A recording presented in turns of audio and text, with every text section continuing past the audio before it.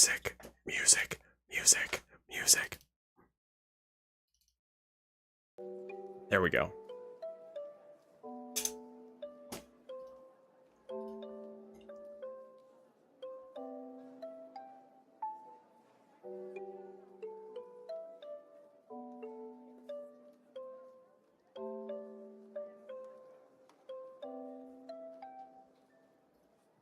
Hello, how are you guys doing? Hey, Jigglenomicon, thank you for the 11 months of support. That's very kind of you. I figured we'd do some Buckshot.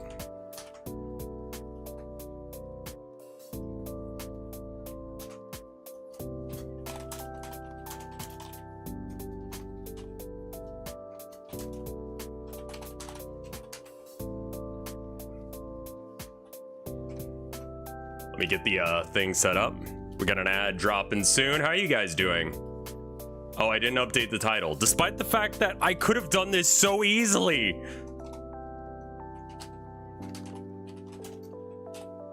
Yeah, exactly. Like, I don't have an excuse this time. I could have changed that. Like, it automatically changes it to Buckshot Roulette every time I stream. So, like, the only thing I had to fix was this one. And I still screwed it up. Classic Rev. Hey, Jojo. How you doing?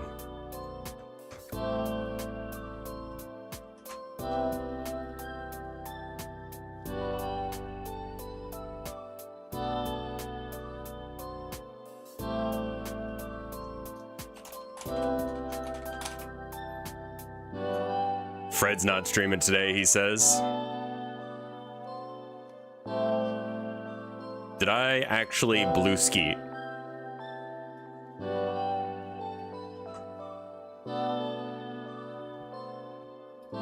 There we go. Is it weird that I like cats more than I like humans? No. I get it. Good morning, Azzy. How you doing?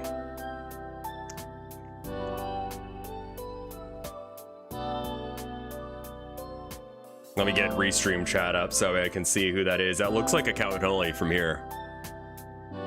Buckshot Roulette is a first-person shooter. I guess? We got a 3-minute ad? Jesus, I hate that. Let's do some just vibe talking. How you doing? I mean, yeah, technically, I guess it is a first-person shooter. You're in first person and you shoot gun. I don't think anyone would classify it as that, though. I hate genres. I used to be about them, being a metalhead. But now I think it's funny. Buckshot Roulette, but with an airsoft gun. I don't think you can do that.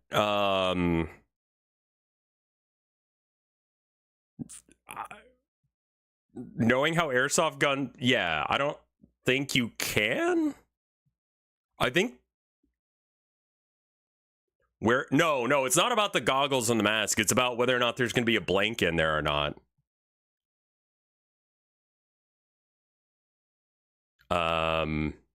Hey, no worries, dude.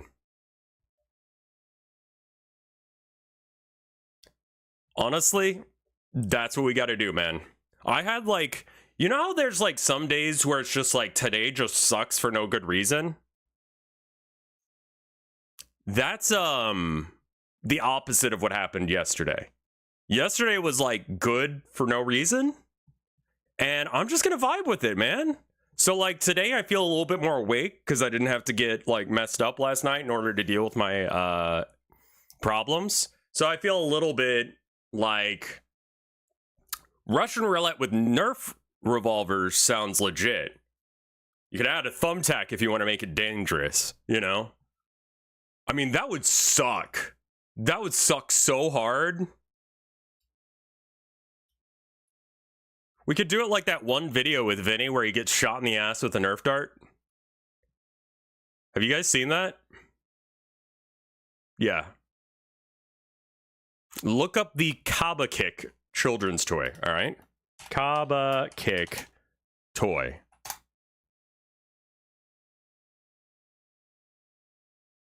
What? Russian roulette for children. Okay. That's definitely a choice. That is definitely a choice of a thing you could make. I love how it's pink and adorable. Also, what the fuck is this? I love God Jesus Bot. That's so good.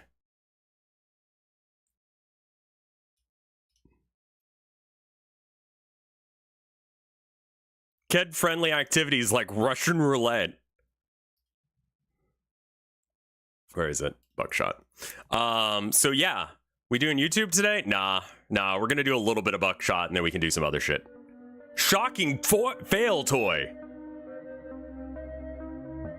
God Jesus Bot is the next arc. We're just gonna try and beat Vinny today, I think. Trying to beat Hoots might actually be difficult because Hoots is actually good. Wait, no, hold on. I wanna mess with some settings real quick. I want to see if there's any way I can speed up some of the gameplay elements. It's tiny bullets you really load, and a tiny pair of feet come out and pop and kick your head. I see. Controller? Audio, video? Okay, so there's nothing you can do to increase the speed. That's unfortunate.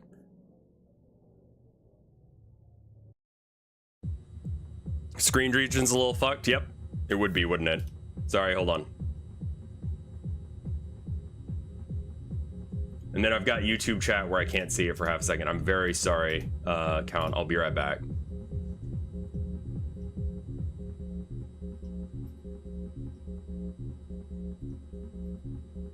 We can remove that one.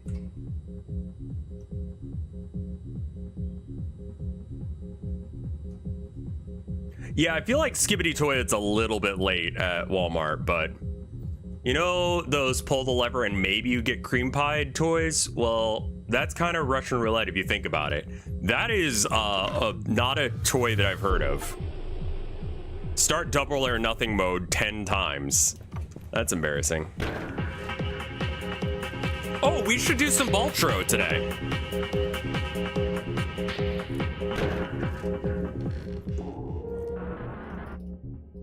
What, why? I don't know. Someone was mentioning that, people like it. I don't know. I'm just vibing today, man. I'm gonna need to turn down the audio just a little bit because I don't think we need to hear a buckshot that loud in your ear.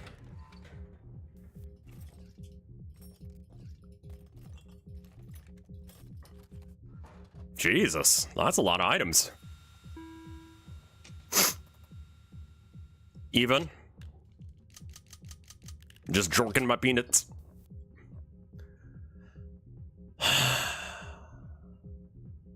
I wish you could steal the seal, but you can't.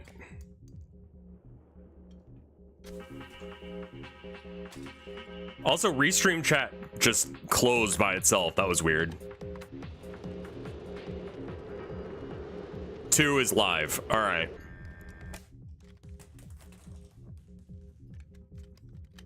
Screen region still fucked? Oh, what the hell?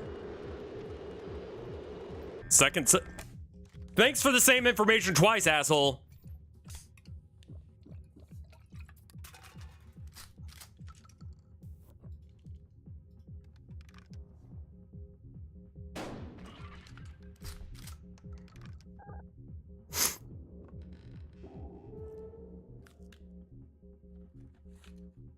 That really doesn't feel worth it.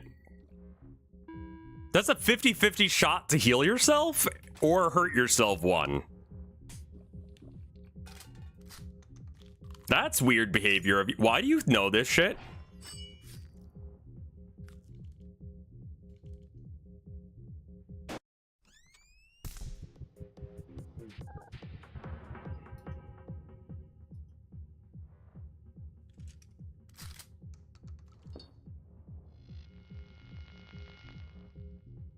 I think we're at an even amount at this point. There's been 2 live shells and 2 other shells that have gone out. We got a 50-50. Fuck it.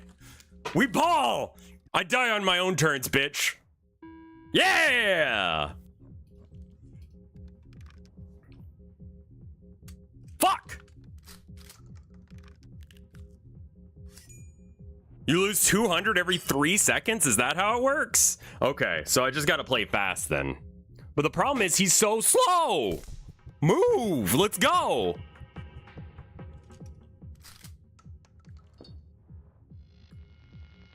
According to fandom, I'll trust that. That sounds right.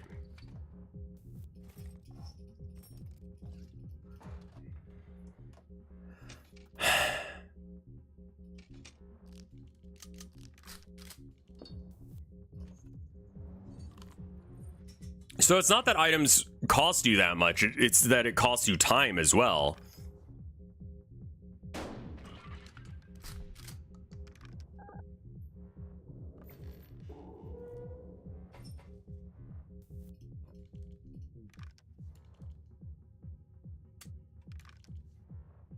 Yeah, no, you're good, Count Cannoli. Don't even worry. I probably should have explained that to you. Yeah. Oh my god, I'm so sorry, Count Cannoli. Yeah, no, cream pie is a sex term as well.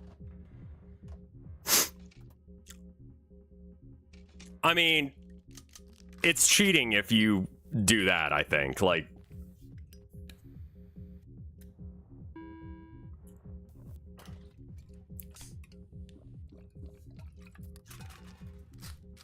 all right, so it's not a live round, so we make it a live round.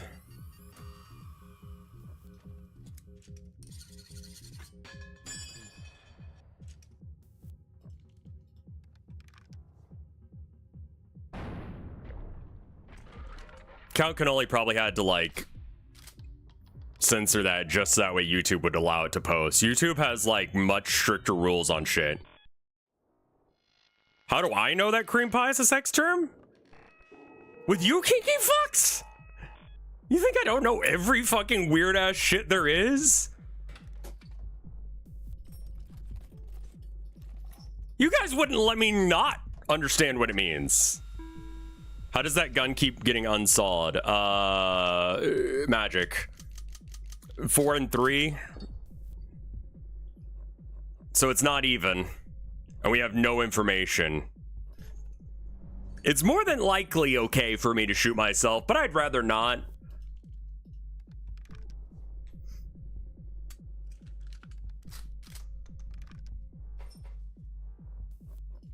All right, now it's a 50-50, so we blast away. Huh, you can actually sex on your overlays. What is wrong? Die, die, die. Yeah, get fucked. Is called pie face. Okay.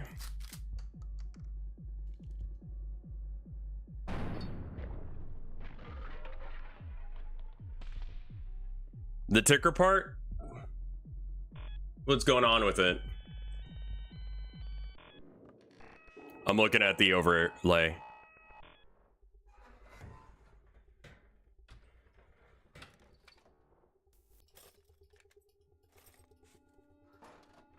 It cuts off the top when there's 3 rows. 4 and 3 again.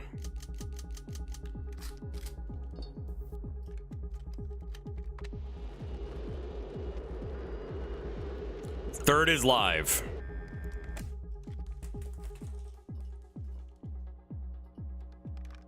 It's probably not a live round, but we take it.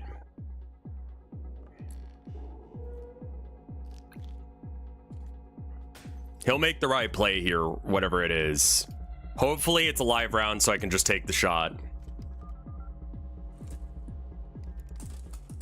Just shoot me. Don't. Fuck! He knows about the next round. More than likely. Yeah.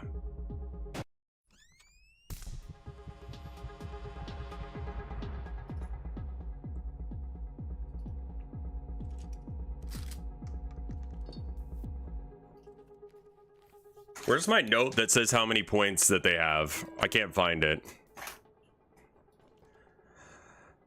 It's roughly 50-50.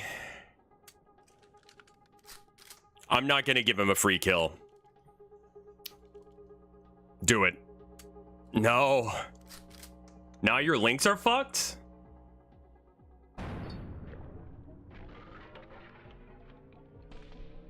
What links? That was the final round, right?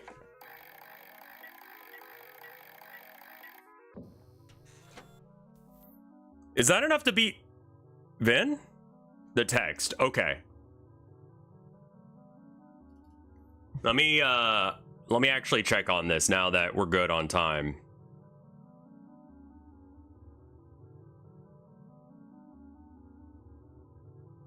Oh, I see it now. Okay, got it. Oh, huh. What is going on with that?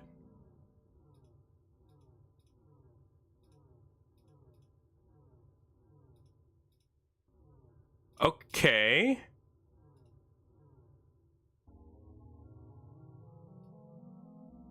Okay, there's some sort of like gray thing here. I gotta figure out where that is. What is that gray bar?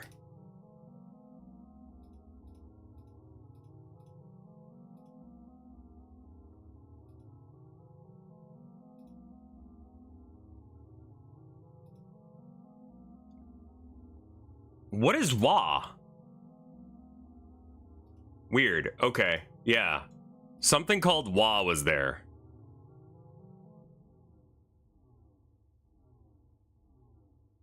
Okay. Now let me see if I can find that sheet that has the scores that everyone has. Ah. It's probably this piece of paper on the floor. Ooh. Notepad. That's good. No, this is a reminder to call the insurance. Cool.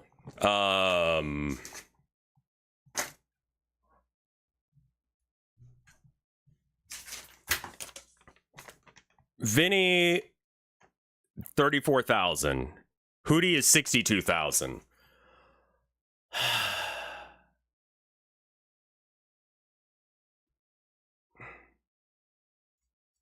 Some games censor the word after because in German it means anus. Wonderful. Okay.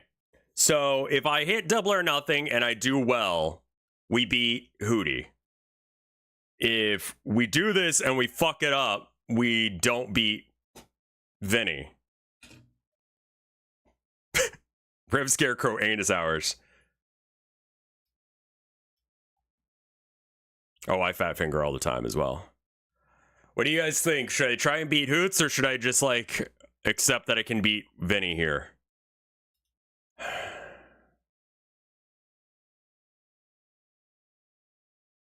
I think I just beat Vinny real quick, and then we do it again.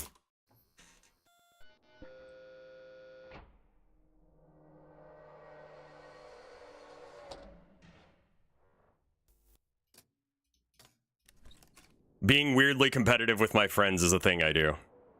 I mean, if it gives me a leaderboard, I might as well.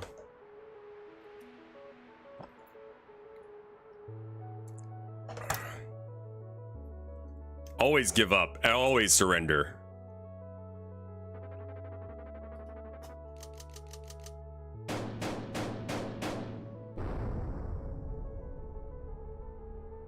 It also beats Sphinx, which is good. I mean, a lot of that had to do with him just not fucking around as much. Is your opponent a robot? It is, yeah. But I'm not really fighting him. I'm fighting the leaderboard. You can play this multiplayer, but people would have to be awake.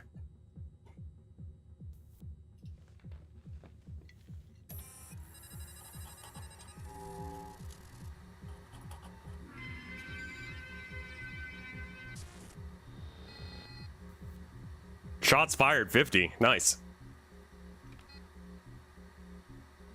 Oh, cool.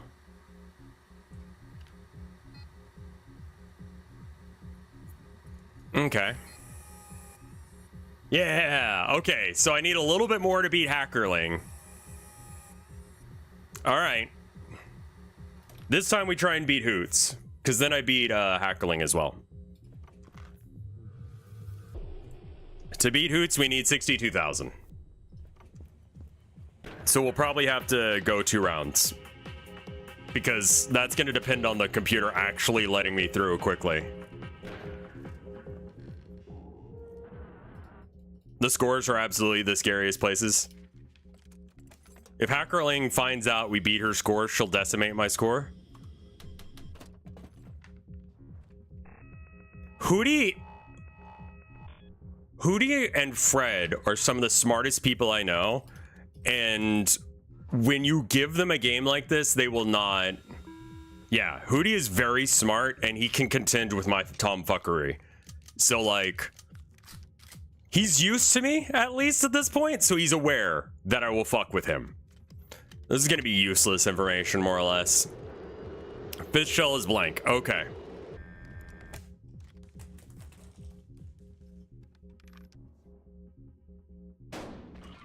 That was luck.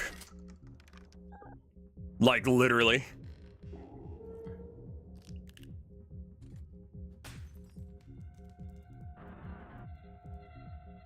One. You're okay. But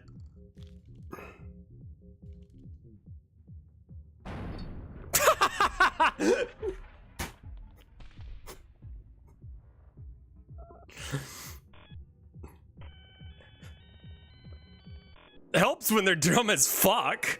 What happened to the AI since last time? Last time the AI was just like, let me use all of my items in the most abusive way possible. And this time it's just like, nah, man, I'm gonna shoot myself in the face for no reason. 2 and 2.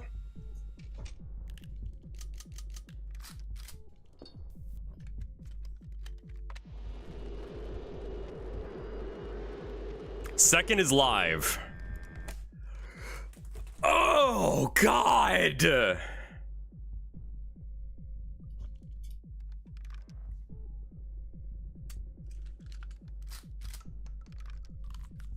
Well, we're gonna get shot. He's gonna have perfect play for this bit.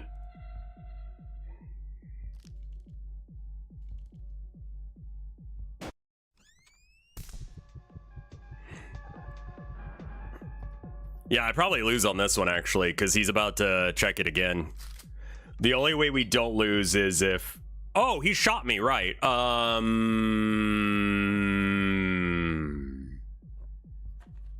It's early enough. Let's just take the die. What's up, man? Okay, now we can do this. Go.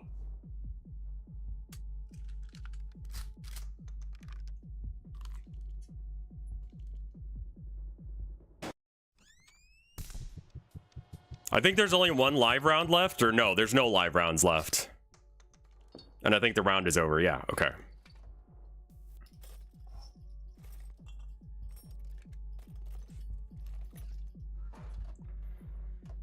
Did you see that meme on Twitter where it was like, change one value in your game to like whatever, and second shell blank. Got it, thank you.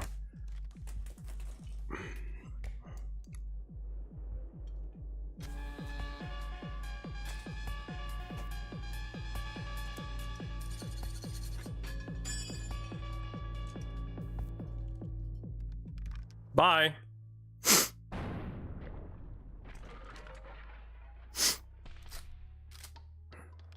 Simple play.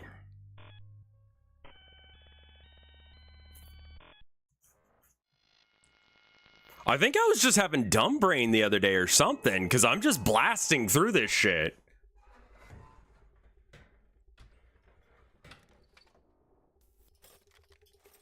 Knowing that I don't have to like... Also, like, I feel like I understand the game better now.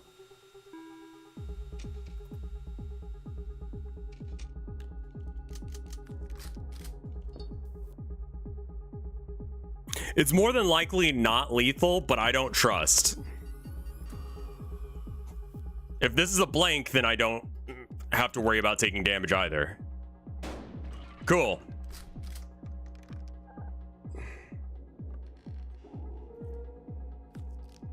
All right, it's a 50-50 on this one, which is why he handcuffs me and smokes a cigarette. Got it.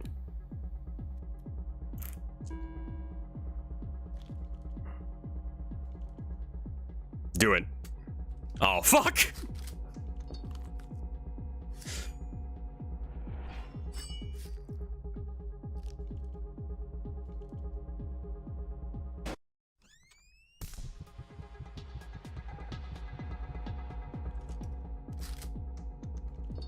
But,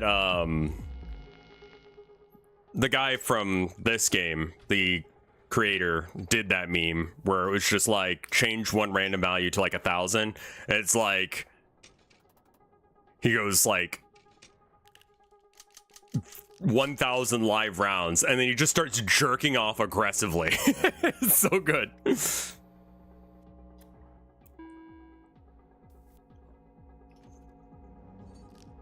I've already forgotten what's in there because I wasn't paying attention. God damn. All right.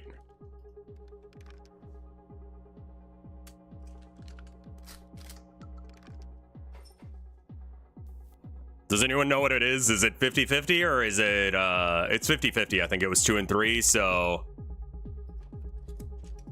Yeah, 1,000 live, no blanks. God help us all.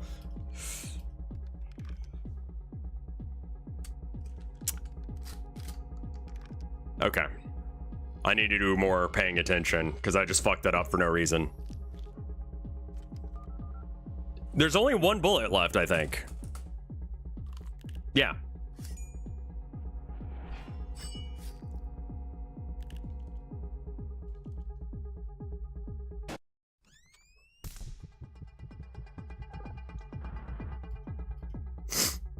Good morning, Adaptive. How you doing?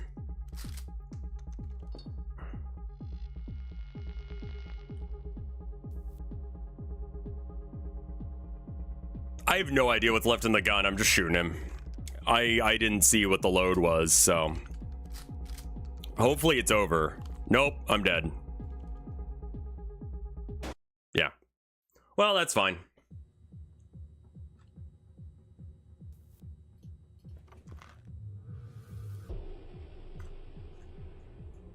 See, this is why I was getting fucked up, is because, like, I'd be looking at chat and then he'd be like, 1,000 live, God help us all.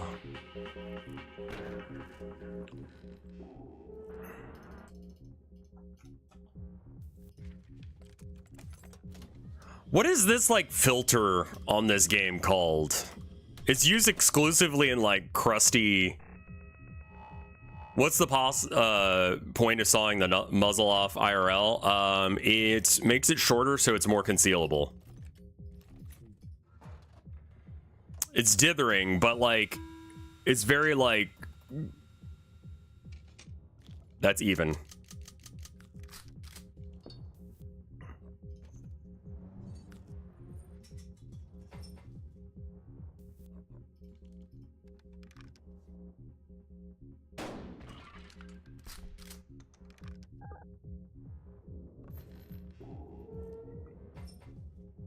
No, it's more than likely not to be live, but we'll check real quick.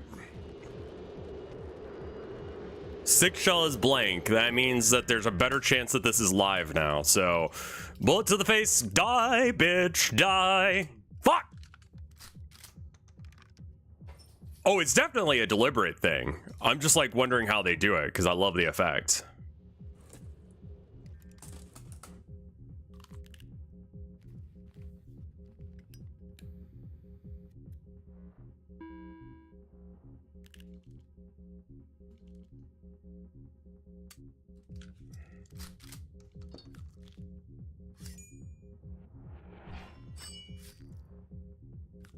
You know. 2 bullets left. Next one should be lethal, and the one after that is not. The PSX shader? Yeah, that's probably it then.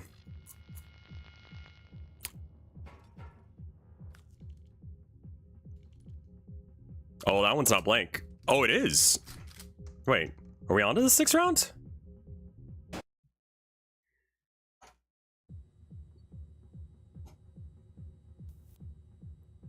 If we can't get it in the next couple of wins or next couple of attempts, then we'll just...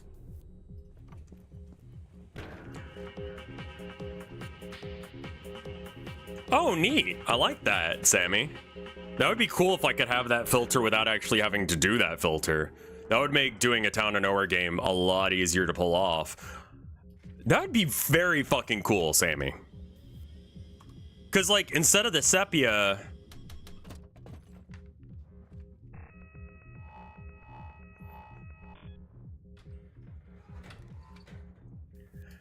I don't know as if I'd be able to make a Town of Nowhere game. I don't know how to do it where it'd be 3D roaming around, but I love the idea of it. Maybe I don't, but I make it in 3D, but I can't do 3D. So I don't really get a use out of this because I can't... Also, I don't remember what it is. Is it sepia or sepia? I don't know. With the shader kit, you can define your own palette. Right, so we could do that.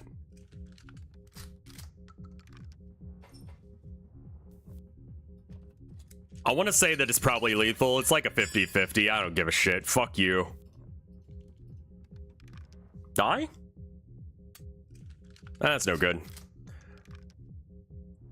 Nobody said your 3D models had to be good. I've only made one 3D model, really, and it was the Home Depot god. And that was converted into a 2D image.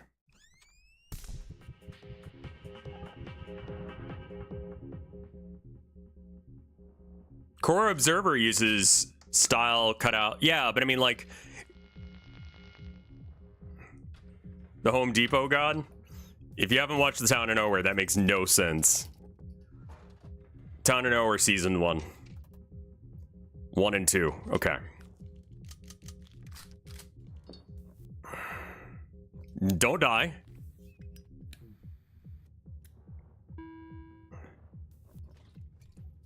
Drink a beer, get our chances to give us some information. That's the live round? Okay. I could look at a Blender tutorial or something. If I did the Town of Nowhere as a video game, though, that would mean no Town of Nowhere for a while. Like, I would have to make the Town of Nowhere first.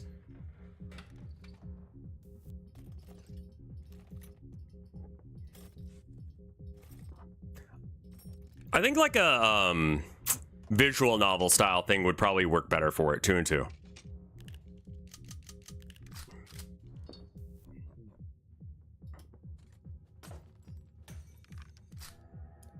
Blank.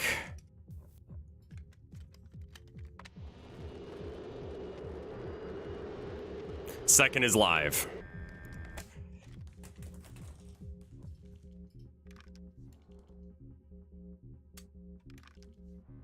I want to add it to my watch later. It's a long one. I would recommend doing the version that's on the highlights channel. Orthogonal edited it down so that way it'd be... Yeah, I think point and click is what it needs to be, because that's kind of what it was based on. Is that aesthetic. Because I used to play some of those. There's a lot of dead time in Town of Nowhere.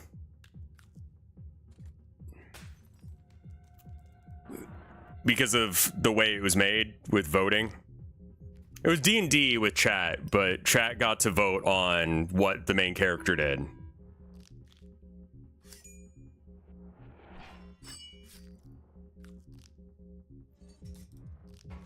I see. Yeah, I would like to do the first Town of Nowhere as a visual novel, but like... I can't think of an easy way of doing that. Like, I think the way I would have to do it is I would take the versions that Orthogonal did, and then I would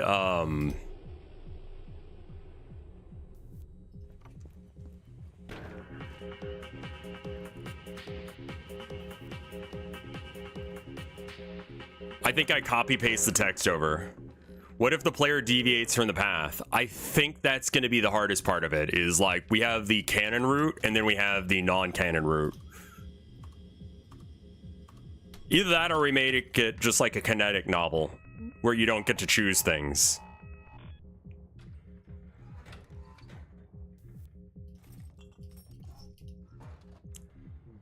Yeah, that's a kinetic novel. 3 and 2. So most likely not live.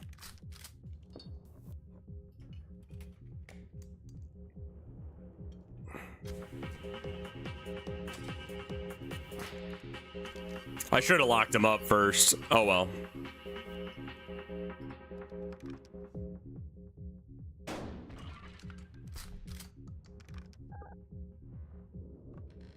There's a version of the Town of Nowhere being made as an MS Paint fan adventure. Yeah.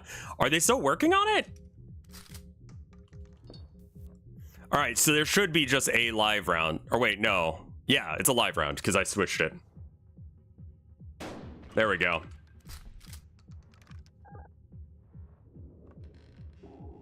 Oh, wow. I didn't know they were still working on it. Holy shit.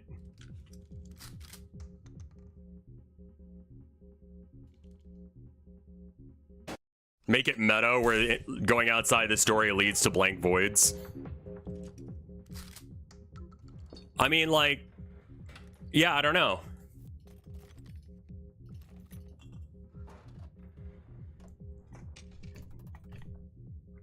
Four and 4.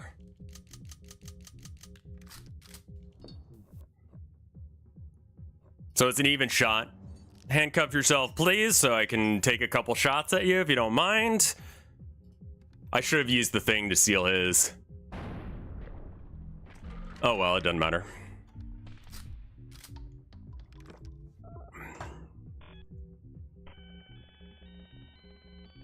Make the scenario for every vote option and then railroad them. Yeah, just be like, but thou must. Because the thing, but the funny thing about that is most of the time it is going to be like the horny option is the correct option. So if someone is like a reasonable person and doesn't want to be horny towards like buildings, they're going to be like, no, I don't want to try and fuck the building. And then it's like, but thou must, but thou can't.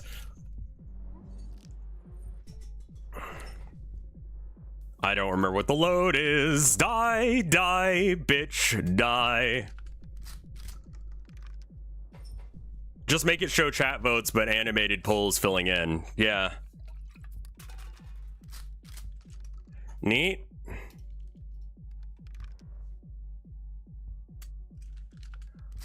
So, it's only live rounds, I think. Yeah, thanks for that. Just shoot me in the face twice, if you will. Yeah.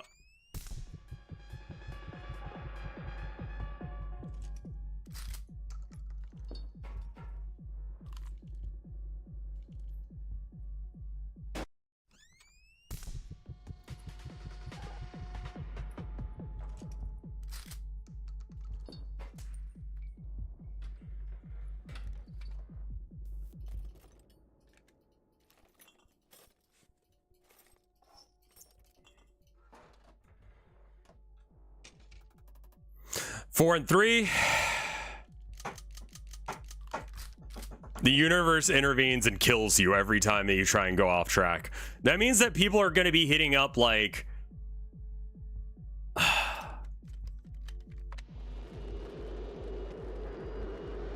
Seventh shell is blank. So that means that this first one is more than likely live. Let me take some of your shit if you don't mind.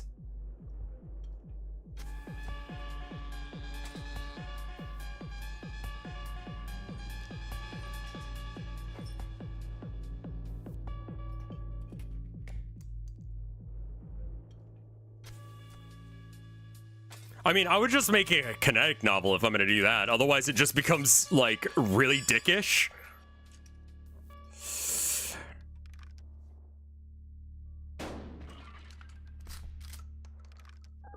I'm not allowed to handcuff him again, am I?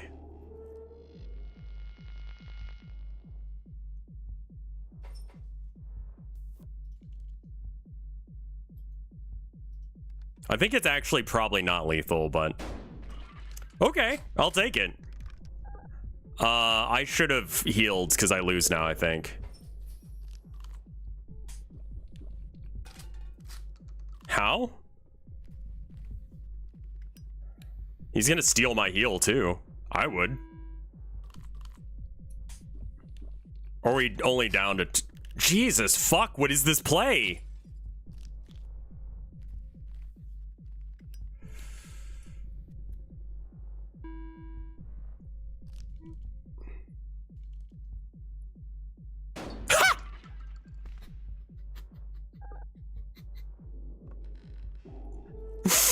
Yeah, man. Let's go. I have to take this because if I don't, then he kills me anyway.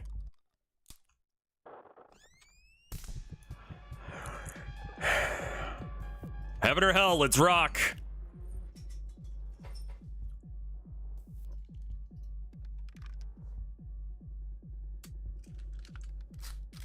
You winning?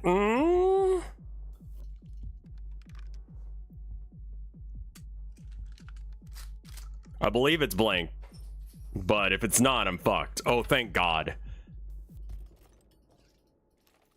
I didn't need to do that, but it's okay.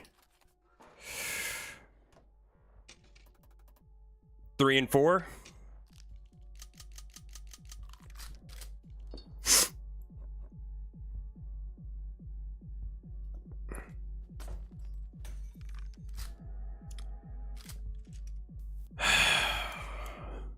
I think I have to take pills here, else I lose.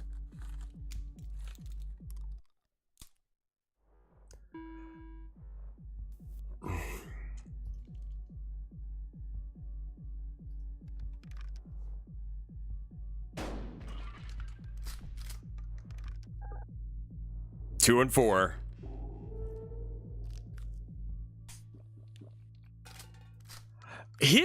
Some of his plays are a little like, how do you know that?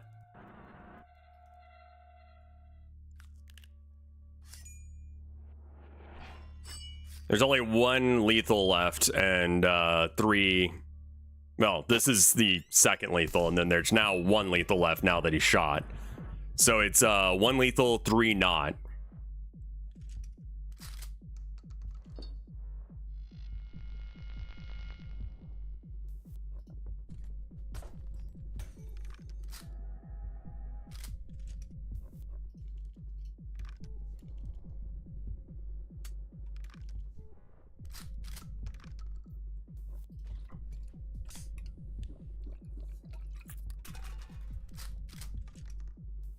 Well then, they're all not lethal now, so I just shoot myself in the face until it's over.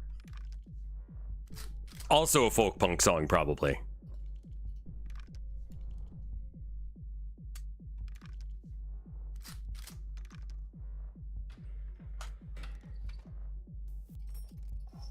If I'd have given it to him, then he would have inverted it.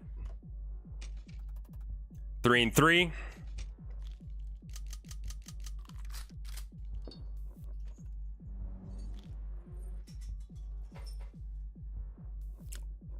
We play the averages on the second shot. Good.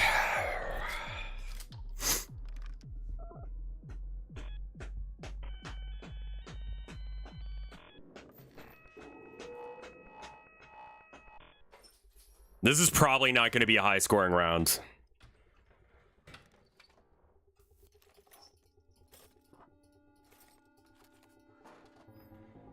Why did my phone type Badger? Autocorrect? 1 and 2.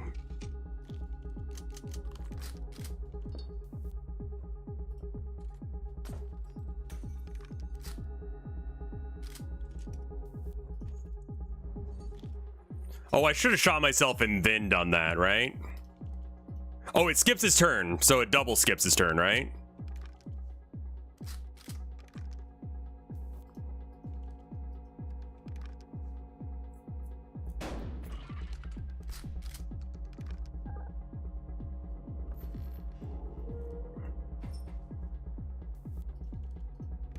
You don't get turns.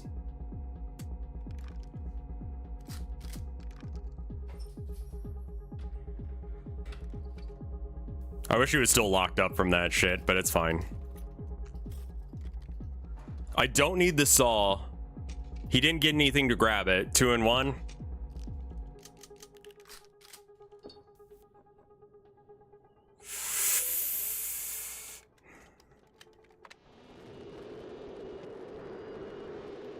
Third shell blank.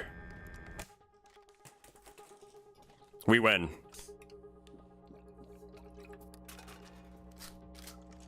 Cool. I'm not gonna do the thing because I need more money.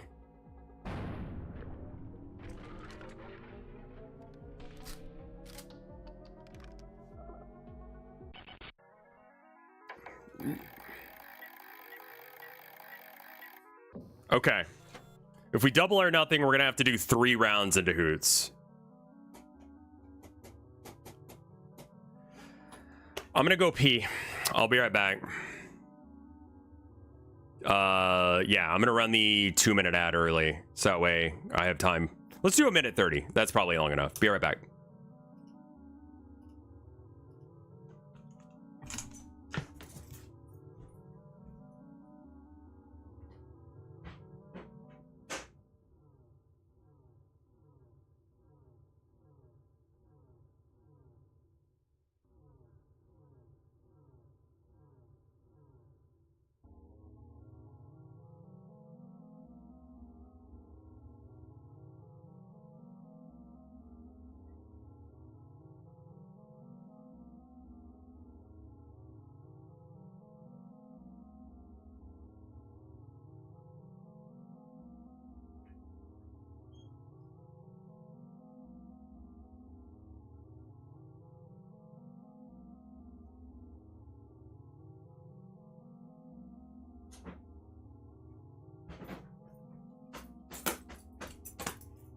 $30 seconds? Cool. Yeah, I had to pee. So does it get harder or sorta? He gets more items. We're just gonna chill. So I can be Hackerling, I think, if I win 1 more time, but I'd have to win 3 times to beat Hootie. That might actually just be the nature of the thing, you know? Like, I got much higher in my first round, like 40K in the first shot, but we're not going to expect that that's going to happen again. I think that's what we're going to do right now is I'm going to go for double. And if we lose, we switch games. If we win, we switch games. Once I have enough to beat everyone else.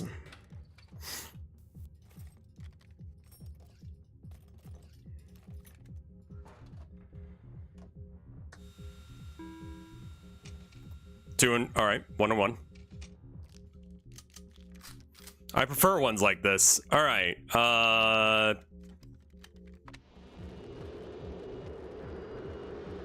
Second shell is a live round. I've got a Sol, so we can just play perfect real quick.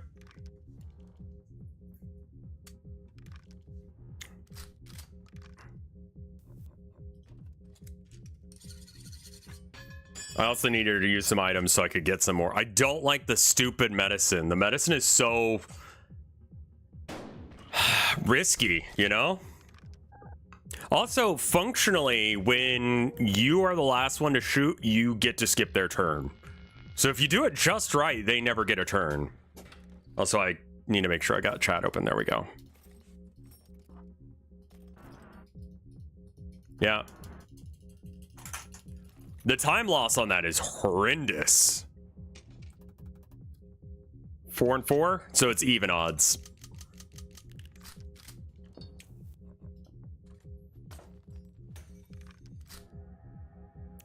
Blank round, it would be good for me to switch it, but I want to get some of these shit rounds out of the way. So it's more than likely lethal this time. So then we remove barrel. Just drink. Yep. Now it's even again. Okay, now it's more likely than not to be not lethal, so we check it. It's not lethal.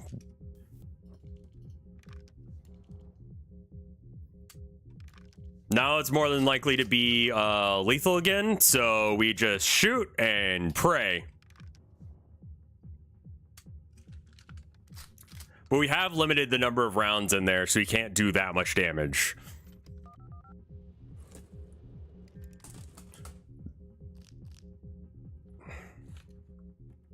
Interesting choice. Hopefully it fucks him up. Nice.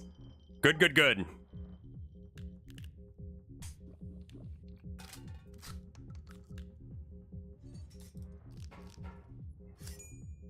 I like that he can begin a second animation as he's doing the other one. That's good. That's a time save. Does he know where both the live rounds are? Like, there's not another live round, right? It doesn't matter. He can make it a live round. I'm dead. What do pills do? It's a 50-50 shot. Either you gain one or lose one. Or you gain one or you gain two or lose one. Yeah, I know you win. Go for it. There was nothing I could do about that one. All right, well, I think,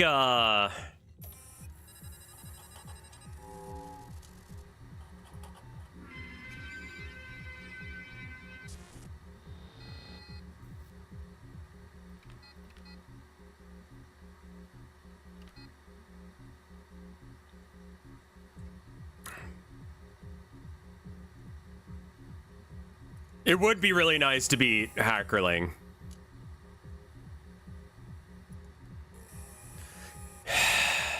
Y'all tell me, what are we doing now? We got an ad running, so give me, or it will be soon? Yeah, give me a vibe check. What do you guys want? More of this or a different game? We can do Baltro, we can do programming, we can do YouTube watching.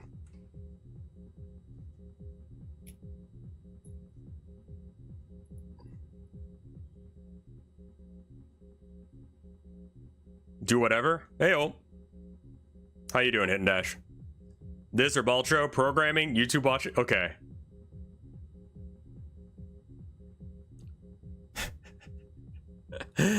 Oh, yeah. I should probably do it as a poll, because it's like, yeah, that was like... Alright. What now? YouTube. Art. Programming. We could do art with the YouTubing where we just have it like as a tiny screen. I'll probably do digital art just because I don't want to bring all this shit up here. Baltro. More of Buckshot. I'm gonna call it Buckshot because I'm pretty sure I can't call it Backshot. All right, there's your poll. People on YouTube, what do you want?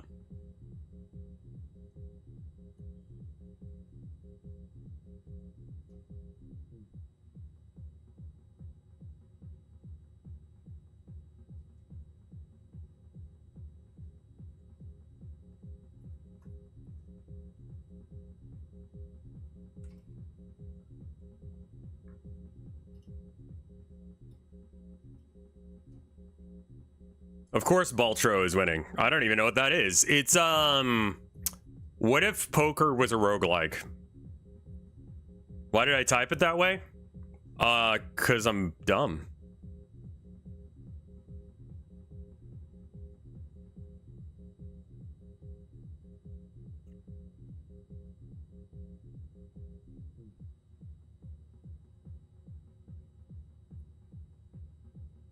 I feel like YouTube's getting the art vote as well. Who delivered the medicine? Oh, yeah, that one, yeah.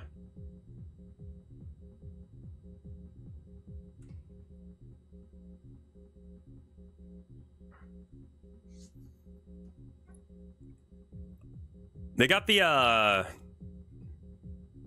we don't have any music, so you're just bobbing your head to nothing? Oh, okay. Here, let me turn it up a bit so I don't look like a lunatic. Now I just look like an idiot. We got an ad coming anyway.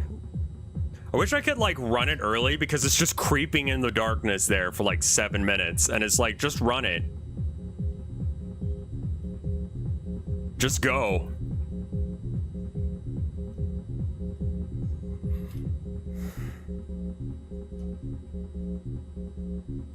Okay, cool. I'm gonna see if I can run an ad long enough to make it not appear. I think it's probably like a minute ad. So I'm gonna run an ad, but in the time that I'm running the ad, I'm gonna be, yeah, an ad during, well, if I do it during polls, I think it can make it where people can't do stuff. But I'm gonna do an ad while I'm switching games though. which we're switching to YouTube now. And I'll probably do some art in the corner because I think that probably is the case. So we've got a 1 minute ad. Oh no, I don't want to do that. Okay. So I don't think I can cut off the ad entirely, but I can reduce it down to like nothing.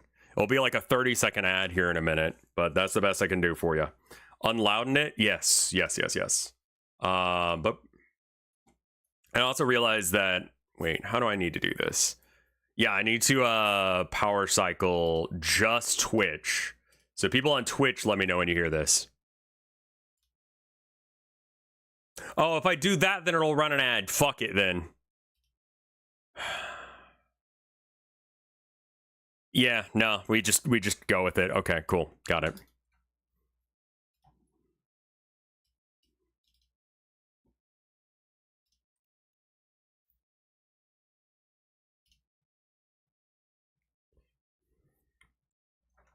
Gnome playlist for only gnomes. What? Okay.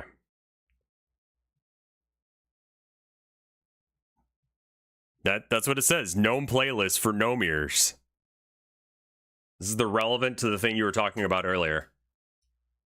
Oh. Oh, no, we watched this one before. How do non-Euclidean games work? I'm actually interested in that. Sometimes games are like magic, which is amazing. I would assume it's teleporting. Confusing. All right. How does it all work? Tell me about the audio. The amazing thing about games is that they can make you experience things that seem completely impossible in the real world.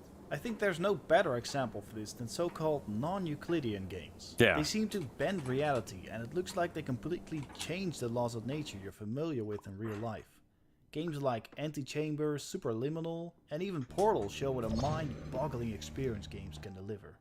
Portal They're often described as is fine. non-Euclidean. But what does that mean exactly? Let's start with your everyday Euclidean geometry. Sure. Without going too much into the math behind it, you could think of Euclidean geometry as a geometry they teach you in high school. Yeah. Certain rules that apply here apply specifically to the Euclidean world. Rules which likely seem completely logical to you. Yeah. To give you an idea of what we're talking The about, view is a bit let's fucky. go over some of these rules. First, we say the shortest possible line between 2 points Yes, it is. one without curvature. You can see how introducing any curves on this line would make it longer. So, rule number 1. A straight line is the shortest line between 2 points. Next, we say that 2 parallel lines are at all times... I think it's still too fucky. Hold on.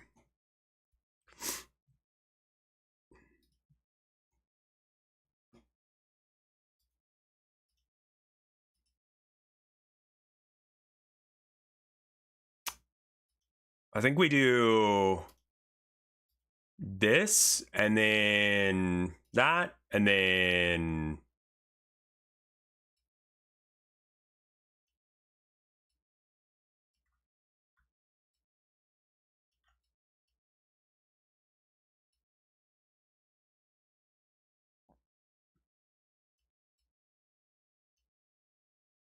Okay, so I think we got to do it like, oh god, it's like not 16 by 9. I hate that I've done this to myself.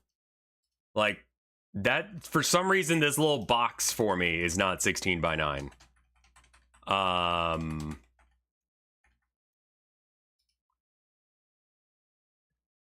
Oh, wait, no, I've got a little bit on the side that's bullshit. Hold on. Come on, you bitch. I think you can change it freely. No, I'm talking about like the border surrounding my little area. My overlay is too small.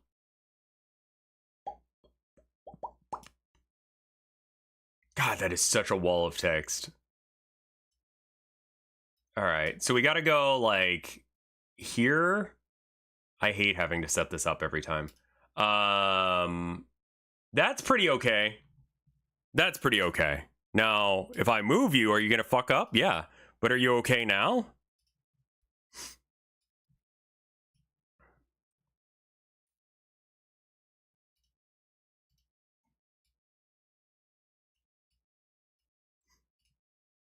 All right. Let me check out my screen region. Perfect. Okay. Let's get that going while I set up my art no program. matter how far they stretch. Makes sense, right? We can stretch these lines as far as we want, but they will always be the same. I think you need more bots. I think one bot is enough. Rule number 2. Parallel lines are a constant distance from each other. Finally, we're going to look at triangles. In Euclidean geometry, we say that the angles in triangles always add up to exactly 180 degrees. Something you might still remember from school. Rule number 3. The angles in triangles always add up to 180 We need bots selling viewers. Keep in mind God, that in no, reality, we don't. there are actually 5 rules called Or that Joe Euclid's Mo guy. The Joe Mo guy was funny. Describe the Euclidean Hey, world. Karovich, how you doing? For now, we can just focus on these few simplified rules. Now, how would we recognize if we're in a world with non-Euclidean geometry? Well, we'd have to see if anything around us breaks the rules of Euclidean geometry we know of. But how is this possible? How could 2 parallel lines ever cross or diverge? Or how could the shortest route between 2 points not be a straight line? Well, luckily, the answer isn't very complex. The most important observation is that the rules of Euclidean geometry only apply to a flat world. They only work on a flat piece of paper. As soon as we bend the paper or we try and draw our examples on a sphere, our rules no longer apply. You see that the rules we set before no longer hold as soon as we introduce a curved space. For example, try connecting 2 points on a sphere. The shortest distance between those points is no longer a straight line. Or try looking at 2 parallel lines. Suddenly they start to get closer and closer together. Okay. What about our triangle rule? Well, take a look at this. Suppose we take a ball and we wrap an elastic band. I guess it's not... North Pole if you're going South around the Pole. edge of the thing, Now yeah, take it wouldn't be another straighter. elastic band and wrap it around the equator of the ball with a 90-degree angle to the first one. Finally, take a third elastic band and wrap it around the ball in such a way that it's orthogonal to both elastic bands, like so.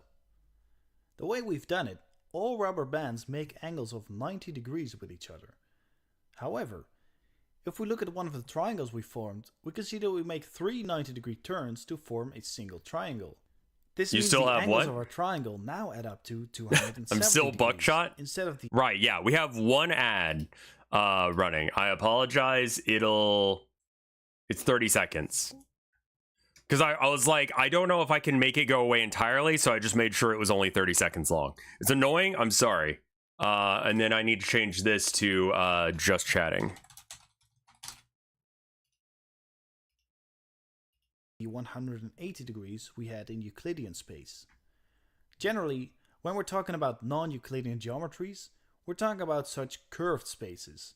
2 possibilities are usually mentioned: hyperbolic and spherical space. In hyperbolic space, parallel lines diverge, like we're drawing on a saddle shape. And in spherical space, they get closer together, like when we're drawing on a sphere. A fantastic visual example for what hyperbolic and spherical spaces might look like are these great visualizations by Twitter user Xenorogue. For instance, take a look at these snowballs in hyperbolic space. Notice how all the parallax we had in Euclidean space is gone. Everything seems to come at us at the same speed regardless of distance. And what about spherical space? This seems even weirder, where snowballs that are behind us look like they're in front of us again, and everything seems to be moving back and forth. Cool. Okay. For another fantastic explanation and visualization of non-Euclidean geometry, check out this devlog of Hyperbolica. Phew! Well, as you can see, things can become pretty trippy in non-Euclidean worlds. So, what would non-Euclidean worlds look like in games? One of the best examples I found was this non-Euclidean world demo, where space is compressed and expanded based on the player's position. To achieve this, the demo uses a technique called ray tracing, which is a subject for another video. But the basic principle is that you're shooting rays from the camera, which simulate the way that light rays hit your eyes. Right. This means that you can build the environment around you completely using the rays you shoot from the camera. Now imagine that you can stretch or compress the length of these rays at will, and because the rendering of the world is completely dependent on these rays, suddenly you can stretch and compress the world itself. If you then assign specific parts of your world to have different effects on your rays, do you remember that America's Army cut? No, I didn't play that. where the space around you is morphed. Another great I more couldn't get recent America's example Army to mentioned work earlier because my computer is was too shit back in the day. It shows you exactly what it would be like walking around in different kinds of non-Euclidean worlds, and is the best example of a non-Euclidean game I could find to date. To find out how that works, it's best to go to their YouTube channel. They have some great devlogs explaining the inner workings of their game as well as the theory behind it. Can you explain it? But most games you see with seemingly non-Euclidean behavior achieve their effects in a different way, relying much more on clever tricks and a lot of smoke and mirrors to create the effect of impossible worlds in traditional game engines. But that is precisely why game development is so interesting. So, let's take a deeper look at two popular non-Euclidean games and uncover their secrets. The first example most people think of when mentioning non-Euclidean games is Antichamber. Yeah, honestly. That's not surprising, as the entire game is built around mind-bending and counterintuitive puzzles, some of which even seem to defy the logic of space itself. Well, it's time to lift a bit Yeah, of I the know that, curtain Shadow. and see how it's Yeah, done. they We'll did start that with because the they stairs. realized that they could probably The puzzle recruit some goes like people. this. You see two sets of stairs, red and blue. You pick one of them, you walk down, turn a corner, and you see the same set of stairs. Okay, so this time you think you got it, and you pick the other staircase. You walk down, turn a corner, and same thing. How do we solve it? Well, Go you backwards? pick neither staircase, and you just walk back where you came from, and the puzzle is solved. Yeah. I can tell you, the first time I encountered this, my mind was blown. How does this work? How do rooms infinitely repeat, and how did they do it so seamlessly? If you're having similar questions, then you're in luck, because they're all about to be answered. They remade the way level hallways are in... constructed gives something Oh, away nice. about how the illusion works. You have one room with the two sets of stairs, Right. and you have the hallway leading up to the stairs you're supposed to go back into. Yeah, and you just get Both have teleported. two corners with a stretch of identical white hallway. Mm-hmm. You see, what actually happens is that when you turn a corner and walk far enough, you're simply teleported to the identical looking hallway leading up to the stairs. Exactly. And because of the flat lighting of Antichamber, there's no way to tell when the teleport happens. So to you, it seems completely smooth. However, we can trick the game a bit into giving away its secrets. You see, we can take a cube with us to break the illusion of the identical hallways. And now when we walk through the hallway, we can see the exact moment we're teleported. Such teleporting tricks Oh, wow, are real okay. throughout the game. I didn't think it would work like that. I thought it would just delete the brick. I mean, that would be the way to do that. Are combined with a window you can see through. To see how that is done, you can watch my video on how portals work, because a similar technique is used here. Yeah, I would assume that portals As work you the can same see, way. A lot can be done by cleverly teleporting the player and copy-pasting rooms to give the illusion of a non-Euclidean world. Another mind-blowing trick to me was this impossible cube in the museum. On every side you see a completely different scene, but how is that possible? It looks like multiple scenes exist I mean, in the same space. It's the same trick, Well, right? The trick is very simple. It's like But viewports. it does require some knowledge beforehand. You see, the graphics card in your computer gives us a little buffer which can mask and discard pixels on our screen. Right? Usually, this buffer is used to mask out parts of our screen with stencils. Therefore, this buffer is called the stencil buffer. What can we use it for? Well, think for example of rendering a rear view mirror in a game. You don't want to draw the entire rear view of the car on top of the frontal view. You just want to draw it in this tiny rectangular mirror. For this, we can define a stencil. Using that, the rear view will only be rendered in parts that overlap with the stencil. Pretty handy. But game developers always like to abuse the tools they're provided with, which is how this illusion was created. You see, the stencil buffer can have multiple channels. To illustrate, let's say we have a red channel, a blue channel, and a green channel. A stencil assigned to the red channel will only render objects assigned to that same red channel. So if we look through a panel with Monster that check? stencil Oh, it's buffer, bad because I'm doing we'll only arts. be able to see objects Thank you. in the red channel. Alright? Okay. Now we create two more of these panels, one for blue and one for the green channel. And if we stick these panels around a cube and place our objects inside, we can see the illusion unfold. Multiple rooms within the same space. Wow, it's like magic. Another game that blew people's minds was Superliminal, especially their forced perspective mechanic. The idea is that you pick up objects, and while their perspective size remains the same, their real size changes. This one I have no idea how they're doing it. Objects that appear really big really are that big in the game world. Pretty cool. So how does it work? Well, this has everything to do with the angular diameter. Or in other words, the apparent size of an object in your view. The trick is to keep this angular diameter the same regardless of the distance to an object. So how does it work? Well, if we look at the formula, we can see the angular diameter is determined by two variables, diameter and distance. The way to keep an object the same apparent size while its distance changes is really simple. The scale of an object always scales together with its distance to us. So, if the distance is twice as far... Pause to check again, you moron. You went right back to slide. I know. I'm bad. If the distance is halved, then make the scale half the size. This ensures our object always stays the same size in our field of view. I think that's right. The way we get our forced perspective effect is like this. As soon as we pick up an object, remember the distance and scale somewhere. Now, when we move the object around, we simply push the object we're holding as far against the wall as possible, while keeping its apparent size the same. As we remembered the starting size and distance, all we need to do now is check how far the object is, and compare that to our starting distance. The ratio between the current distance and the starting distance is how much we should scale our object. And voila! We have our mind-boggling forced perspective mechanic. Now, are these games really non-Euclidean? Well, yes and no. On the one hand, you only need to break one of the Euclidean rules to be considered non-Euclidean. But on the other hand, they have little to do with real non-Euclidean geometry. Their effects are all achieved with deceit and trickery, but in the end, lying horse. All games like that. I never did try Viewfinder. Is that the one where like Vinny rage quit it because it was so cringe? Real non-Euclidean geometry, with just some clever applications of a few simple tricks.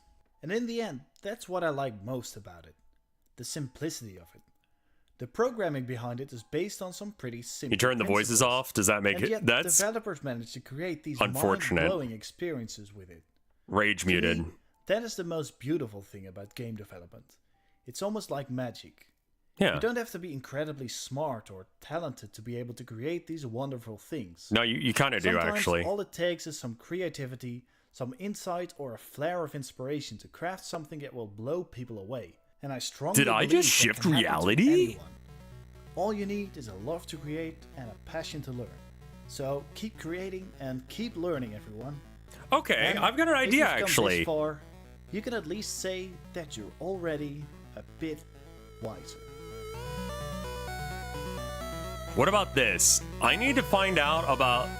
I just realized we could watch YouTube videos on stuff that's like relevant to my interests. Yeah? What if we watch videos that are about like not necessarily programming, but about stuff that I'm having problem with my game? Streamer realizes again that it's his stream. Yeah. No, I'm thinking like, okay, so like currently my problem with No Fish is I need mini games that feel good, right? Well, I just didn't think about studying this shit on stream, I guess is... So, if I want to make cozy, simple, little, like, games, like, what should I search for? WarioWare. I hate the speed of WarioWare shit, so I don't know as if that's the right option. Why not chess against fucked up algorithms? That sounds funny. Chess. Now, chess is perhaps the best semi-3D on-rails platformer game since Crash Bandicoot 2. This is me, Tom7. I like to play chess, but mostly bad chess. It's just less stressful. Chessful. But these days, it's hard to find a good, low-stress game of bad chess. For reasons like this. Best mini My friends games. are either good at chess or refuse to believe that I'm bad at chess. OSRS. Also, I don't have any friends. Most children in are bad at games, chess, yeah. but seem too hyperkinetic and afraid of Mini me. games within Playing games. chess online feels like talking on the telephone Are to fishing strangers, mini except games that in even addition fun? to not No, being able that's to my see whole them, fucking you have to point. compete in intellectual combat with them, and you can't even tell if they're laughing at you. Also, I don't know what the internet even is. So, you can play against computers. Computers are, of course, disgustingly good at chess. It's really annoying. But people seem to be obsessed with making chess computers that are good. And if you've been paying attention, you know that it's not really my style to do good things or useful things or things that make sense. So this video is a collection and comparison of many different lousy ways for computers to play chess. Checkmate. Yeah. You are bad. Now, the main motivation for this is just that it's my idea of fun, but Well, I mean, did I come already across have it because of the fishing in following my mini problem. game, or in my When game. Humans want to That's the handicap point of one the another. game, In not the chess, mini one way to game. do it is by wearing a blindfold. Then you have to remember where the pieces are on the board. But remembering where the pieces are is like super trivial for computers. In fact, it'd be more impressive if they can see a board and understand where the pieces are. So is there any analog of blindfold chess for computers? So the idea I came to is this. Instead of letting the computer see the board, the computer gets to see where the pieces are, but not what the pieces are. So it's not blindfold chess, but rather colorblind and piece-blind chess. What? Now, it's also important to prevent the computer from knowing the sequence of moves that were played, because if you get to remember, then it's trivial to know where the pieces are now. So Right. the computer is not allowed to see the game as it unfolds. Rather, it's just given the set of bits, and there's 64 of them, Okay. because there's 64 squares on a chessboard, and I think that's part of what attracted me to this idea. It's very native representation for a computer. It just gets the 64 bits, and is Making asked bait needs to be a make mini move. game, It needs to 100%. figure out where the pieces are. Making and even bait and whose turn making it is. lures both need to It be would mini hard games, for but I humans to haven't play figured this out game because what you'd I need want them to administer be. some kind of memory loss agent to them, so that they literally couldn't remember what happened, or else they could only play one move in a game, and that's not very fun either. But for a computer, we can just enforce that. It just doesn't get access to it. So clearly, it's not too easy to play chess this way, but I still think it's interesting. I think a human could tell, for example, that this arrangement is 3 pawns and the king and rook having castled. Same up here. Exactly. Just because that's a common thing to do, and it's hard to get in this situation otherwise. And I think really skilled players would have a good chance of figuring out this entire board, given that this is a fairly straightforward There's a lot of idea pawns in the Queen's middle. Gambit opening, which has been played dozens of times in tournaments. Yeah. Care to try it yourself? Go ahead and pause the video and see if you I mean, that should be a pawn. can figure out what position this is. That's like, I'll give you a few seconds. unless if you've done For those something of you that fucked, found it it, should be the first play, Congratulations, right? you are an excellent student of the ready opening. Mhm. For those of you that just want to enjoy the show, the position is, of course, this one, Yeah. which is reached after these 20 moves, putting everything in its right place with white to move. Fuck you. Of course, some positions are much harder, especially late in the game. Wife here. Hi, wife. I love you. Wait, Cameron's over here. Hi, wife. I love you. Sorry, the chat's over there, so I waved at chat. Last day, and then we both have a day off. How's it been today at work? Dead or?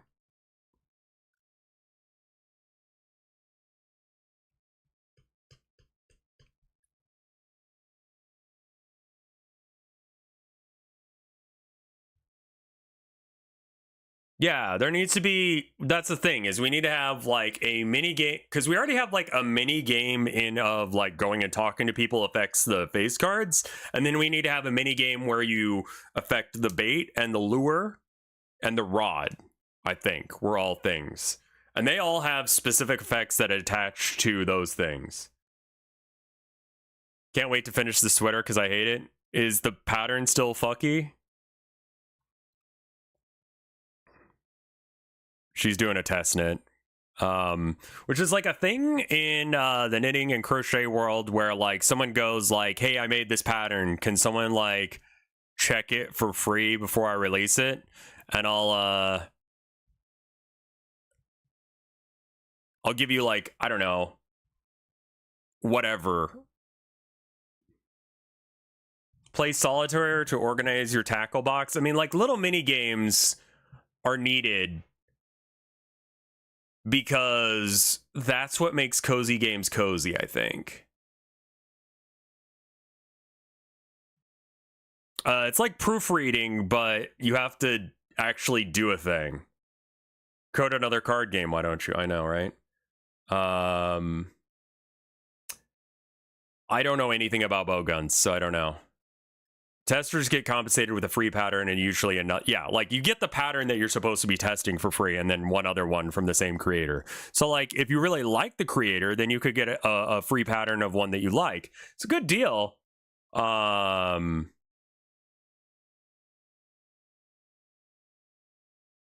Remember that one fucked up egg squeezy? What are you talking about? What?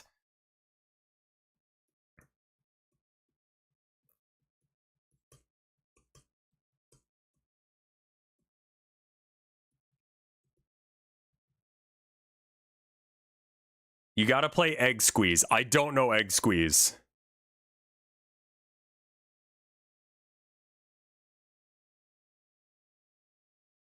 There's also Rat Shaker. I was thinking for the bait I could do like a match too. But you know? Alright, I love you, sweetheart. Have a good day. I like her. She's cute.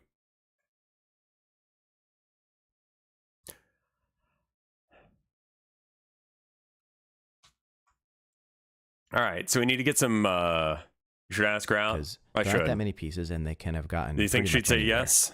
And so the computer is likely to get it wrong, and very likely to make an illegal move. In this position, this turns out to be the white king, and it's actually in check because this is a black knight. And so if I try to move any other piece, or a piece that's not even mine, then that's an illegal move, and the punishment for that typically is that you forfeit the game.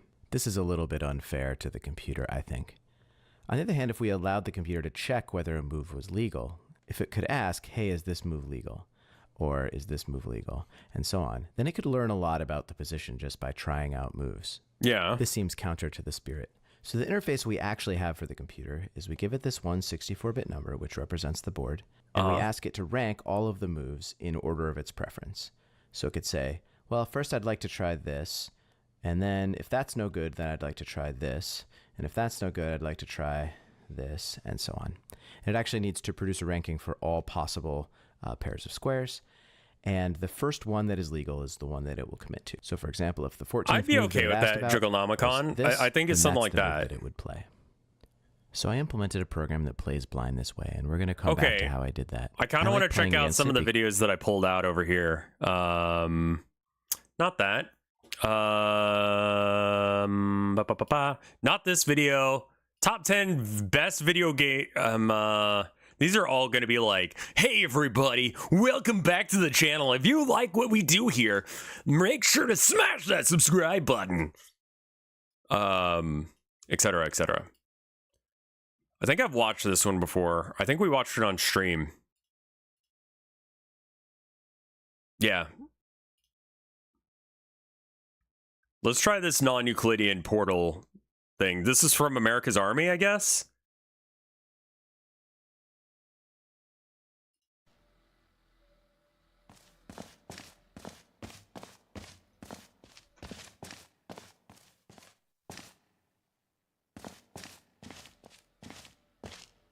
Well, it doesn't need to be more bait. It needs to be the quality of the bait that you get.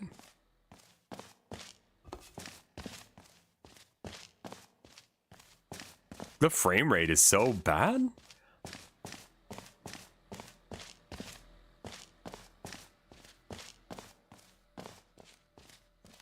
Liar's dice. Yeah, 13-year-old video. It is what it is.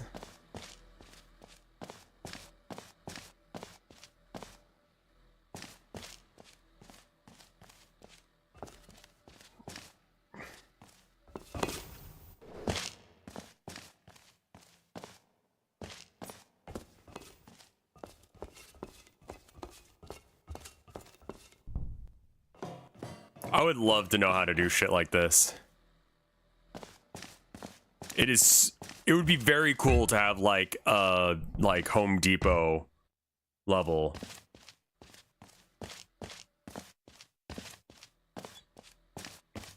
I don't know if we want to have a whole bunch of crappy children's card games for the gameplay loop. I think that just Go Fish is a game that I know that everyone pretty much knows. So like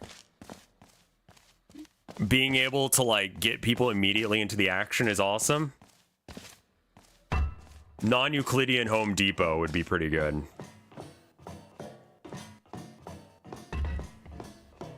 That sounds awesome, Reverend Joe.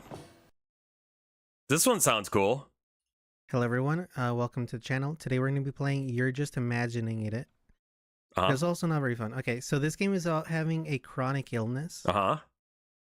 And, I mean, it's not meant to be fun apparently, as we saw from the little this guy, by the way, is Ironic Legacy. I'm going to go ahead and link the video because he's only got 2K subs and that's not cool.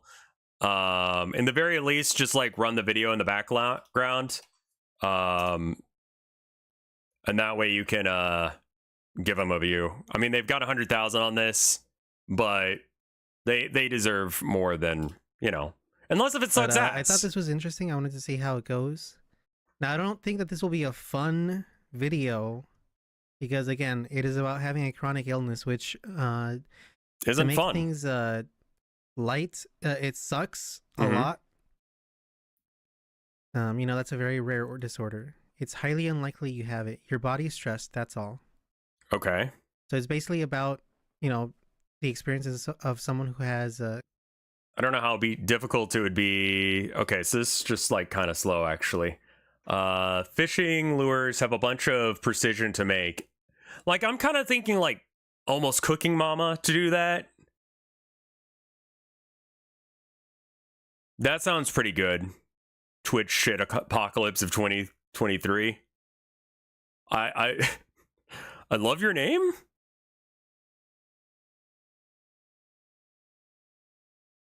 Like Cooking Mama could be a way to do it. Make it a roguelike to do.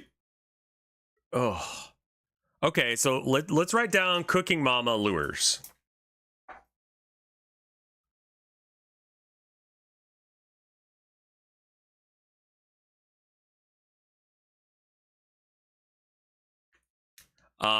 I hate pick 3 or pick 2. I'd say Cooking Mama for bait making more than lures. Well,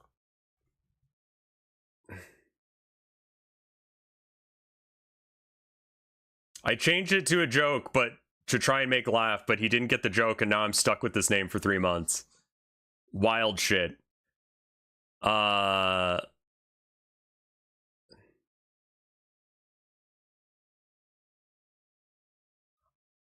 Oh, the liquid pouring puzzles. I mean, like, also, like, there could just be some fucked up machine that does it. Because, like, we're feeding these things to, like, a weird fella. Outfit picking minigame. That would be interesting.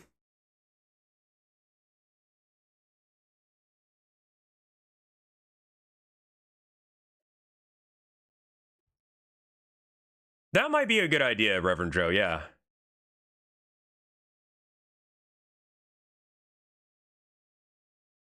Potion craft is a thing.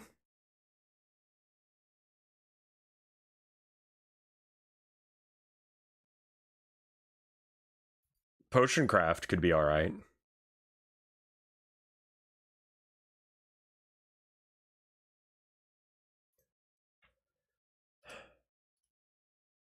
Best minigames ever, according to FGS. Hey, my name's Nathan. This is the Future Game Show, and not all minigames are created equal.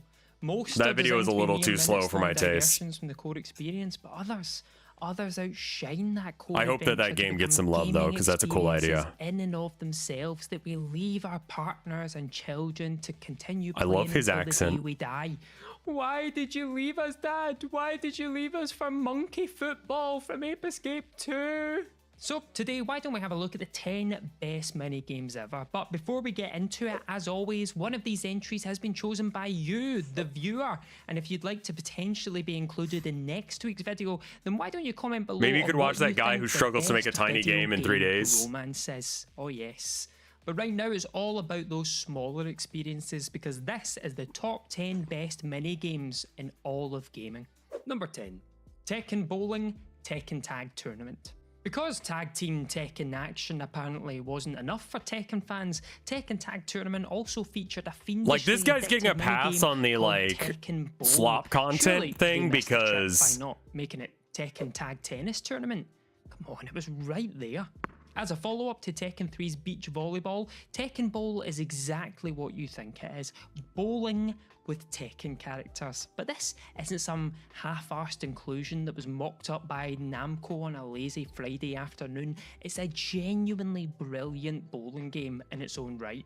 Knocking down Why? golden Hayachi pins with your chosen duo of fighters is arguably more fun than making them fight to the death, largely due to each combatant. Yeah, having you're their allowed own to yap. You have a unique funny accent, and attributes it's for bowling. nice. Tekken Bowl proved so popular among players that it returned in Tekken 5 Dark Resurrection and Tekken 7, and it even got its own free mobile app. And that's when you know a minigame has hit the big time, when it inevitably gets its own soulless cash grab mobile app only played by divorcees and the mentally ill. God bless you, Tekken Bowl. I tell you what we need now. We need a follow-up video of Brian Cox breaking down all the Tekken bowling lore. I don't know Number who you 9, are. Gwent, The Witcher 3 Wild Hunt. It's simply impossible to make a list of all-timer minigames without mentioning The Witcher 3's Yeah, you gotta legendary talk about card Gwent. game, Gwent. No, Gwent. sorry, it's pronounced Gwent. Sorry, Yeah. card games and RPGs are... Why are you of course, putting an nothing A new, in but there? Gwent is a wholly peerless I- breed. One so ingeniously Glass designed houses and all that. phenomenally popular that it even spawned its own free-to-play spin-off in 2018. Easy to pick up and play, but deceptively deep. Gwent is the time sink to end all God time bless sinks, ye. and we mean that in the It's best fucking way great, possible. man. It's an I love his experience so accent. That was more ludicrously Swedish. enjoyable that it easily rips you away from the main quest. The only thing Geralt is looking for now is someone to help with his gambling addiction. Boasting a bevy of gorgeous cards and decks to experiment around while Thronebreaker impressively was still good. being What is supremely Thronebreaker? well balanced, Gwent is the platonic ideal of minigames, a fully formed gift that elevates and even fleshes out the core experience. Number 8, Taxi Missions, Grand Theft Auto 3.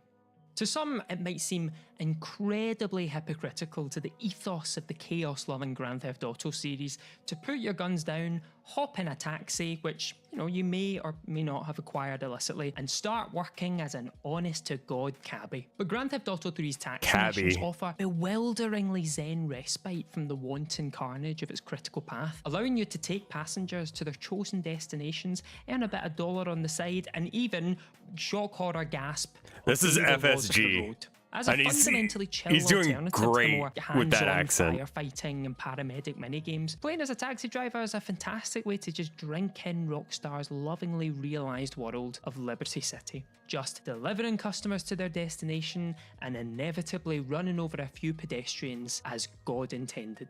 Number 7, Duck Racing Shenmue 2. And for this week's user entry, we just had to go with @ThisResidentIsEvil official, who suggested the duck races from Shenmue 2. Wait, now, all the not- Shenmue games are absolutely packed with memorable minigames. Okay, but I thought the duck races, forklifting was the best they bit. are I've really never played something it. Special. They're hidden away in the game, and first you have to acquire the bronze and silver medals, which require you to beat up 2 very formidable fighters. One of those fighters then says, "Hey, I like your style.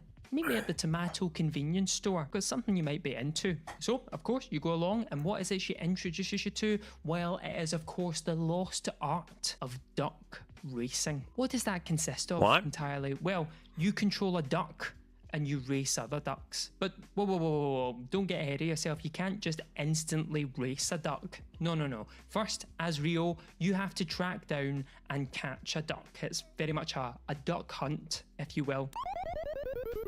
Once caught, Rio can return and race said duck in a duck race. But it's a deeper little mini game than it first seems, because you've got all sorts of different ducks and mallards that you race against, each with their own stats and difficulty. And guess what? If you beat all of your duck opponents, then you go up against the most formidable one yet, a really fast penguin. And the penguin only appears if it is also raining in the game world, of course. Sometimes I think Shenmue might be like the video game equivalent of a head injury, and I love it. Number 6, Skateboarding, Spyro, Year of the Dragon. In What the the third hell? Spyro the Dragon game, Spyro, Year of the Dragon, players can take a load off with a spot of... The yep, the you thumbnail guessed it, showed Yakuza, skateboarding. so If you're wondering how a dragon, especially one as small as Spyro, can ride a skateboard, you're really approaching this from the wrong mindset. You need to open your hearts and minds to this, because it really is a genuinely brilliant skateboarding game. From let me know when the intuitive next ad controls and hits, because I spot-on can't physics actually to the see it. excellent map design. But when that Topping the happens, high I might score is heat up one some thing, but the food. sheer bevy of tricks you can just pull eat off for a minute makes instead it of doing clear art. that developer Insomniac Games put way more effort into this than they really needed to, or perhaps even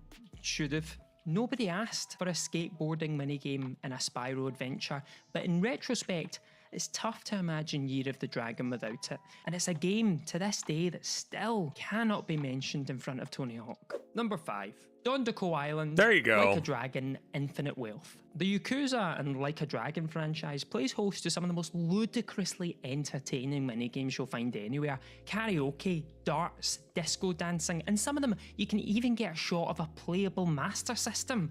Just think about that for a second. You're playing a playable Master System within a video game. You know, it's like Inception, but for virgins. But in the series' most recent entry, Infinite Wealth, it honestly feels insulting to call its Animal Crossing-like section a mini-game at all, considering its mind-boggling breadth and scope. Many hours into the RPG, you end up at Dondoko Island, off the coast of Hawaii, What the where you'll fuck? get acquainted with an almost unfathomably deep and extensive minigame in which you're invited to transform the trash-strewn, reprobate-populated island into a worthwhile vacation spot. You'll fight bad guys, clean up the trash, Pocket mine Circuit is really resources, good. build furniture, fish, and ultimately shape Dondoko Island into your own image while taking a share of the newly minted profits, of course. It's a Yakuza game. We're the mafia here, boys. We gotta make money.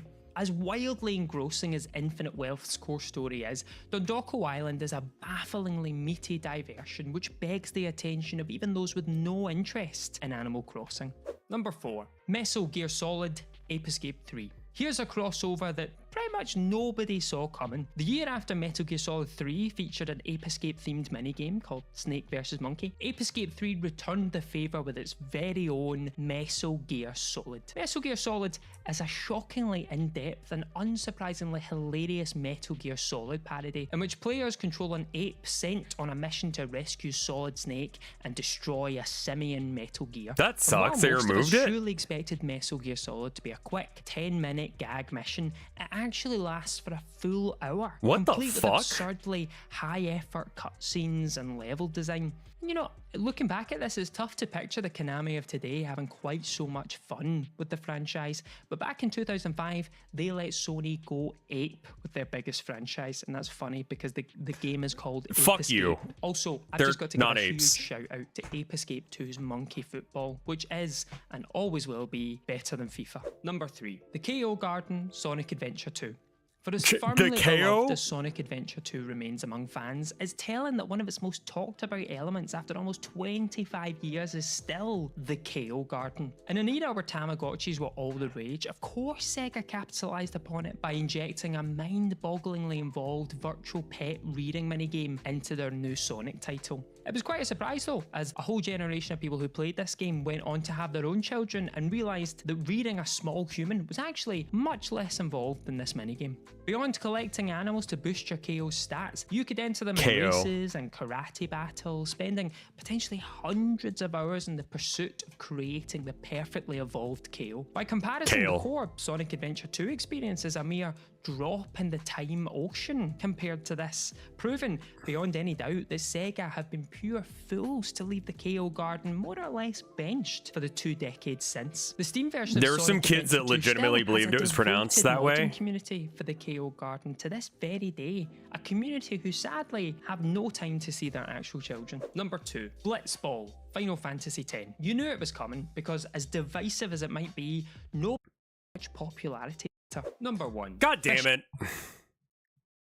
Minigames exist to give you a break from the regular gameplay, like when you settle in for a hand of Gwent after a monster hunt in The Witcher, or when you pause the game, go sit in the corner, and get your breathing back under control after another Nemesis encounter in Resident Evil 3. Ah! These minigames will usually make sense in the context of the main game.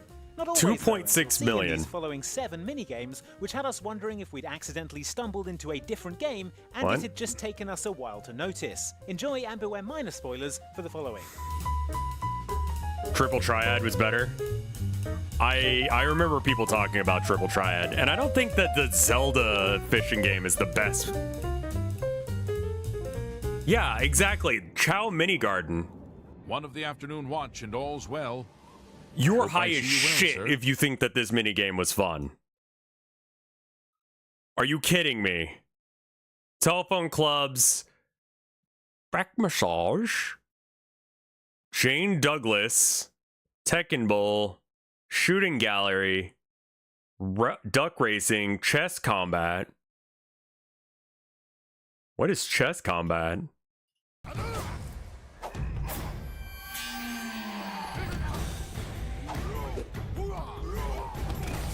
Mortal Kombat games don't tend to be about using your head. They tend to be about using someone else's head, as a baseball. PS2 game Mortal Kombat Deception changed all that with the chess combat minigame, which was not only a more cerebral, strategic take on combat of the mortal variety, but also the only Mortal Kombat minigame where they couldn't change the letter C into a K and still have it make sense. Yes.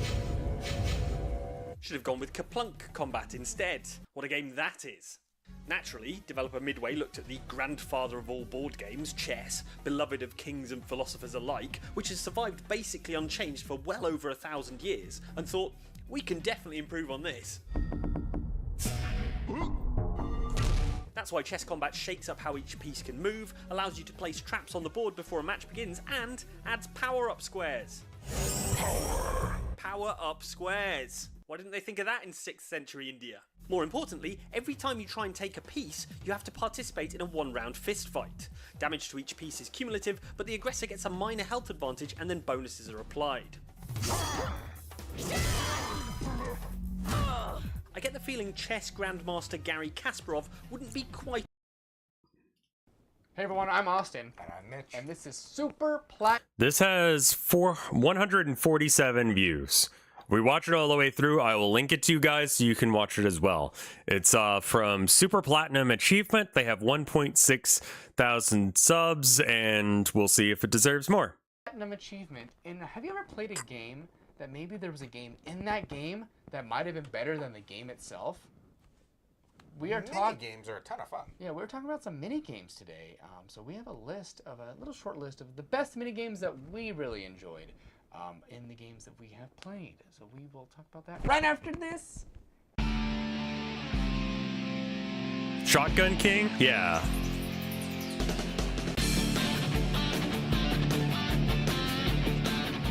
This was posted 3 years ago, but it feels very old. Hey everyone, welcome to the channel today. If you are new here, please hit that subscribe button right down there. We really appreciate it. It helps us out a ton. Also, check out this giveaway playlist right here in the corner. We do giveaways all the time, pretty much all the time, actually. If we finish one, we pretty much start a new one. Yep. So go in there, see what giveaway is live, and the rules to that giveaway. Yes. It feels very 2010. Spoiler alert, it's probably Yeah. going to be along the lines of subscribing to our channel and just letting us know that you subscribe. Yeah. So just so you It's know. usually pretty simple. Just so you know. But today we are talking about mini games in games. Yeah. That's the wrong yellow, and I don't know what the right yellow is And, I was like, for man, there are boards. some games that the game within a game is almost as enjoyable as the game. In game shin. Something like that. But so we made a list. We of made a our list. Top 5 mini games or games We within went a simple. games. We didn't want to go 10. Just Yeah, 5. just Keep 5. easy. But number 5 is a more recent one, and that is Orlog. And if you haven't played it yet, that's in Assassin's Creed Valhalla. See, really creative game. these It's guys a ton of fun. actually It takes a little bit to found figure ones out, that they liked and picked but it. once I you kind of figure like it this out, better it's than the pretty last one we addictive. watched. It The goes last guy had along, like fucking some billion basic views or guys. whatever. That's Gwent, if you've played The Witcher. And it's really enjoyable.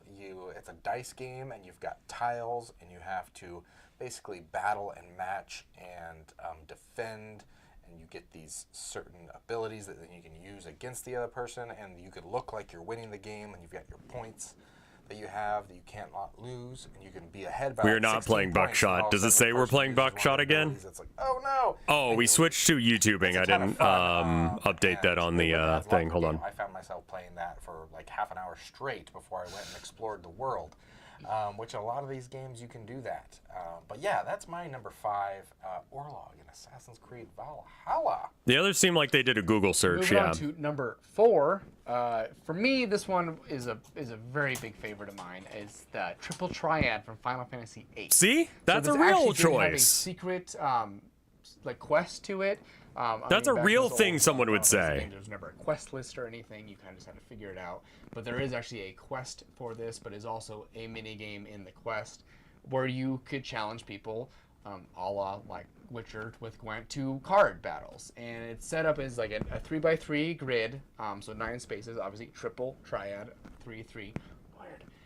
And then it was cards based on the monsters and people in the world. Each card had 4 numbers corresponding to what edge of the card it is, and you just kind of battled it out with numbers. I would love some. That card They need to add some music. That would help. Take the overwhelming Like just some advantage, royalty-free whatever fuck off just the majority music of would help cards this on the video table quite a to bit. win.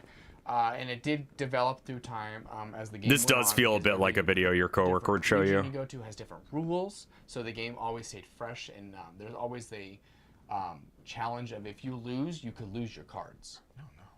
So like, Playing for big slips. exactly, like so like if like at the very end one of your best cards gets flipped, and that was the rule, is you get to keep cards you flipped and they get to keep cards they flipped, you might lose your best card. That and then you gotta keep sucks. Holy challenging them shit. until they actually play your card back, and then you can get it back. So it was a pretty cool thing, and Or it's a play the ton of mini fun. game I played music. a ton Yeah, of Triple that's pretty Triad on popular as well. Final Fantasy VIII. There's definitely certain characters you want to play.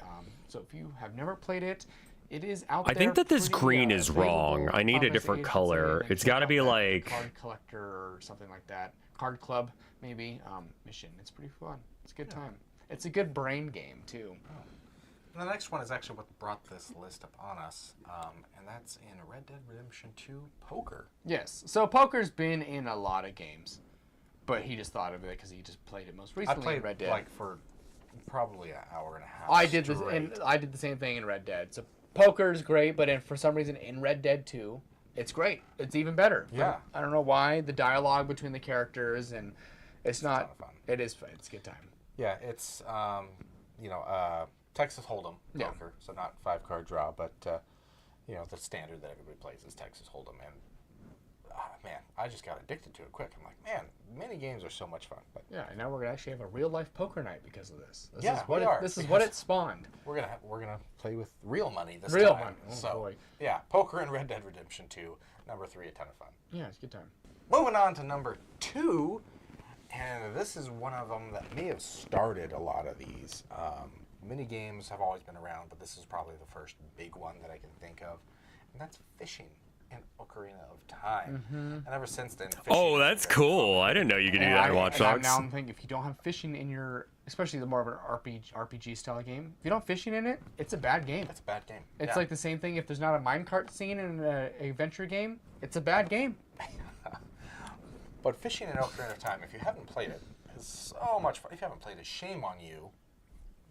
And Some people are children. It's a ton of fun. But You you're can right. fish for hours and hours, and there's little secrets and fun things you can get. You can get the. I remember my cousins were allows you to super catch duper everything. duper into Makes it fishing easier. as kids, That right also around this time era. takes away your records And use it. Like, they oh, got a you hold of didn't this game, like they single started playing our file, and they just steal sat there and played the guy's this. hat by casting your fishing line on Oh, him. that's good. And you can take his hat. And you It's fish on out NSO. And this has obviously I spawned see. like a lot of mini games and other But then game you'd have fishing to buy a games. Like Animal Switch. Crossing's got a ton of fishing that you can do. Stardew Valley's got a really big fishing Minigame. side quest kind of thing where you Yep. can get some legendary fish. And this all probably came from Ocarina of Time Yeah, doing this Final fishing. Fantasy 15 had a whole whole thing DLC for based fishing. on fishing. Fishing's great. It's a Yeah. good time. It's fun. In Ocarina of Time. It spawned. Get it? Uh-huh. That's what fish do. They spawn, huh? It spawned a lot of great fishing mini games. But that leads us to our number 1. Number 1, which we've already mentioned twice. Come on. It's Come Gwent. on. Gwent. Come For All right. crying out loud. Thank you. Gwent is the greatest mini game I should link it just because, like, yeah, that was a real list made by people who actually gave a shit, which is so much better than the last two. I am going to skip the last bit, but whatever.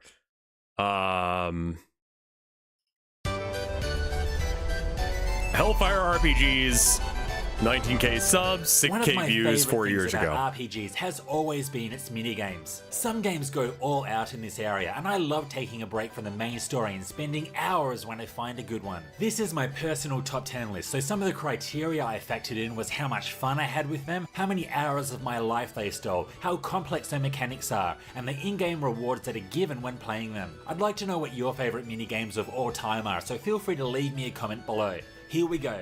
Yeah, the last one was Gwent, which is unsurprising, but like a legitimate good choice. Doesn't seem to get mentioned too often. Maybe that's because not enough people have played Dark Cloud 2, or perhaps because this game can be quite frustrating. Essentially, I played the demo of this game a lot. The aim is to hit a sphere through the environment and land it in a time distortion. It's not quite that easy though, as you'll have to account for the color of the sphere when it hits the distortion, and this can be done by hitting it against the wall first. Sphere can take quite a bit of strategy, as there's also different clubs as well as spins, hooks and slices that can be applied to your shots. Overall, I had a lot of fun with this and thought that it did a great job in putting a twist on It was shown in the intro. Oh. The Shenmue series is littered with minigames that can be played by Ryo. However, the one minigame that really stood out for me and many fans is the forklift racing from Is this a Shenmue meme 1. then? I still Because, don't know like, who came up with this, but it is awesome. So fun, in fact, that I now consider myself a professional forklift driver. You can choose to either race a number of laps around each course against other drivers or pick up and drop off cargo around the harbour. No concerns about views or branding, just sharing. I love it. Some of the other minigames on this list, but it's just so wacky that it deserves a spot. Oh, and recently Shenmue 3 brought this back to some extent, but it wasn't the same. Long live the Shenmue 1 forklift racing. I'm currently playing through the Xenosaga series again, and the one minigame that really stands out in the series is Xenocard. The complexities of this minigame is enough to rival real trading card games, but once you learn the ins and outs, you'll be hooked. There are loads of cards to collect of different types, rarities, and in-game functions, which makes building your 40-card deck so strategic. These cards can be collected by buying booster packs, and the feeling of opening one and finding a new rare card that you wanted is awesome. The only issue I have with this game is that there's no reward for playing it. You can participate in tournaments, but there's no incentive to do so. I would have loved to see some strong in-game rewards for winning. Yeah, I remember the Tingle game. I only watched Vinny play it, so I... The Kingdom Hearts series features loads of planets to explore, and travelling between these planets is done in your gummy ship. I really liked what Kingdom Hearts 2 did with this minigame. After collecting the required gummy parts, you can use them to build your own personalized ship is a pretty good choice, to travel between these planets. The coolest thing here is that adding different parts will add different functions to your ship, allowing you to create some absolutely crazy ship designs. There is a lot to take on here too, as each route has multiple missions of varying difficulty, and completing these at different ranks will provide different rewards.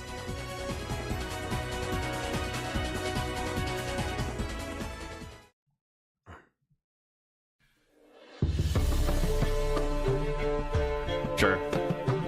Gwent's gonna be on every single one of these. Is amazing, so why not make it this even may more not be the amazing by right including thing a massive two-player turn-based card game? I seriously could not get enough of Gwent. You start by customizing your deck from loads of cards that you obtain around the world, each having its own strengths, weaknesses, and abilities in battle. This minigame was so good that the developers decided to release it as a standalone free-to-play title that allows you to battle out against other players around the world. I swear, Gwent is almost as addictive as I think that's what I need to do is actually search song. what makes game comfy, because Breath of Fire, fishing, triple triad, circuit into cooking, blitzball gets number. Building better crafting systems, sure, that could be a thing. We could have a mini crafting system for the lures or something, or the rod. I think that, like, the other people in the universe should give you items and shit sometimes. Let's see. What makes games comfy? Why do cozy games suck? Making cozy games is actually hard. Yes, you should make cozy games. Perfect. All right. Ever since a cave person way back in the long-forgotten mists of history had the bright idea of putting a bit of flint on the end of a stick, humans have loved making things. All right, we got an ad in 6 minutes. Let me know when it hits, okay? To art, making stuff is at the core of human society. I'm sorry, what was that?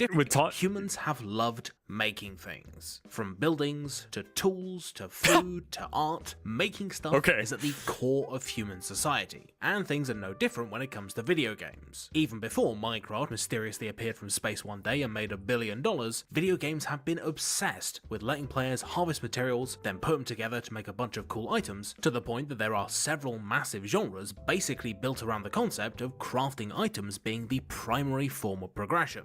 So, why is it then that despite being one of modern video gaming's most ubiquitous mechanics, that crafting systems for the most part sorta stink? If you've played virtually any AAA game and about 50% of indies released in the last 5 years, you'll be all too familiar with the process of spending hours picking up random junk from the floor, tallying up massive readouts of arcane symbols that you've then got to turn into other symbols, and then navigating menu after menu to turn all that stuff and effort into a pair of shoes that give you plus 2% bonus magic damage when you're on fire.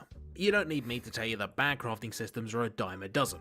But what makes the problem of fixing them, or pointing out why these sucky ones are so awful difficult, is that on the face of it, a bad crafting system and a good one more or less look identical. See, in any crafting system, you're always going to be going through the same 3-step gameplay loop of collecting resources, crafting the item, and then using it in the world. Good crafting systems allow you to experience the deep satisfaction of working on something with your own 2 digital hands and really make your mark on a game. What's up, Ego? Using this exact I know, same I'm fucking with you guys. Total chore. This, of course, begs the question, if all crafting systems are basically the same, then what actually distinguishes the ones that bring us back over and over again from the ones that are a complete bore?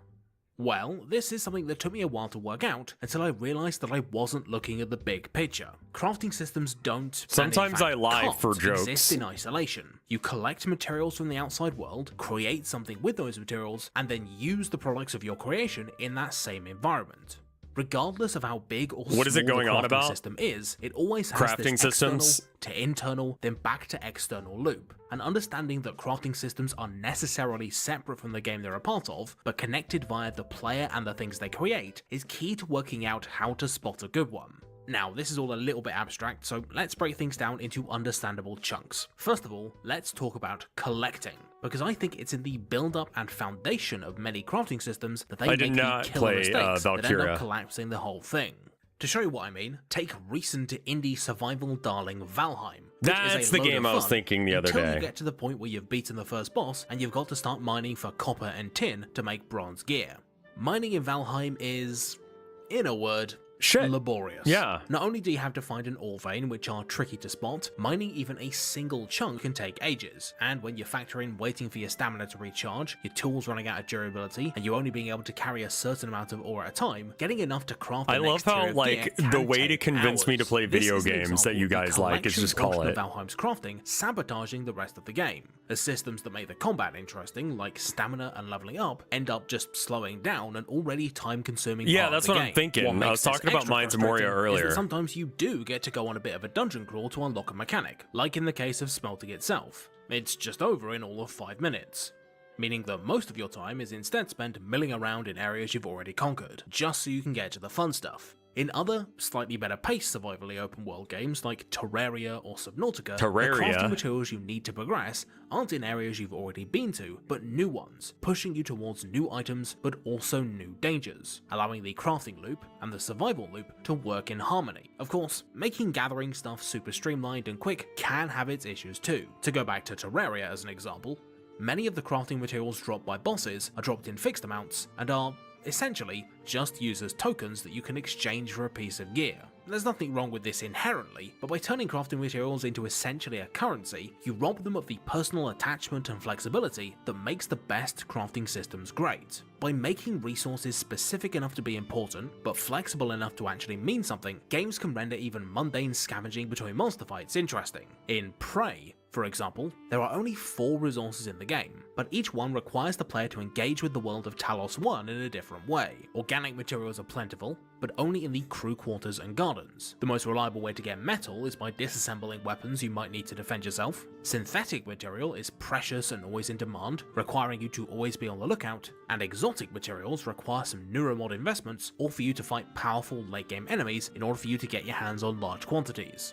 I don't like Metrovania either. Simple and easy to understand, but they're loaded with interesting choices and feed into the rest of the game organically by dictating where you go, what you're looking for, and what you have to sacrifice in order to get them.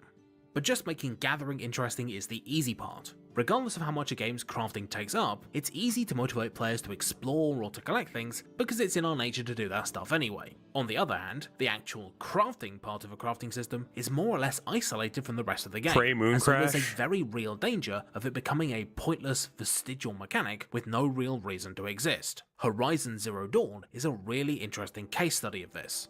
To begin with, crafting feels great. You have to scavenge and struggle to survive, forcing you to make clever use of limited resources and choose which ammo you want to craft to tackle particular enemies.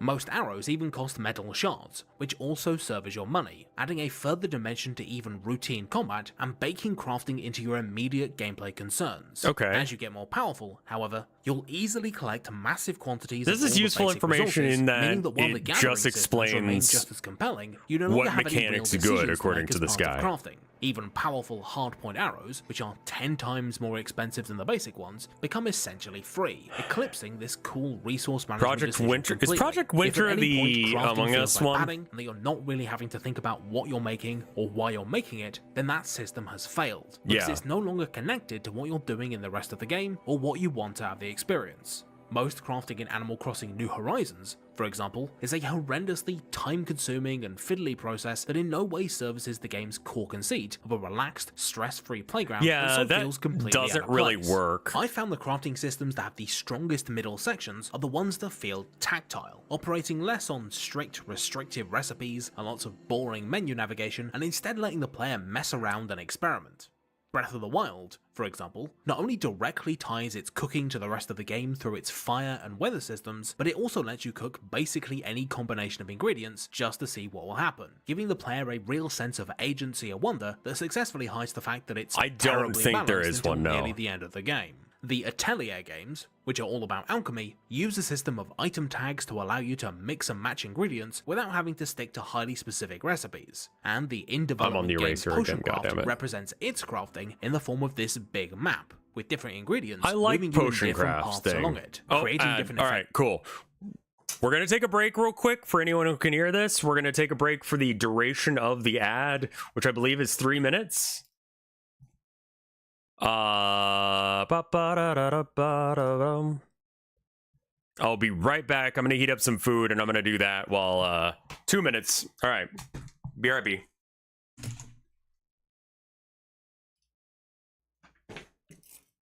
Music.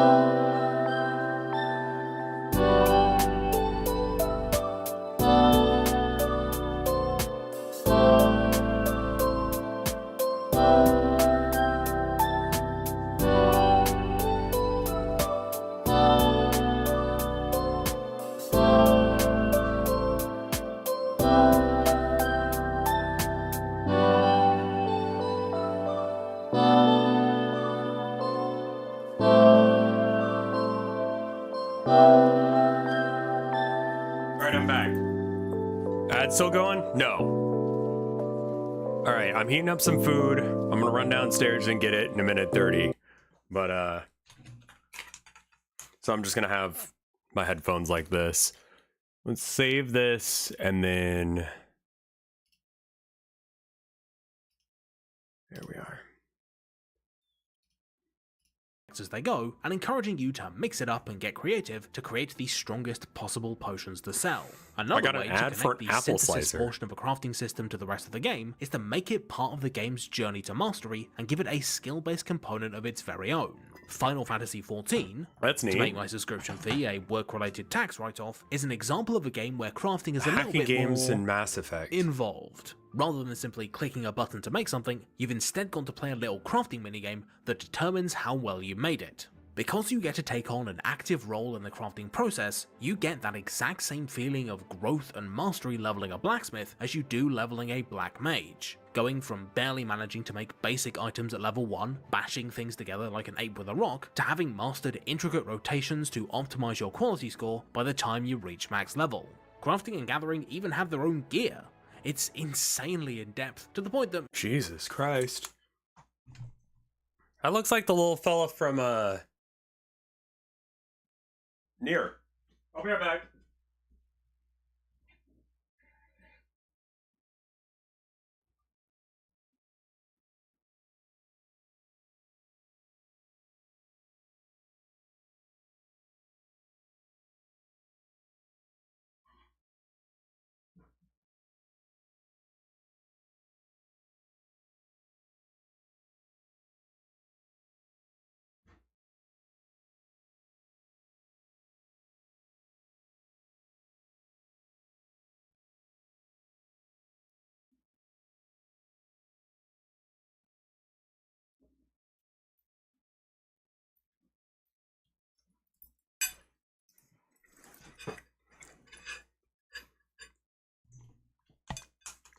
Anyone has seen my nudes?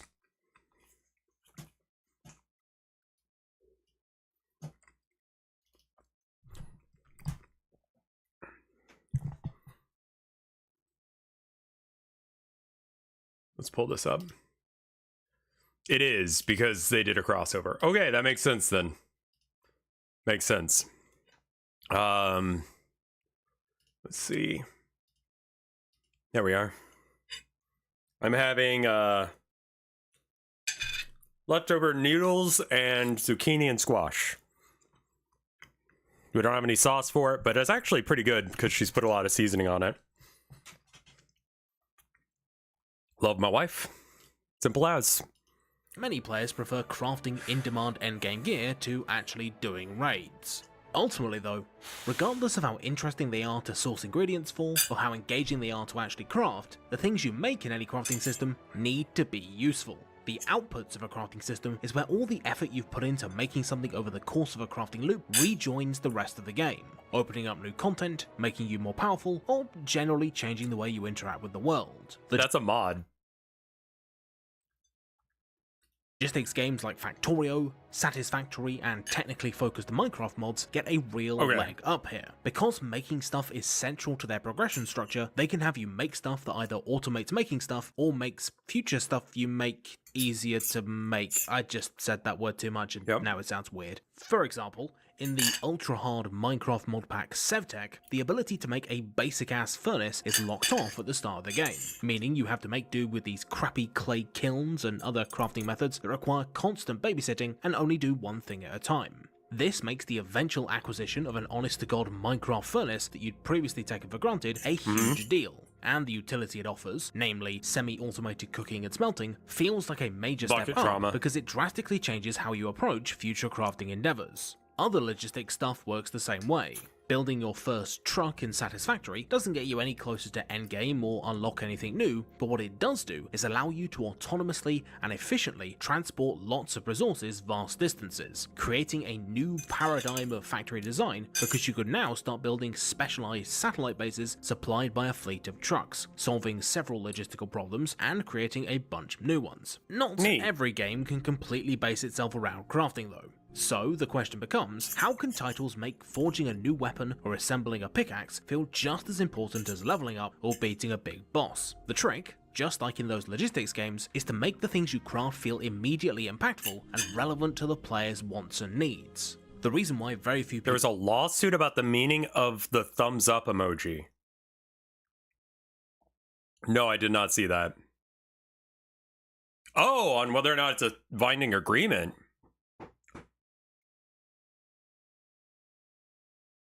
I think they have a really strong case that it could be a binding agreement. So in American law, you don't need a contract, but it's a good idea to get a contract because trying to confirm that someone said, I would do this in exchange for that with a handshake is hard.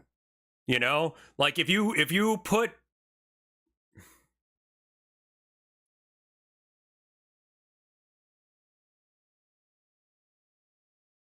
a thumbs up is too vague. Well, I mean, the question becomes, what was the intent of the thumbs up? I think it's not as good as I would not base my legal defense on it if I had anything else to go from.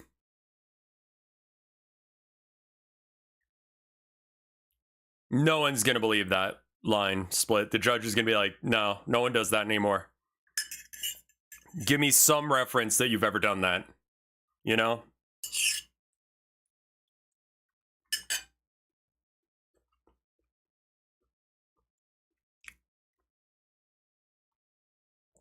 Yeah, that's an agreement versus I saw this. Yeah, I don't know. You would have to, yeah, that's rough. That's a really rough one, but it's an interesting case, yeah. People stuck with the Fallout 4 settlement building, but loved its weapon tinkering, is because the former system really only ever interacts with itself. It's hard to care about new ways to supply potatoes to Preston Garvey and his mates, when what you really want to do is blow up some super mutants and find cool new guns. A desire that the settlement system only indirectly satisfies, and even then not very well. Without knowing the specifics, I have no idea how I'd rule that. Way.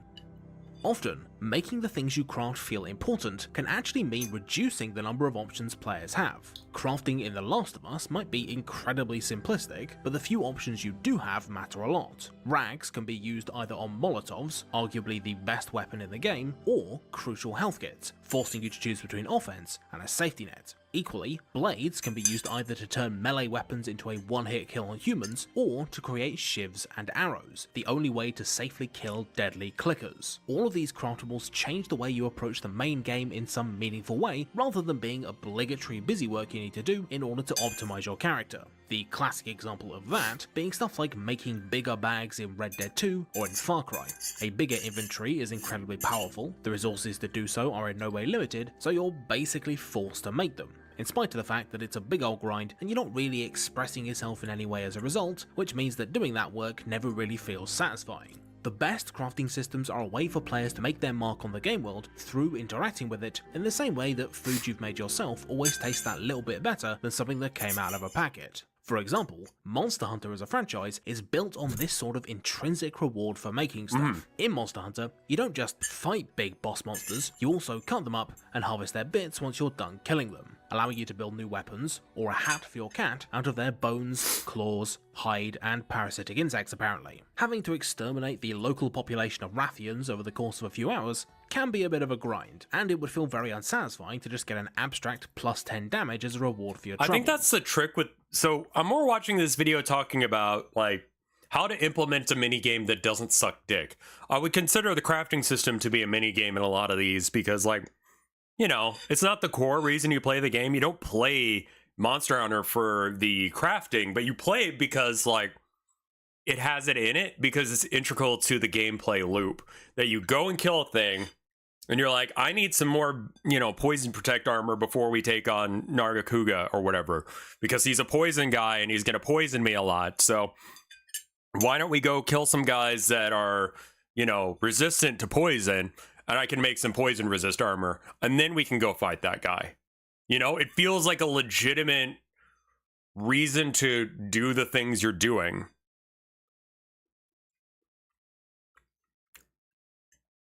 And I think that's why it works in Monster Hunter.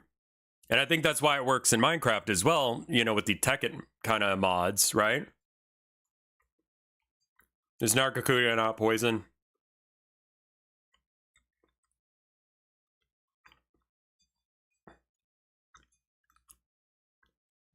Okay. Well, my point still stands, okay?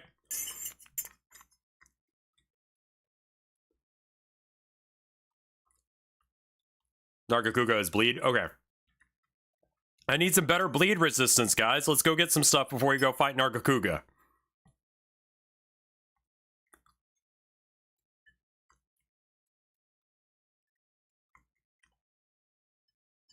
There's no command for that. So that's interesting.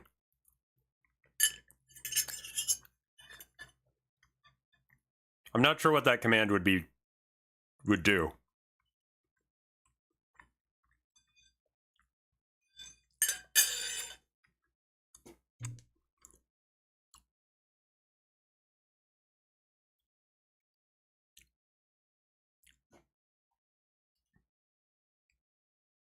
Let's watch this one once I get back. I'll be right back. I'll put this up.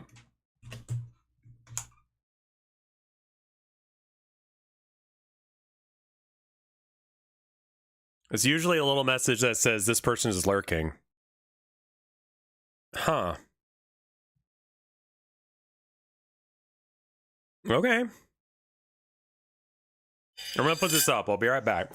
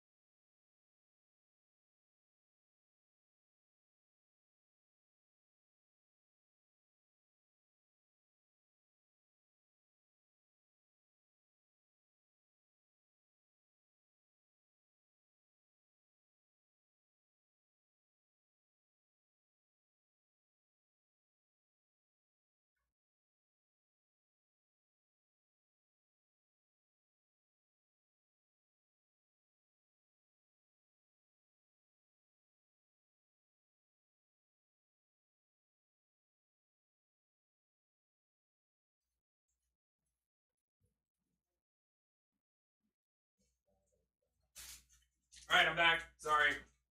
I had to wash my dishes. Can't be Asmongold about it. You know what I mean? Oh,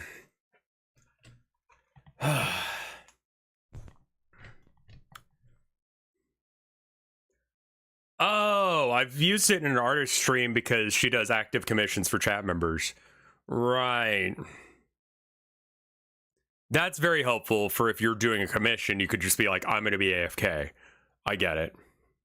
Yeah, no, I think at some point I'm gonna watch like an Asmongold video so that way I can like clean my room, because like we watched that one edit of some of the shit he was doing with like the rat and all that, and it was just like so heinous that I was like, oh, cool. I feel disgusting now. I feel like I need to take a bath. Yeah, Asmongold used to have a dead rat as an alarm clock. He lives in Austin, Texas, so when the sun would come in through his window, it would start to bake the rat, and the stank from it was enough to wake him up.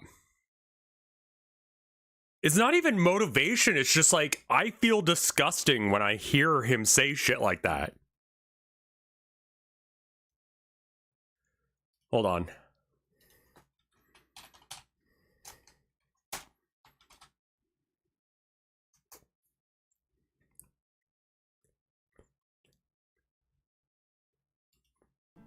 Get the dead rat out. I don't need to anymore. It doesn't smell bad. It would.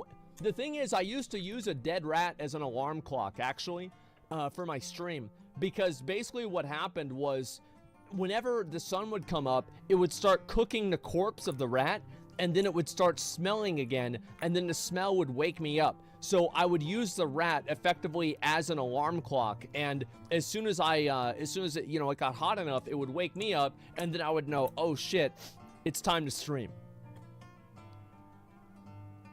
Giga Chad. What?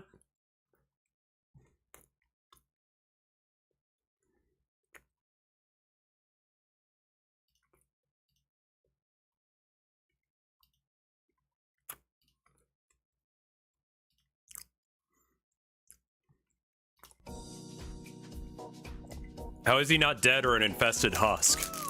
He might be. An infested husk, I mean. I mean, yeah, that would wake me the fuck up too, but I would probably throw up the rat as soon as I found that. Shop. If you're here for the big sword, that guy bought the last one. I've got other stuff though. What you coming in for? A moon scroll? You look like you got that moon scroll vibe. No? I got a 1976 Black Dragon out back if you're interested. Let's see here. Lucky drops? Cat hat? Oh, we got a new Centaur heart today. Best hearts in town right here. Rock candy? Ghost powder, secret key, or just the usual. Who doesn't love a good game shop? But not all shops are built the same. A shop can be anything from the most basic exchanging of money for stuff to a more complicated system of bartering and negotiating, all the way up to a set of mechanics so detailed and nuanced that it becomes the game. Since so many games are going to have shops in them, it makes sense to make them as fun as possible, right? I think so. Let's talk shop. If you've ever thought you might want to become a programmer, but you weren't sure if you were cut out for it, I've got the perfect fix for you. Try our sponsor, Boot.dev. Okay. They've taken a curriculum of Python and programming classes and gamified the hell out of the whole thing. Boot.dev takes you step by step through learning how to become a back-end developer, with bite-sized, self-guided lessons. The folks at Boot.dev believe the smartest way to learn to code is to make sure you're never bored, and I think they've done a great job. As long as you stick to it, these lessons will have you coding like a pro. It's a perfect tool for taking that first step towards becoming a professional programmer. Way more effective than trying to wing it yourself, and way cheaper than university classes. You also get access to Boot.dev's Discord community, full of people learning alongside you. Get the exact help you need when you get stuck. I'm gonna get some water while he does the rest of the ad read. It actually sounds like not a bad service, but I don't need to learn Python. Guest mode. So if you're curious, pop over there and sign up just to see what they're all about. Click the link in the description box and use my code DESIGNDOG to get 25% off your first payment for Boot.dev. That's 25% off your first month or year, depending on the subscription you choose. Try it out. Thanks to Boot.dev. So how do you make like a at shop this point more I feel fun? like the best language Well, that I your can learn options to be depend on able what to you make want your some shop to money do. Game shops and can like get a handle job as a lot of programmer different might be types of something things. like COBOL. How complicated do you because want you to are get? not doing You that can with go way past just ChatGPT. buying and selling stuff. And if you Let's do, break it you're a up into maniac. A few levels, getting more complicated as we go up this big, tall department C# would store be of a good too, metaphor, yeah. floor by floor. At the start, though, it is just about buying and selling stuff. Level 1. Basic shops. If you want a no-nonsense vanilla game shop, you've got about 1,000 RPGs to choose from. Super Mario RPG might be the most vanilla of them all. These shops are reliable sources of consumable items and basic level-appropriate gear. I don't Not the honestly best want stuff, to learn COBOL, not the though. flashiest, not the weirdest. I'm in a weird just the position most where I've been an sensible. artist for 15 One common years, role of a and shop is to provide a way for a player to stick it's going to to a be progression weird curve on in my games where you thing. get more powerful over time, like in most RPGs. What's your comfort Twitch viewing? I I like watching Mike when I can, and Fred, mostly. They stream at times that are more convenient for me. I don't watch too many streams, but yeah. I mostly just lurk. I'll probably like throw a, hey, I'm here. Did I just call Mike a comfy streamer? I think I was trying to explain this to you guys yesterday, and I don't think I did a good job.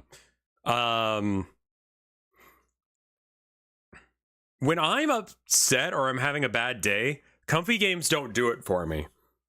And the reason is that they don't provide enough stimulus at all. You know?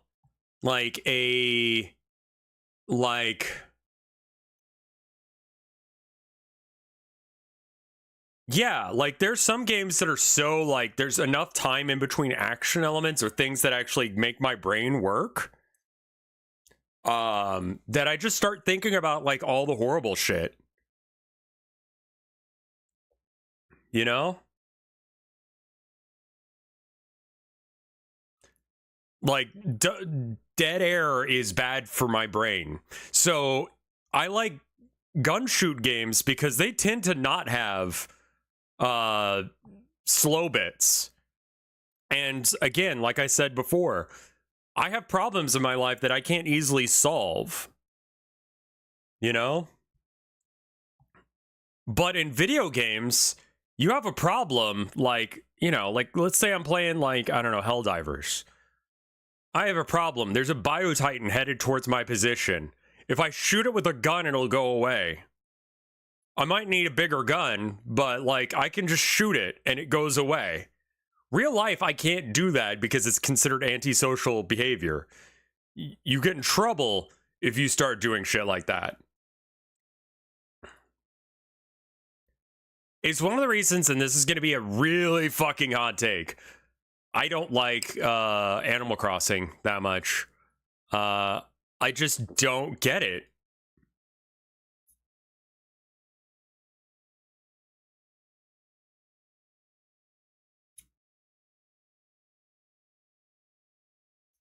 The power fantasy is comforting. You know? And I get how Animal Crossing could be comforting for people. But like for me, it's too slow. And I just start thinking about all the horrible things, you know? My depression starts to leak in and be like, you'll never add up to anything. And it's like, can you not right now? I'm trying to design a dress.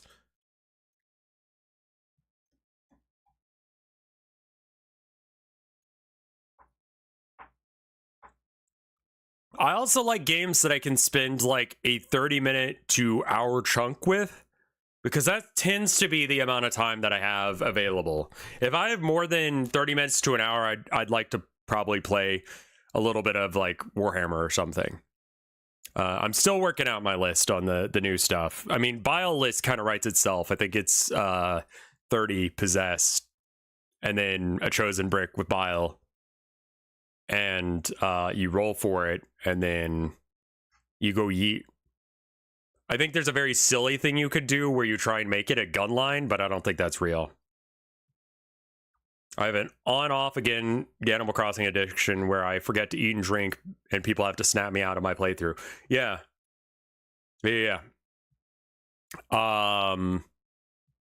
But I just don't like the Bile build. But yeah, so like cozy games end up not having enough like going on. And it's like there can be dead air in video games, but it has to be on purpose. A lot of games just have dead air and it's like, why though? And I'm not saying every moment has to be action-packed, I guess. Like, yeah, and the self-insulting shit's not good for you.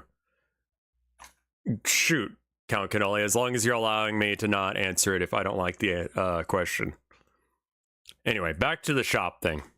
As challenges get tougher, a shop can provide a baseline of tools that ensure a player has a clear path to make further progress in the game. Spend some coin to get a leg up on enemies if Let's just skip to like where good shop, like what makes a good shop to you? Does this need to be a 30-minute video? Could this have been a 5-minute text or a 2-minute Twitter post?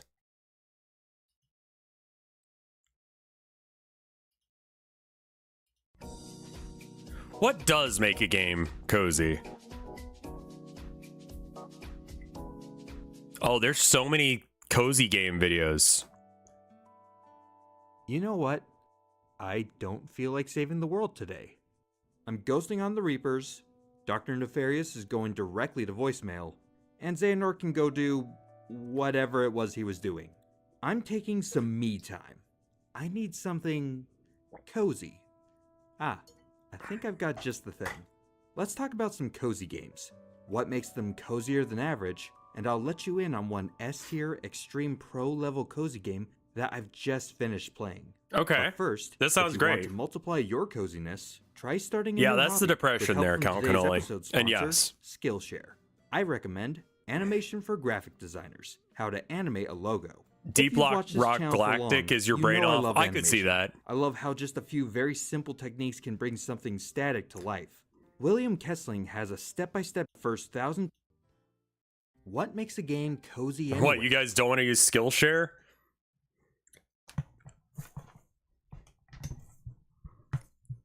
Yeah, I would say Untitled Goose Game is not a cozy game. I would say it's a Gremlin game as well. You know?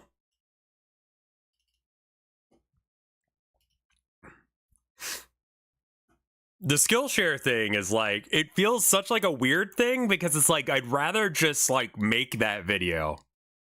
You know what I mean? Like, I would rather just make a video that would be what you would learn on Skillshare. You know what I mean? Like, I don't like that shit being locked behind a wall.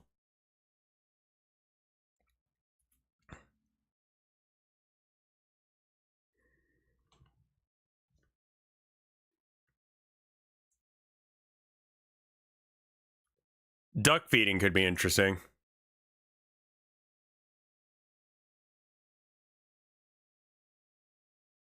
Oh, you got some wife guy shit going on too, man?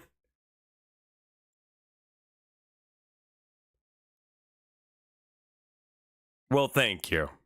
For me, I talk about how much I love my wife for basically two reasons. One, because I love her. Two, because I want to model the kind of relationship that I grew up with, where I had good parents. And I want to like just be like, this is how people should be treated. You know? And welcome to the stream. A crow feeding? Yeah, like, yeah, maybe something weird like that. Like,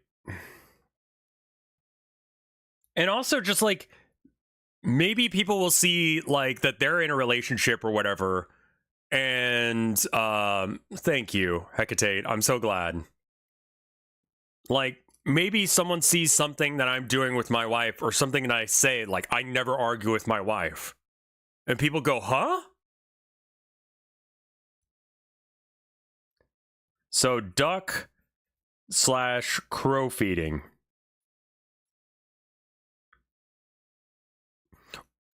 Fella?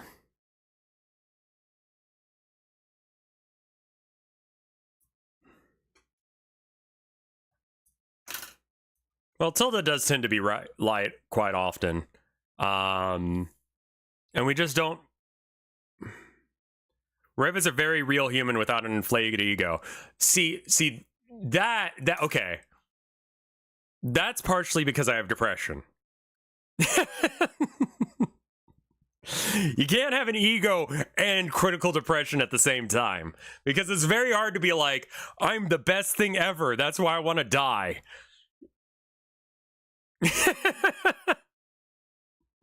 I mean, I guess he can. But that ain't me, man. That ain't me. If we set out to make a game cozier, what would we do? It's kinda hard to pin down.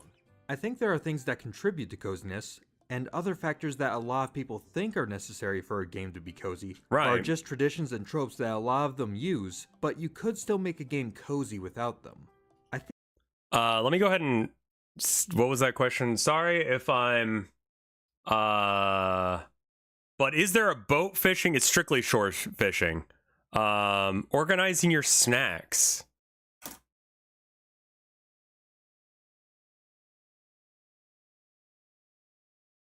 Organizing your okay.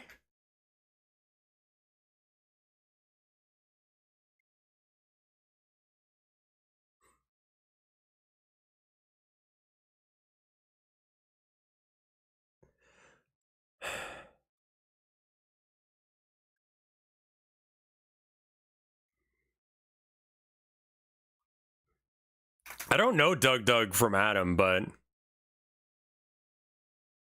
I hate to say it, but you working on the fishing game seems to stress and depress you often.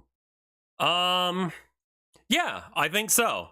I think you're onto something there. I think that it's because it's a very personal game to me, and because I want it to be good.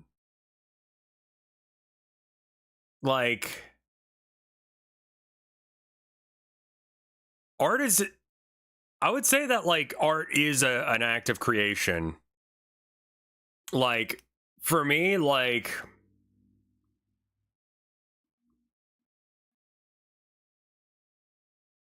the best art is the personal shit.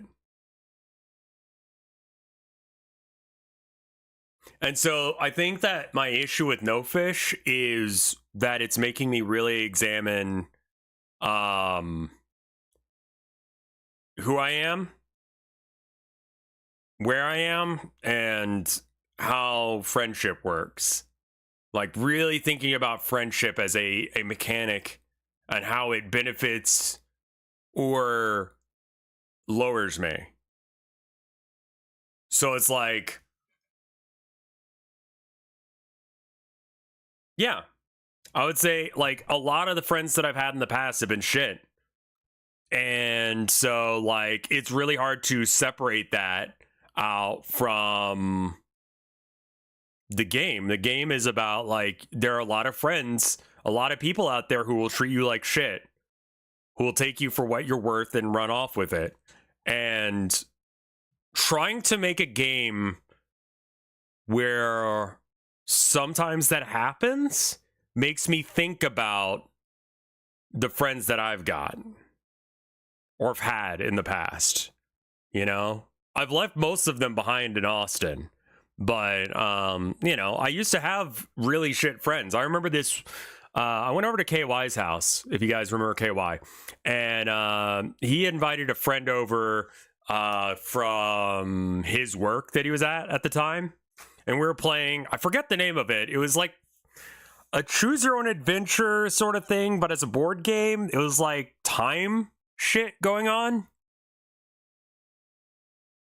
I don't remember. Anyway, so like I kept calling him KY and he kept calling me Rev. And so like his friend was like, why does he keep calling you KY? And I'm like, well, we've been friends for a while and all that jazz, you know? And somehow it came up that we were talking about like my friends in college. And thinking about my friends in college, I was talking about like, yeah, I think he was like asking, do I smoke? And I'm like, no, I don't smoke anymore. I used to smoke so that way I could like get away from friends that I was hanging out with at the time, right? And he kind of turns to me and he's like, those don't sound like very good friends. And it sounds like you were just doing that so that way this is KY's friend. It sounds like you're just doing that so that way you could have someone to hang out with and you weren't respecting yourself. I'm like, really? Yeah. Like there were people that I was friends with in like community college that was just like, they were shit people. You know? They would take advantage of me and my time and never be around for me. So it's like, I remember one occasion where this one girl, who one of the characters is gonna like kind of be melded together with a couple other shitters.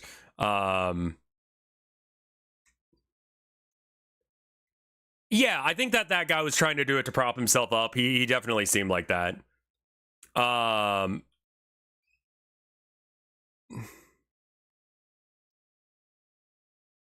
Did I actually do that motion? No. I knew it, you know? I mean, I knew it at the time that they were shit friends, but it's like, I need someone to hang out with. I need to have some sort of social circle. And like, y'all are the best I can get as a 20-something with the ability to drive that doesn't drink, really. And so it was like, after a while, I just picked up smoking because it was a way to, A, I enjoyed it, and B, because it separated them from me a bit. I think I might actually be, like, what's it called? Extroverted, but I have a lot of problems with people being shit, so I don't tend to act extroverted because I hate being let down. You get why? Okay, so now I'm talking about friends and it all sounds like ass, right? This is why no fish sometimes hurts me, because I'm thinking about that shit. You know? I remember this one friend, like, she was like, if you don't show up to my party, we're not friends anymore. And I was like, bet. And now we're not friends anymore.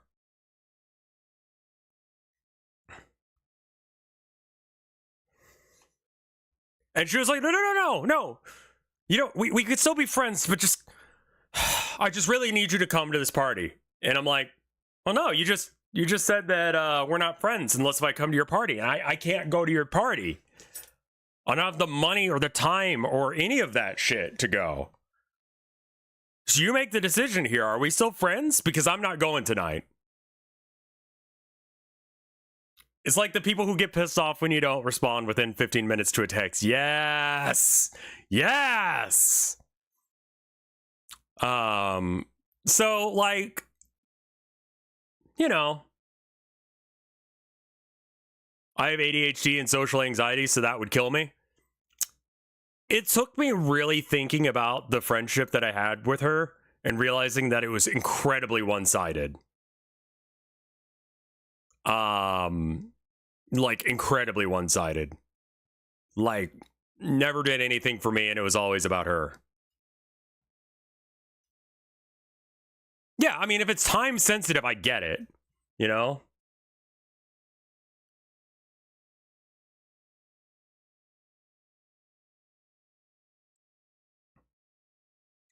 I think, I need some social interaction, but not all the time. You know? I've had friends who will take an idea that I say to them in private and then start acting like it's their idea or their song or whatever. And, like, they're more popular, so everyone believes them? And so it's like, I can't even bring it up without looking like an asshat.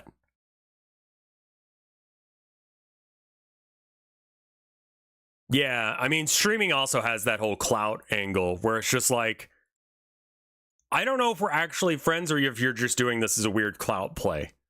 You know?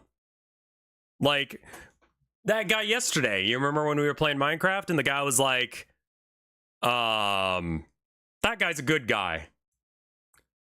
And he was saying that as he was leaving after I gave him a really rare item. Because I'm like, I'm not going to be able to fight people anyway, so what's the fucking point? I realized that, like, while he was leaving and saying that, I'm like, I don't necessarily believe that he's saying that. Like, he's gonna, like, get out of earshot and be like, really a nice guy, stupid as fuck for giving this to me. What a fucking idiot, that kind of thing. And that's for my brain. That was definitely for his chat.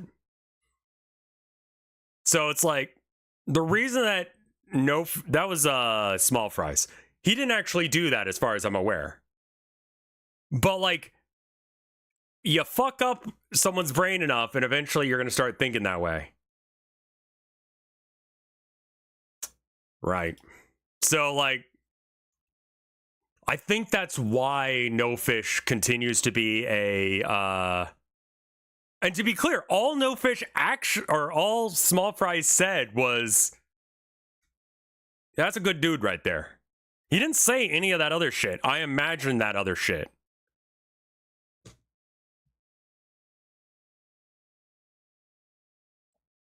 That's the weird shit. And it's not fair to that guy to know, or for me to have thought that. So anyway, that's why No Fish continues to be important to me, but also rough. He's also building a contrast between your demeanor and the rest of the streamers on the SMP. Like, I have to make this game because I need to get this out of my system. I need to go, and part of like art for me is like, no, we're going back to just chatting, like me just yelling at you guys.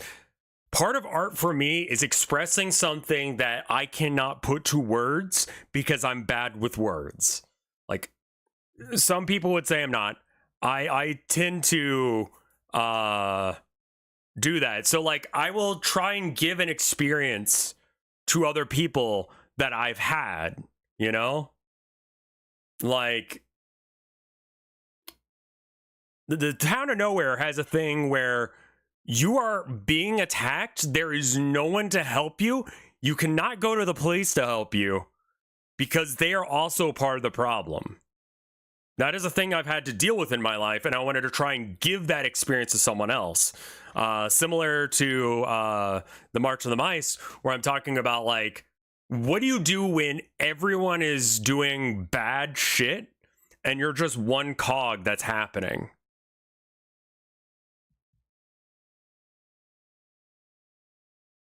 Like, that shit's interesting to me. You know, to make people go through a thing and trying to come up with a solution for it. And another thing that I've been thinking about a lot recently is, I don't remember where I read this, but it was someone saying something to the effect of, I make art or stories or games or whatever it was, not as the world is, but as the world should be. No, it's Fairy Tail. It was the guy who makes Fairy Tail. He was talking about how he doesn't have any friends in real life. If you haven't seen Fairy Tail, it's a shonen anime.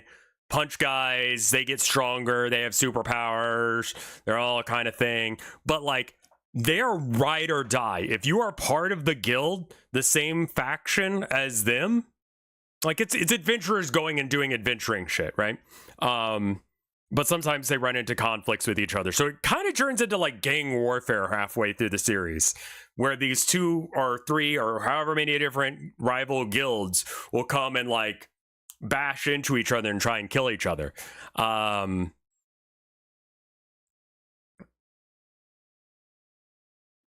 6-year-old sister is into Fairy Tail. Are we talking about the same anime? But anyway, one of the things that the creator said was like, I don't actually have friends like Natsu has, or whatever. Weird that people think it's a One Piece ripoff. No. If it's ripping anything off, I think it's probably ripping off Naruto.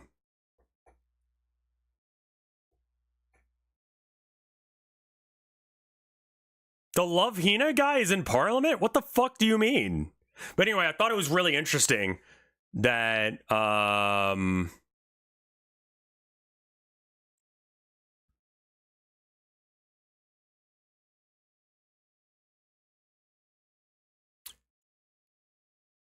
him saying like, I want to make the world the way it should be. So I think what I'm going to do with No Fish is I'm going to present both. I'm going to present, this is the way I think people are, and then have it where it's like, but this is how it should be. And I think that's how it comes from like depressing sad to an actually comfy game. So that way people who have had the same kind of fucked up shit happen to them as me, will have like a way to go, actually no, I'm like, that is the way the world should be. There are shitty people in this world who will treat you poorly, but there are good people in this world, and you should hang out with them and treat them well. Even if that's not the thing that I experience, it feels like that's what I should do. To tell people that, like, you don't have to hang out with those people. You don't have to smoke cigarettes. So I think there should be asshole friends. You know? But I think that the players should be able to figure out how to correctly navigate that in order to have an enjoyable, comfy experience. Fairy Tail is really good. I can't recommend it because of the fan service either. It's also a little bit generic, and I kind of stopped watching around the tournament arc. Anyway. The keys to coziness are low-pressure gameplay, without a lot of consequences for failing at a task or difficult survival elements, simple stylistic visuals, fun characters, and a light story tone. Oh, I should probably make it so you guys can see what we're doing. No story if you want. There's one game I played recently that does all of these things, and is my cozy pick of the summer. It's a short hike. This episode is half an excuse for me to gush about a short hike. It's great. You play as a bird, and you're going with your aunt on a quick getaway drive up to this nature park she works at to de-stress for a bit. The park surrounds Hawks Peak. Perhaps you'd like the climate. It's a short hike. The game has barely any setup and throws you right into things with a loose goal and an entire park. This and Gator game? The park is Same a popular person, tourist right? spot and full of characters to talk to and help out. They're all quirky and written with that sort of natural, endearing dialogue that you might find in something like Later Alligator or Undertale. Hawks Peak is incredibly dense with things to do. As you go from place to place in the park, you'll stumble into something new around almost every corner. Yeah. You'll find key items scattered throughout, unlocking new mechanics to use, but the game doesn't limit you to only one place to find the items. These buds bloom and act as a trampoline to let you glide around easier, but the bucket you need to activate them can be found in a bunch of places throughout the mountain, not just one. There's a kid that needs a toy shovel to finish his sandcastle, but there are 5 different places where the game will let you find one. Scattering key items like that helps you complete tasks in the middle of doing whatever exploring you found most interesting. There is That's no interesting. I think I will write that down as a note. In which you'll meet put the solution down multiple routes.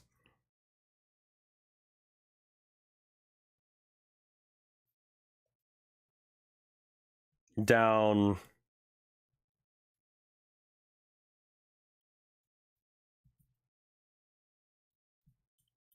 That kind of goes with the thing.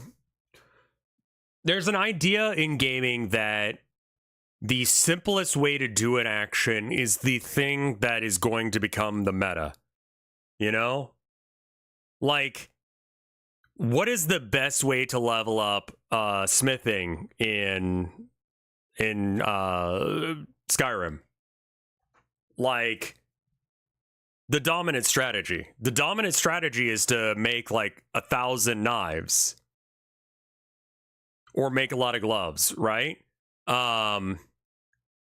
That, whatever that first order optimal strategy, or however you want to phrase that, should be the most fun thing. You know what I mean? Like, if there's a dominant strategy, it should be the intention of the game that you do that, and it should be the most fun way of playing the game. Like, if you're playing a stealth game, the most fun way to do it and the best way to do it should be stealth. It should not be running guns blazing, because then you completely fuck things up. Rev does not believe in emergent gameplay. No, I do. But I think that you should make it so that way the emergent gameplay is connected to that as well. Like,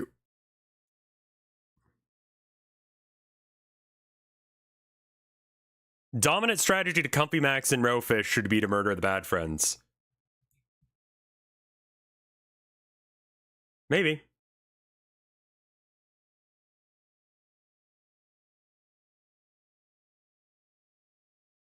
Gamers will optimize the fun out of anything. Yes, absolutely. So I guess the trick would be to do that, make that not the easy way.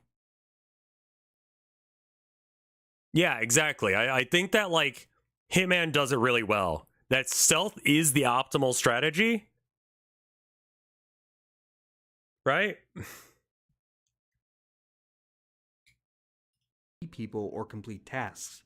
It's entirely at your own pace, and you can take or leave the elements that most interest you. You don't have to complete everything. But, like, either. if you fuck There's up the nothing stealth, really to you're still skate you off fine. from achieving your goals. save for one clearly marked place. That would be a good example of how to combine emergent with regular gameplay. Right. Whatever you want to do is totally fine with the game. You fell off a cliff while exploring? Well, that's very good for a first try. You keep at it. There's no real penalty for missing a jump, or gliding too far, or falling off a cliff. You're a bird after all, so you can glide your way out of most things anyway. The game is not only mechanically satisfying, but graphically impressive for something that only took 3 months to make from start to finish. Wow! The sense of depth that the game plays with is outstanding. From the game's usual isometric angle, you don't get a sense of it. You're focused on the local area and what you can do and where you can go. But every so often, you'll reach one of these lookout points, and you can see just how far you've come. There's a haze effect at medium range, and a really smart desaturation and outline technique the game uses for things far off in the distance, hinting at something that might pique your interest. Maybe you should go over there, too. We should probably play this game. There are secrets in these hills, and you can spend the time seeking them out. Or not. Whatever you're feeling. The whole game might only take you an hour or two to complete, but that's really up to you. If you want to linger around talking to everyone you find and helping them with their problems, be my guest. Snufkin game was really good for this too. If you want to blitz up the mountain, have at it. It's your getaway. Fuck. Do whatever feels right. Lots of exploration is what makes those games good, isn't it? Cozy game, but there are elements in it that you can easily change without losing that cozy charm.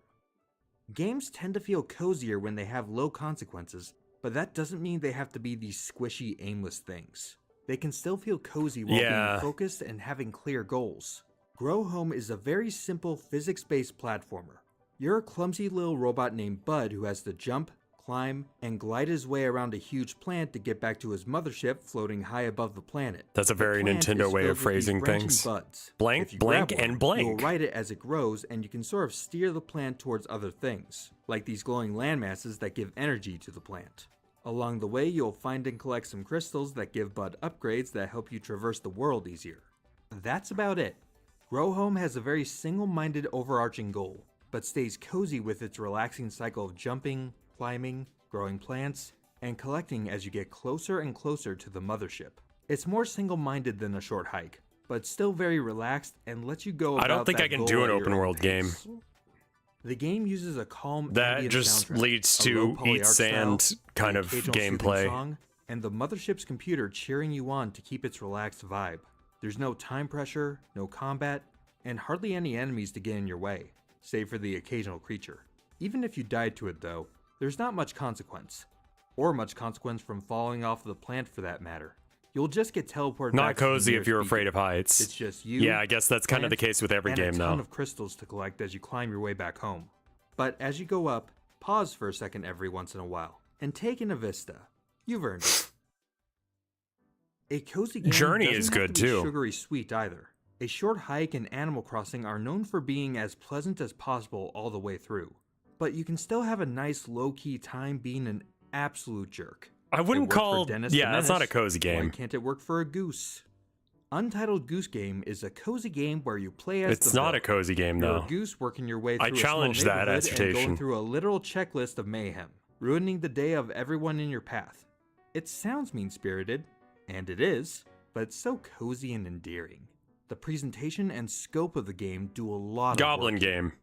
It's a puzzle-focused adventure game where you Oh, it's operate cozy on the being a world menace? by manipulating Okay. NPCs to complete tasks. It's all about exploring the different ways you can affect the environment and mess around with the townsfolk in specific ways. Actually, it's kind of like a cozy version of Hitman if you think about it. Yeah, Honk at this kid over and over and you'll scare him. Chase him around and you might trap him in the phone booth. Or you could steal this gardener's prized rose, and while he's distracted, you can snatch his hat and force him to wear this. There's plenty to poke at in the environment, and lots of things to experiment on to see what different behaviors everyone will have in different scenarios. Like a short hike, there's basically no chance to fail, and it's easy to get right back where you were if something goes weird. The minimalist piano soundtrack, flat-colored art style, and the premise all lend themselves to a delightful low-key experience of being an absolute nuisance. Untitled Goose Game is really good. You see a pattern here. Lots of cozy games seem to have fairly similar aesthetics, but be careful. Focusing on aesthetics to determine whether or not a game is cozy can trip you up. On the surface, Night in the Woods looks extremely cozy. Okay, I Look was at gonna that art say. style. Animal characters, The dialogue is super casual and relatable, the music's great, it's not mechanically demanding. It's just this cozy little adventure It's not game a where cozy you go around game, your small though. town and do stuff, right? Oh no. Yeah. Well, yes, sort of, but no. Night in the Woods is story. Yeah, I'd that say, game can make takes you it have an existential firmly out of the crisis. cozy camp. I recommended it to a friend who I know has like not a great relationship with their parents, and they said in return, I had a mental breakdown. I already played it. I had a mental breakdown on it. It's like, never mind. You play as May, who's coming home from college under mixed circumstances. Your hometown is there, but nothing's quite how you left it. There's the natural change over time, especially in that post-high school way where all your friends drift apart a little bit to do their own thing. Yeah. But the town's not doing so hot either. Work is hard to come by, and the town is in this slow decay cycle. The people in it are a little more standoffish than you remember. It's all sort of the same, but not Night in the Woods quite. is a good game, You're but gonna it is meet back up not with your a best comfy friends, game. Catch up, and see if there's But I'm something glad else he going mentioned on. that. It looks The like game a comfy explores game. It personal is growth not a and comfy change, game. Urban decay, social and psychological trauma, and whether or not you can go home again. It's not a huge downer, but these are some Is this heavy game themes that long the or game plays short? up. It's a great game, yes. There's a website called How Long to Beat. And it's great. How Long to Beat. Night in the Woods. I'd say it's like one of the best games I've played on stream. 9 hours or so. That sounds right. But cozy, not really. It's pretty funny though. You wouldn't expect a game like this to be anything but cozy. And yet, here it is. I think 9 hours sounds right. Okay. Now I'm ready to save the world again. Thanks, Cozy Games. Head down to the comments where we'll be talking about more cozy games that I didn't mention. Leave your recommendations. Cozy games aren't just about an aesthetic. They're the product of lots of factors working together to help you relax.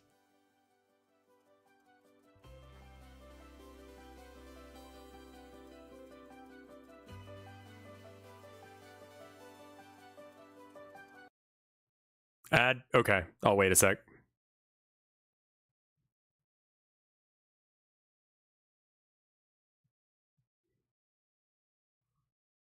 World just vibe. That was a nice video. That was, I don't remember already close. Shit. It was from Devlog, I think is the guy's name.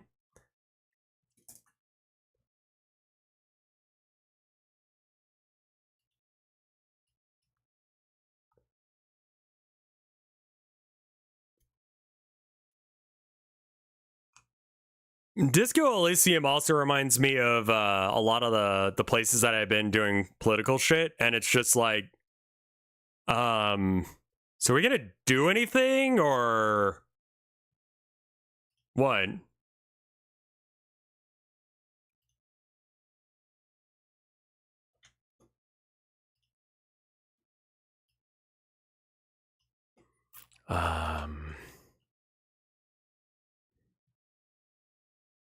Scrap metal fence.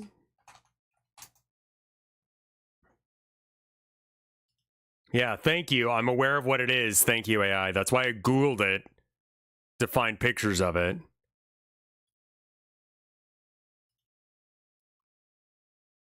Yeah. These are the colors I want. Thank you.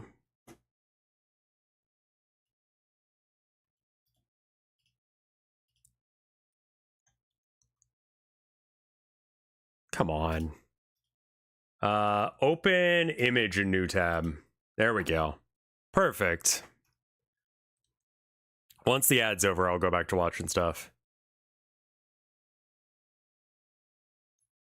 A lot of people who lived in ultra fucked up places in the global north, Disco Elysium feels weirdly cozy. It feels like old friends that I've lost. It feels like time. It feels slow and sluggish. I don't care for it. I couldn't get into it. The writing is mainly the thing, and that's what it's like praised for, which means it's just not my thing, you know? Not a bad game, just not my thing. It feels like it should be my thing, but I can't play it without just kind of getting bored. Like, it has the cozy game problem. Like, for me, where it's just like, I start thinking too much about myself and my depression, and then it's like, hits too close to home? Not necessarily. It's just like, if you've ever done any sort of political organizing, you're going to find that there's a point where everyone's trying to do that, but like, everyone is just like grandstanding and talking bullshit, and no one's actually making any sort of movement to do anything.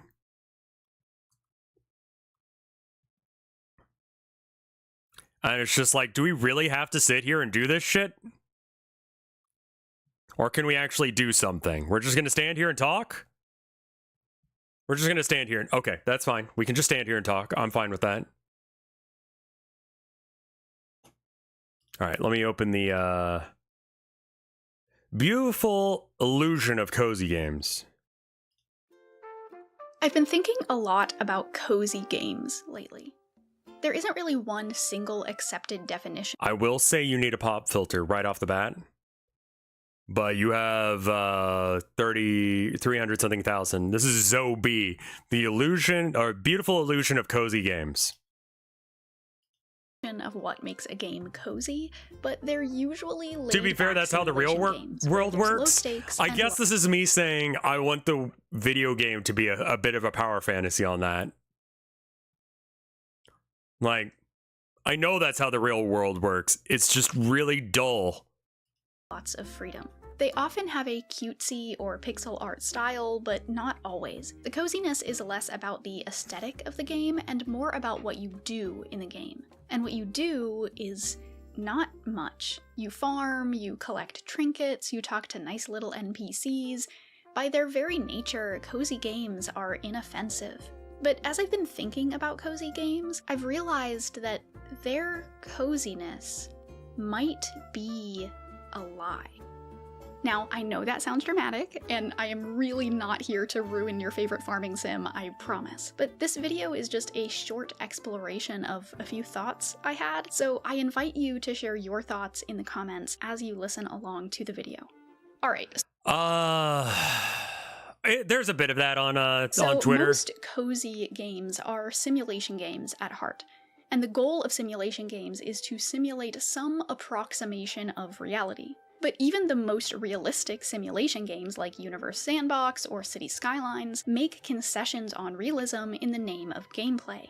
As I covered in a video a while back about how realism is bad, actually, we probably wouldn't actually want our media to be perfectly realistic. So simulation games as a genre ride the line of realism in order to give us complex simulations of reality that we can and want to play with. They don't always try to perfectly recreate reality, but they do gamify it. But what about cozy simulation games? What is the coziness factor that sets them apart from it's spelled Z-O-E-B-E-E. To answer that question, let's take a look Two at words, the seminal cozy game, The Sims. The Sims is a wildly popular life simulation game where you create people called Sims and run their lives for them, building them homes, buying them stuff, telling them where to go and what to do. But for being a life simulation game, The Sims isn't all that realistic. Think about it. In these games, home ownership is the default, not the exception. No jobs require college degrees, but having a degree will always give you a head start on the career ladder. University is affordable.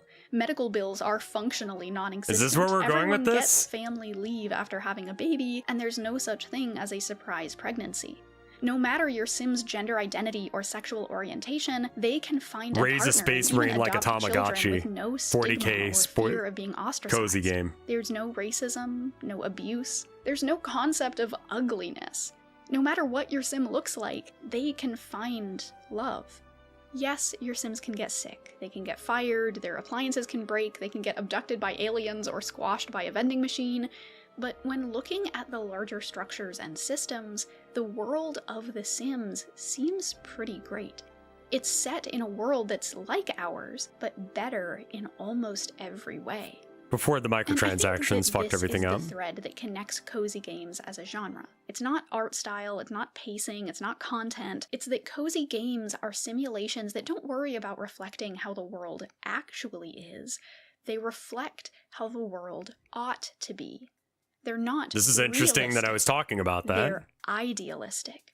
Stardew Valley and Animal Crossing, two other games that appear on every cozy game list, are simulation games. You are simulating the daily activities of your character, but not in a world that looks anything like ours. Yeah, you have to make money to pay off debt and buy plants and decorations and things, but you get to spend your days tending your crops and making friends with the sweetest NPCs ever created. In these games, like in The Sims, we are given perfect worlds. Worlds where we can be ourselves, where we don't have any real responsibilities, where we can build homes and talk to friends and do simple tasks and we don't have to worry about taxes or sickness. So, what's the issue? The world of The Sims is decidedly egalitarian. It's a perfect meritocracy where hard work always pays off. There's no bigotry to speak of, no conflict outside of some petty crimes here and there. So, let me ask you a question. In a world like this, why would they need a military? What? On December 7th, 2023, EA released their newest expansion for The Sims, The Sims 4 For Rent. This expansion pack introduced the ability to build rental units and rent them out, with your sim acting as a landlord. What? While many Sims players were excited to finally have the ability to build apartment buildings, something they had been asking for years, this pack did seem antithetical to the purpose of the Sims games. The Sims gave us a world where everyone could afford to buy a home, a world that was like ours but better, and then they added landlords? This change wasn't as sudden as it seems, though. The Sims 4, and frankly the entire Sims series, has always struggled to balance realism versus idealism. They want players to be able to see themselves in the game and play in ways that better reflect their own lives and experiences. A lot of people live in apartment buildings, and it's great that they are now able to build places that look like their homes, after all. But when this realism is at odds with the game's otherwise idealistic gameplay, that's where the cracks start to show. For instance, there's been great strides in representation of different cultures and with LGBTQ representation, but there's also been massive controversy around the lack of representation of disabilities in the games. The world of The Sims is accepting of marginalized people, but only some of them? What are we supposed to assume about this world where we have the realism of landlords next to the idealism of being able to sell a rock you found in a mud puddle for the same price as a nice What dinner? game dev do you think has killed the most people? Me. Idealism of world peace next to the realism of a standing army. Once I started noticing... Can I... Okay. It's just a game. Like... Capitalism simulator. Okay, so you just don't like The Sims. There's other games. Go play something that's not The Sims.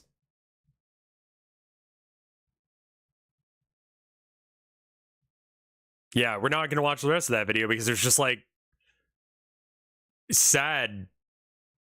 Like that doesn't actually help anyone. You know? I used to have that sort of mindset, but that doesn't help anyone. That doesn't make the game... Like, who is that video for? People who are already upset about The Sims are already upset about The Sims. They don't need to have a video explaining to them how they should be upset about The Sims.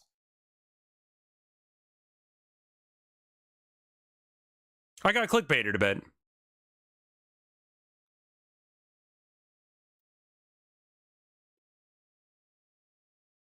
Like... There are plenty of things to be upset about, but I just don't see the point in being upset about that shit. I am a huge fan of the patent. This is maybe Salem. This is a completely different person, and the quality of degradation in the mic is because she has 22,000 subs instead of 3,000. Let's see if she can better explain the issue with cozy games than the other person did. game, being someone who's played Animal Crossing for more hours than every episode of One Piece combined and perfected their Stardew Valley save with gut-wrenching hyperfocus. Soft scenery, adorable animals, vibrant coloring, and stylized animation own the genre, with magical worlds and engaging characters working behind the scenes to make your experience unforgettable. Cozy games have made their mark on the world time and time again, topping bestseller lists and raking up content creators to show off each new title added to the roster. The very idea of a cozy game radiates the concept of what gaming looks like at its core, an escape from the real world, a way to de-stress and create. Many who took part in the cozy sphere agreed that it was a much-needed addition for the gaming community as a whole, and I agree, especially as someone who got caught a lot of things in Call of Duty. Please don't burn me at the stake for being a former Call of Duty player, okay, I beg of thee. I've made my whole channel hinge upon these games that are made to bring a sense of peace and foster new beginnings. I have a soft spot for this genre and the happiness it has brought me personally, and I always will. However, of why are you course, saying joy Soma? and Did she sunshine show isn't where Soma? the story ends. Recently, a trend of cozy games receiving less than positive reviews, outcries for more variety, and lowering game lifespans has emerged. The overwhelming presence of farming sims. I'm sorry, there's a lot going on in chat.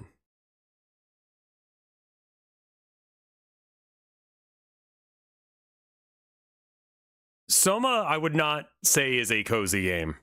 Soma gives you existential dread. I feel like that's something that is antithetical. Yeah, I get it. Okay, hold up. Sometimes, okay, there's this theory with like psychology that sometimes like it's easier to doom about shit than to think about good shit. Especially if you already have like depression.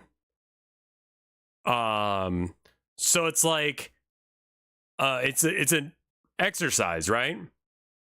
The exercise is it's easier to think about how you could have a bad day than a good day.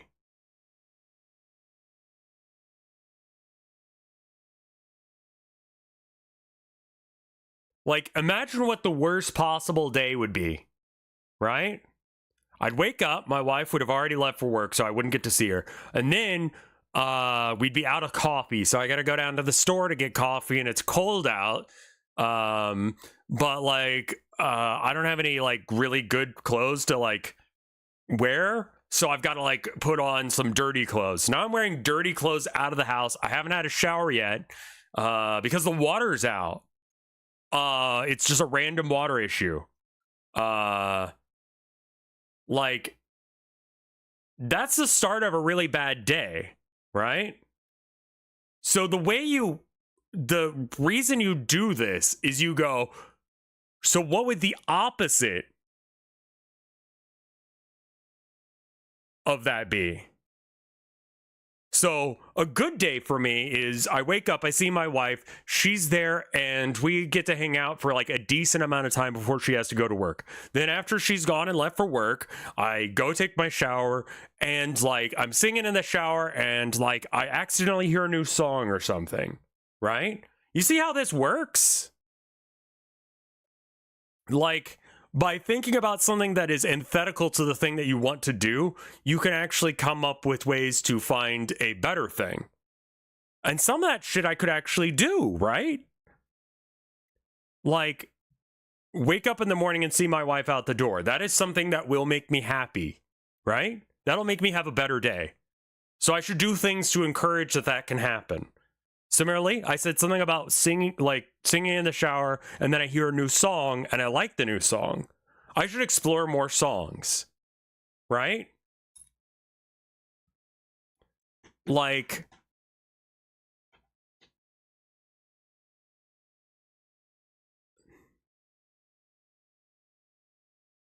you see how that's a thing? So, okay. What is the least cozy game then? Like, how do you make a game that is the least cozy shit ever? It's got to be stressful. Every moment you could fuck it up and lose everything. I wouldn't call Hatred a non-cozy game. How does this relate to bad news gets more clicks than good happy news? That's not what I'm talking about. The game is Devil Daggers. Time challenges. Time challenges that like you can fuck up in the first 5 seconds, but you got to do the whole goddamn race or whatever it is. And then it's like, you know, that Dragon Cancer, very serious subject and will depress you actively, right? Permanent death of NPCs that you like. I would call a game that's very, very slow to be bad for my brain, right? So that would be uncozy. I already explained that that's a thing. So like this gives us some examples of things that we should do to find coziness. So a cozy game then is one where there's not real trauma involved, I guess. So like don't bring up a child dying of cancer in your game.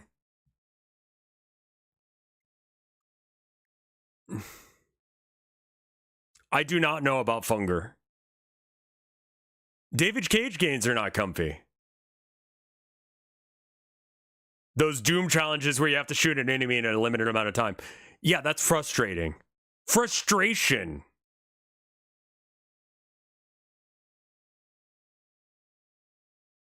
Fear and Hunger, I see. Funger.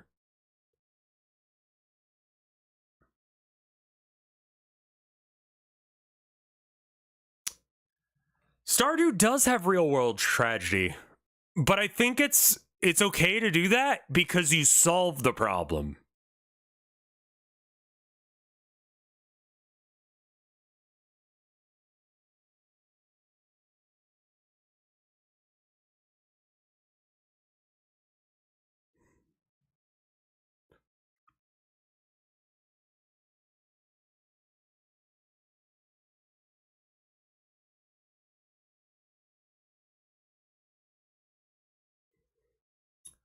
I don't know.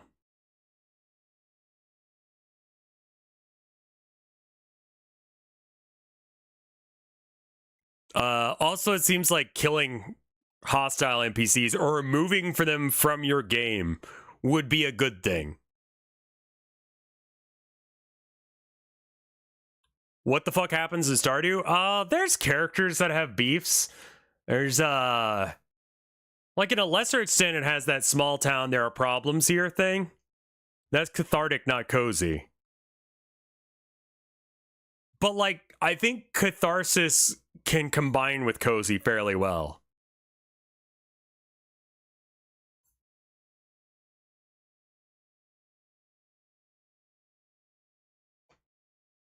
The entire Jojo Mart thing. The mayor and Marnie feel ashamed of having a relationship. I don't know why that is. Has caused them to dominate the market as a whole. Fresh ideas seem far and few between, and once bustling nooks of the internet focusing on particular games have gone radio silent, leading a lot of people to wonder why. What happened to the boom that seemed unstoppable? The short answer is that money ruins everything. The long answer is the rest of this video, and if you're one of those freaks like me who enjoys listening to overly pretentious video essays, I'd love it if you stuck around. So sit back, relax, and let's talk about coziness. But before we do... No! Wow, there's no video sponsor. Hell yeah. We're going to start today with a brief history of the cozy game takeover and how we got to this position in the first place. Many people marked the beginning of cozy games with Animal Crossing New Horizons or Stardew Valley, you guys can't and I see. agree that's where the real trend began, Right. but the timeline Sorry. of wholesome, atmospheric games started in the late 90s and early 2000s. This video is sponsored by first Honey. Released in 1996, was a pioneer for what we now see quite often, calming, life cycle-oriented farming sims. You play as a farmer who inherited his grandfather's farm, now tasked with caring for it and restoring it to its former glory. The game was a true breakthrough for the time in terms of its facets. It didn't have levels, bosses, combat, or some evil force to overthrow. Its goal was only to let you build a life, grow some stupid little crops, and own a stupid little sheep. A dream life, honestly. I fucking love sheep. Other games popular at the time, like Mario or Zelda, were far more action-packed and heroic. I mean, luckily it's not the people making the videos that are and allowed so many kids to fucked experience their first gay for doing awakening, that. or so I've heard. I didn't grow up playing Harvest Moon games, but after seeing Nami, I get it. Harvest Moon was a massive risk to sink money into when judging its stark differences from other competitors. There was no perfect way to predict how well it would do, nothing like it had really been done before. But that risk paid off massively for developer Yasuhiro Wada. Harvest Moon became an incredibly successful series, a staple of its genre, and paved the way for future titles. Not only had Harvest Moon proved that there was a market for these kinds of games, but it showed what was really possible in the entire gaming market. Games like Animal Crossing Population Growing began to follow suit in terms of energy and playstyles, though differing in some key aspects and, improving upon the whole life sim idea. Animal Crossing has managed to remain one of the original IT titles, with nostalgia blooming from every corner of that fucked up Tanuki for many. Not me though, count your days. I don't want to go too in-depth regarding Animal Crossing's creation and gameplay because I'm almost certain that many of you have heard more than enough about it, but it is pretty important to understand that although Animal Crossing did have a dedicated fan base and some pretty good sales numbers, it didn't reach any sort of global phenomenon status in its early years. Of course, it's far more standard to see games become a quiet favorite when they were created before gaming communities were super common on the internet, but you know what I mean. Nintendogs, first released for the Nintendo DS in 2005, also followed this sort of easygoing vibe and took a lot more people by storm, mostly due to its marketing as a great game for children in homes without pets and also a must-have for young girls who want to care for something. With the DS's major success, an absolute fuck ton of games were released for the console, and that somewhat meant that more playstyles were able to be explored. Things like The Sims, This video is even though better it was the fucked than the up last one. haunted hotel Maybe version of The Salem's Sims, video. I don't know either. What I love happened to that cozy game, though. games? Fantasy life and a multitude of It style actually and seems action relevant games to what we flooded were stores. talking about. Sure, not all of these titles were objectively cozy, but they did alter the landscape and allow for more creativity to come in the future. A few years later, more Animal Crossing and Harvest Moon titles had come out, bringing the brands further and further out into the open, and with them, the cozy genre itself. Animal Crossing New Leaf, which came out in 2013, had blossomed into the best-received game in the franchise, introducing new players to the series A lot of and that had to slowly do with inching COVID, it I out into a think. recognizable IP. Where's Harvest the Moon was out there 20-minute doing the same thing thing about- it's been doing for 20 years. This is a time where we see He a hate sort using of indie examples game as a boom springboard. begin. What? If you were there, I think you'll pretty soon realize what the fuck I'm talking about. Friends, I Oh, hate that to was the break this 3DS to one? you. Okay. It's Minecraft time. As a closet Minecraft enjoyer, I would love to pretend that I wasn't in the fucking trenches of survival mode when I was a child, but I was there too. We're all in this together. Yeah. Minecraft, which was officially I was cringe released as in shit, too. 2011, was Still not am. only a massive deal back then, but has maintained an incomprehensibly large player base even to this day. Because I'm it's sure you banger. know about it. Not gonna say anything here. Yeah. The game, which used an open world format and allowed for both elements of classic, combat and newer creative driven playstyles, was an instant hit, taking over the fairly new YouTube gaming community at the time and setting a brand new precedent for what could truly be done in video games. If you're aware of the 9/11 to Ellen's downfall pipeline, this would be the physicist to the Josh Hutcherson whistle meme pipeline. What the fuck? Wait, what? Okay, William Higginbotham, the physicist, creates the first video game. Minecraft is created. Minecraft defines gaming genre for YouTubers. Markiplier posts a video about FNAF. FNAF movie happens. Josh Hutcherson is Cash, putting him back into the public consciousness. Can you blow my whistle, baby? Whistle, baby. I don't know. This last bit, I don't know what the fuck you're talking about. What? I regret being born. Anyway, the building aspect became a massive source of the game's reach, especially for idiot little creative kids who like to sink their time into building huge castles. Don't know who would ever do that. Yep. Mods and texture packs gave an artistic outlet to players, much like the Sims I like community how I had for clicked back CC. in and it was, That doesn't I even regret being begin to born. cover what people have been able to do with the base game, but holy shit, has Minecraft ever changed and defined its sandbox game genre. This, combined with the release of Terraria, a similar similarly styled survival game a few months earlier brought two exciting concepts to the general public. These sandbox games are actually the shit, and pixel art rocks. The accessibility of pixel art games was a game changer, haha, pun intended, and set the precedent for games to come. About 4 years down the line, a game called Undertale came out, garnering a smaller but incredibly eager fan base. This game took the use of pixel art and combined it with an incredible story and super fulfilling world, twisting the idea in a new direction. You play as Frisk, a child who has fallen into a strange land. This channel is called Maybe Salem. She only has 22,000 subs, and that's not cool. Undertale is, who am I kidding? You guys can't kill me. I was there. I lived it. There are years that you just will never be able to get back, and 2015 is definitely one of them for me. If you for some godforsaken reason managed to escape the Undertale fad back when it came out, I highly recommend taking a look at it. It still holds up in my opinion. It's so good. But if you did play it, you may be thinking, wait, Undertale isn't an open world game, it has combat, it's terrifying at points. How the hell is this a cozy game? It's not. And why are you mentioning it? Well, first of all, it's mostly not one. Okay, good. Except for the atmospheric, escapist, heartfelt storyline. It strives for a similar world building effect to a lot of cozy games, and it was a first in its kind in many ways, especially in terms of showing off what you can do with one computer and a bit of elbow grease. Basically, no, it's not a cozy game, but I do think it set the precedent this does for feel what like a could bit of become one. like, It has such did a you not whimsical, play different any vibe video from games so many other ever games at and the just want to time, know I feel about like them? It was crucial in developing that sort of style, so I wanted to mention it. But soon after that, it arrived.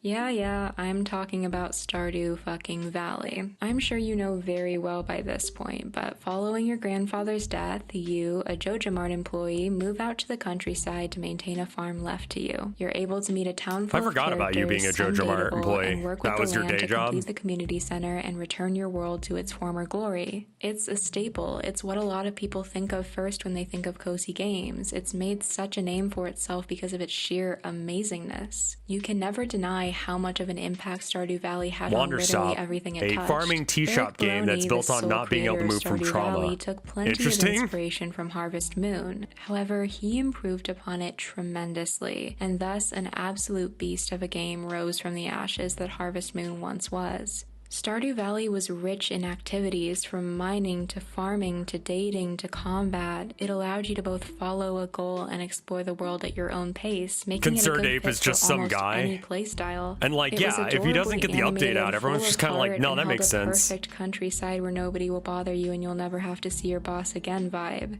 The game had an incredibly well-cultivated aesthetic, and I'd honestly say it paved the way for a lot of the cottagecore trends we saw in the coming years, as somebody who has a fucking mushroom house tattoo, so I can't speak. Overall, Stardew Valley ignited a real interest in games of these types and helped the indie scene develop even further. The success of Stardew was absolutely monumental, and it helped the cozy gaming idea reach outside of its usual bubble. Hold on to that for a moment as I reference Animal Crossing as fast as I possibly can, because God knows I've spoken about it more times than it reasonably needs to be spoken about. Please see my 8 other video essays on the topic. Anyway, Animal Crossing's massive success after its release in 2020 finally gave a voice to these sort of outlier games that didn't quite have a defined space carved out for them yet. Animal Crossing hit the whole world and had no intention of letting anyone out of its grips. Social media specifically was absolutely flooded with content about it, which not only acted as advertisement for the game, but invited more people to dip their toes into gaming as a whole, which is fantastic. Cozy indie games began seeing the spotlight more and more, giving life to farming sims and visual novels that may not have seen the light of day without the cultural acceptance of Animal Crossing. A Short Hike, Unpacking, Spiritfarer, Cozy Grove, A Little to the Left, Barren Breakfast, Calico, Coral Island. The amount of indie games released that made a huge impact on their player base was truly mind-blowing, and the amount of developers that found success in this space is absolutely fantastic. It not only created an outline of the possibilities for players, but an outline for content creators too, and that genre of gaming videos blossomed. Now, I love a Pokemon game as much as the next person, but to be honest, I am the biggest sucker for short indie games. Yeah. I'm fully aware that I sound like the sick fuck who asked you to name 3 songs from the band on your t-shirt, but I try not to be as pretentious about it, even though this video is going to be incredibly pretentious. There's something to be said I don't think about it's that people feeling pretentious. superior for knowing about smaller games, but I see it as a win to the people who made those games. However you feel about indie game fans, it's good that creators are getting supported. You can go be a stick in the mud somewhere fucking Cruelty else. Squad's very New anti-cozy. games giving you the opportunity So, to take over okay, your group. how about this? Why is Cruelty Squad not a cozy game? I agree, but like, let's break that down. Deconstruction of like ideas like that are how you get to really good shit. I agree. Cruelty Squad is a great game, but it is not a comfy game. It's actively disgusting. The weapons don't work right. It is abrasive on purpose. Not enough DILFs. You are a bad person doing bad things and you're very aware of it. There should be more shorter indie games. I don't think that this game is going to be, like, No Fish is going to be a long game at all. I think I will eventually try and make an endless mode a la Casey's mod, but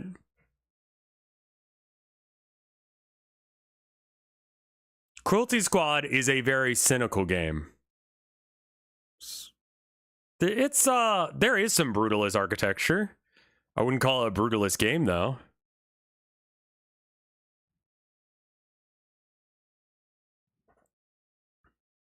Is Scorn a comfy game? I would imagine not, but I have not played it to be able to confirm or deny that fact. So like, it very much isn't.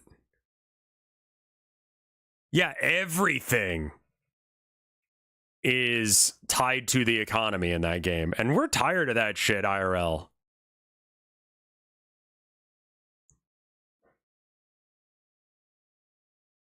Overstimulating as hell, sensory experience, yes.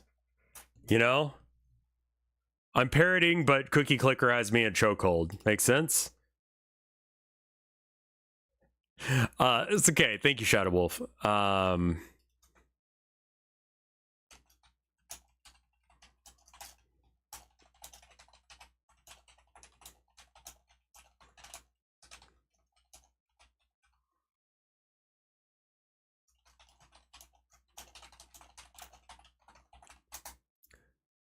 I was like, you know what? Let's send Mike a good random I love you. I've had a lot of shitty friends. He's not one of them.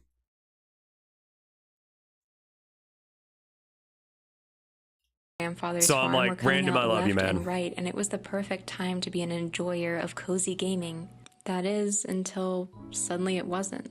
See, indie High games energy like these became lock in. recognizable enough for me to mention them and probably have you recognize at least a few of them. He had some crazy bags Although under his Stardew eye Valley's last time I innovation streamed, struck a and it's perfect just chord, like, it was a 1 in a million situation, and games similar to it only truly took over after its success. Indie developers are the heart of cozy games, that's the abject truth. Yes, Stardew Valley got recognition because it was great, but that's not how things usually work. did you The spend best most of this game video ever talking could be about buried Animal in Crossing? the Steam files with absolutely no advertising, and nobody would ever know about it. One thing I think is incredibly interesting is the resurgence of Harvest Moon, now called Story of Seasons. Many people regard the newer versions to be a lot lower quality It might be than the the older subathon titles, took a toll losing on the him, charm yeah. that they originally had. However, XC began pushing out more Story of Seasons games than ever, and they saw an uptick in popularity despite the quality not improving. Why is this? Well, because other farming sims were doing well. By the way, I'm not talking about the most recent one. I've seen mixed reviews for it, but people seem to like it a bit better. The farming sim boom began, and people were snatching up every one that got the attention shifted onto it. Puff Pals Island Skies became a huge social media sensation after its announcement. Island Skies I is gave a an farming sim Exceed with the cow inclusion to of adorable, fuzzy my animation niece. and sweet I got little it for puff free pals, for which are getting based the off of Puff DS Pals version of plushies. Animal The huge Crossing? amount of Or attention not Animal it's got Crossing, from Harvest fans of Moon. Animal Crossing and Stardew Valley She was a allowed its baby, so I'm like, Kickstarter that's to a be cute funded plushie. almost instantly, and for good reason. It looks really cute. Coral Island, a farming sim similar to Stardew Valley but with 3D animation and a few added features, was also announced on Kickstarter and similarly hit its goal extremely quick. Fae Farm, a cozy farming simulator set in a fairy town, was announced sometime afterward. You get the picture, the same game released over and over again with different gimmicks. Palea, Farming Sim MMO, Paleo Pines, Fields of Mystria. Slowly but surely, people started to catch on to the fact that the only real cozy games being pushed to them were drained of any variety and use the same basic principles taken from Stardew Valley and Animal Crossing. Farm, restore the town, talk to townsfolk. Now, in no way am I saying that I believe any of the games mentioned are poorly made, uninspired, or at all bad. Personally, I am a fan of farming sims, and some ideas need repetition in order to be perfected. In fact, I recommend you check out any of the ones that I've shown here. Many of them add a lot to the farming sim concept and don't deserve to be looked over for just being farming sims. These developers put their hearts into them, and it's unfair to not give them a chance. Making plenty of these types of games isn't even a bad thing in my opinion, but it is the generalization that I've seen passed around a lot on social media, and so I wanted to discuss it. I hope a lot of you got mad that I kind of insinuated that farming sims were bad. I hope you wanted to go check them out, because that was exactly my intention by showing them to you. However, that isn't to say I don't understand the frustration concerning a lack of variety and the confusion centering the constant creation of farming sims. They're everywhere, and even I get a little tired of them sometimes, being someone who enjoys them deeply. There is a certain dullness that comes with being unable to avoid them, and if you're not a fan of farming sims, that makes the entire situation even worse. It can make you more vitriolic to these types of games. Or maybe you're just sick and tired of watering your fucking crops. I don't know, maybe. We look for new ideas constantly, and they seem to not be here anymore. They seem to have moved on and lost the spark that they usually have. Cult of the Lamb is a good game. We first have to think for a moment about why cozy games were ever innovative in the first place. Bear in the Woods or something along that? Video games have for a long time been seen as one thing: action, combat, skill, time challenges. Things like shooters and dungeon crawlers and platformers were always seen as the fundamentals for a video game. You just couldn't make one without it. When people go to come up with new ideas, especially in larger corporate offices, they have to look at what sells and what doesn't. If there's no data on a certain kind of game, there's no way to know if that game will sell. Therefore, it's a risk. Like I said, making Harvest Moon was a risk, making Animal Crossing was a risk. With companies whose ultimate goal is to profit, a risk means the possibility of not hitting that sales number. Of course, you can always improve on an idea. I don't know what tweet you mean. I'm not saying you can't, but a lot of the games that come Bear to and mind Breakfast. when you think I didn't of like good that game. indie I thought it was games kind are of ones that shit. absolutely blew their Honestly, I thought it was really dull and boring. New ideas. But first and foremost, you have to think of money. You see that these platformers and shooters are doing well, so you make more shooters. It's a simple rule that we see everywhere in life. Sequels are released because the first movie did well, more restaurant locations open because the first one was successful. If you follow that outline, there will always be a baseline of players who enjoy the concept and therefore will always pick up the game. Sure, Pokemon Scarlet and Violet may not have been a smash hit, but fans of Pokemon will still buy it, including me. As long as these companies can still make a buck, they'll keep making the same games over and over again. But wait, I spent most of this video discussing indie game developers, not massive corporations. Well, there is a lot going on here, so let's talk about it. I don't think that indie devs are any different on that. These indie developers feel the heat the companies do to profit far more than a CEO in a plush leather chair ever will. Yeah. These teams are often indescribably small and low on funding, meaning the development of their next game and the food on their table rides on their projects doing well. The risk factor is multiplied dramatically when the cushion of being a huge corporation is taken away. Nintendo doesn't have to worry about closing doors and firing every single employee if one game does badly, but indie developers do. Not only do they have to rely on chance and the big corporate... Tumblr has been going ham on this tweet for like the better part of a year. Aw, Mike, send me back and I love you. That's nice. Oh, this. Okay, so from what I heard originally, this is apparently a meme, right? I want a game that uses Disco Elysium's same insanely well-crafted narrative system and wonderful writing. But it's about a young witch trying to solve the disappearance of her neighbor's cat in a small village in the Alps. Like, it's a joke meme. Like, it's meant to be a joke. This game might be your own jam. How does an indie game get made? Interesting. I don't understand the bait. That's what I've heard, is that it was intentional bait. I don't know if that's true or not, but that's what I heard. corporations creating trends, but they must show that they're deserving of any attention, and most of them are. Of course, plenty of indie games have done well without the need for any trends, but that is, I think it was supposed to be making fun of posts that were like that. You don't just get free advertising consistently unless the algorithm loves you. So, when a big farming sim does well, of course smaller developers might follow suit, and maybe they even do want to make a better farming sim. The art is stolen as well, Either way, they need that cushion to continue making games they love. They need that money to continue developing. It's actually a really cute animated GIF. They hope to share even just a bit of that spotlight with bigger games who have massive marketing budgets and get to overshadow just using their name. So yeah, a lot of farming sims have been produced by indie developers lately. They could take a risk, sure. Harvest Moon if it's and Animal bait, it's Crossing damn good bait. That is what I heard, but like, what's the proof of that? Companies, and it just doesn't work the same way for small developers. Even when games are shown in things like Nintendo's Indie Game Showcase, only particular ones that have been able to break through even get the chance to reach viewers. Advertisers and companies giving a platform to these games only want to look at what will make them money. If they shout out a game, it's because they believe it's going to do well. There is no charity about it. Most games don't even get in the room with these people. These companies want irrefutable data on what sells, and a lot of the games that sell are, you guessed it, farming sims. The truly exciting, new, innovative, never been done before shit has to find an insane amount of luck to even see the light of day. Capitalism doesn't breed innovation. Only passion can do that. Once in a blue moon, a person taking a leap that has everything riding on it will work out. But dozens and dozens and dozens of times more, it leaves people's lives in shambles. In no way am I saying you shouldn't take a chance and create something. Go, make the perfect video game, I believe in you. Great games have come from people who wanted to make money. I'm not saying that's not true either. I am only saying that this new, exciting type of game you're all looking for could be there.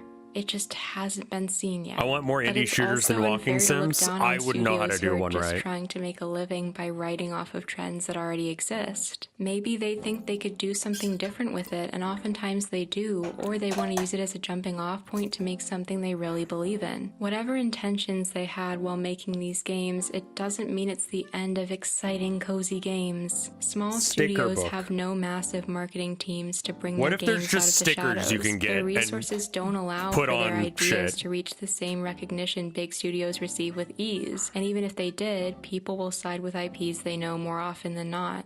So what can you do to change this? How can you help new, exciting games flourish? Well, first of all, buy indie games. That's pretty simple. I think we all know that. But also think about it for a moment. When do indie games without a big marketing budget usually actually see the world? Social media. Retweet, follow, like, share, make fan art, make sure that these games know that they have a chance.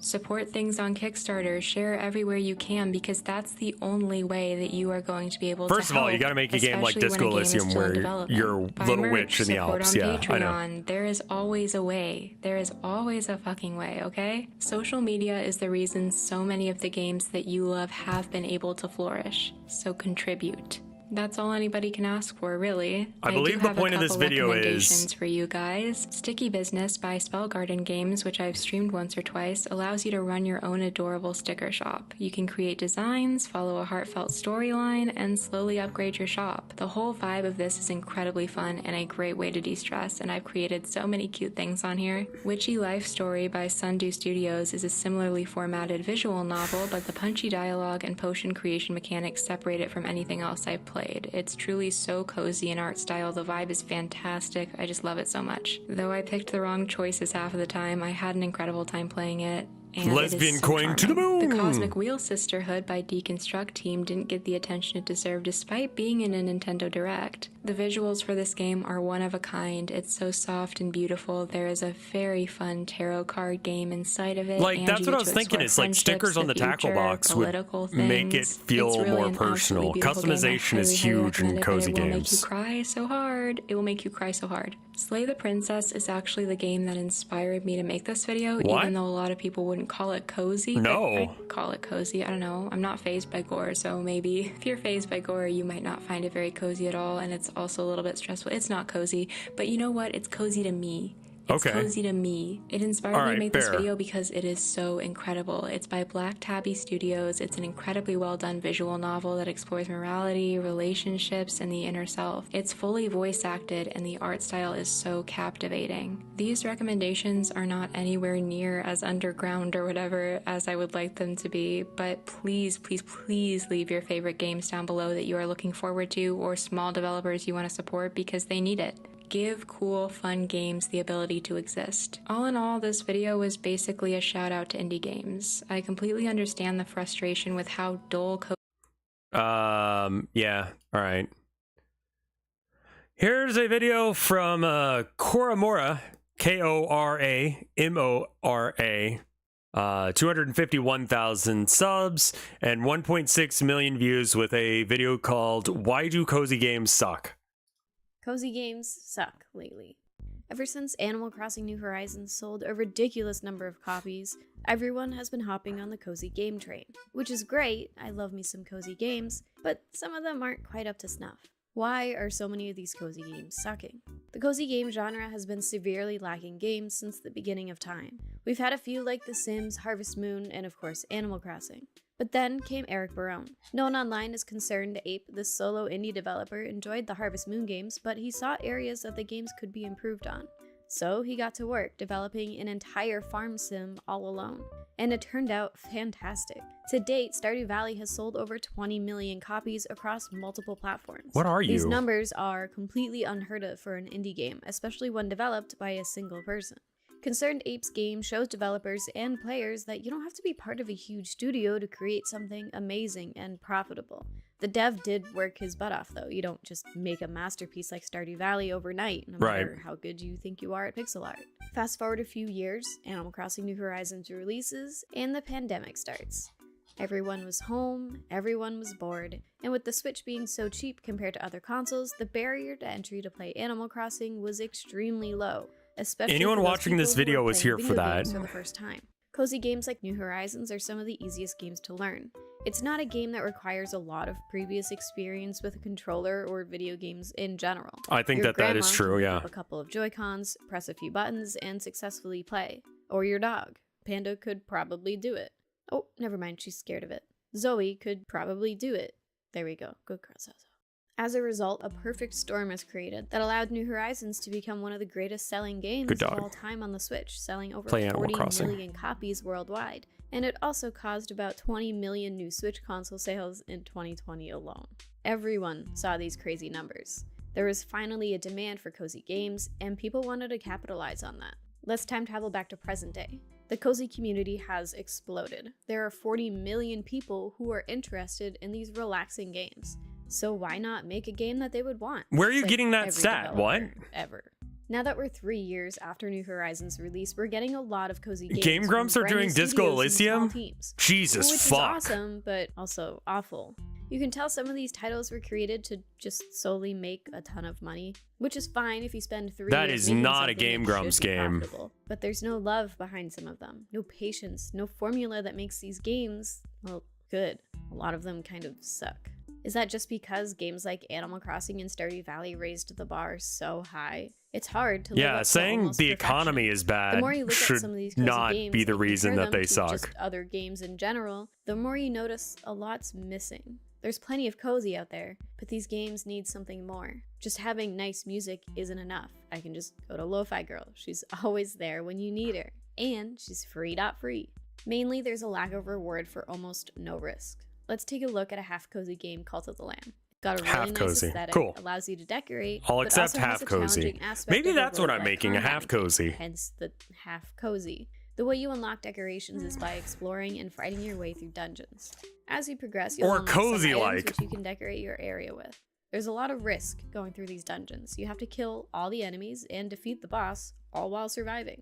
Death means you have to start over that dungeon run. Plus, your cult members think you're weak and not worthy of being their leader, because you're just lame. So if you fail, now you have to go through the whole dungeon all over again, and make your people like you so they don't turn against you.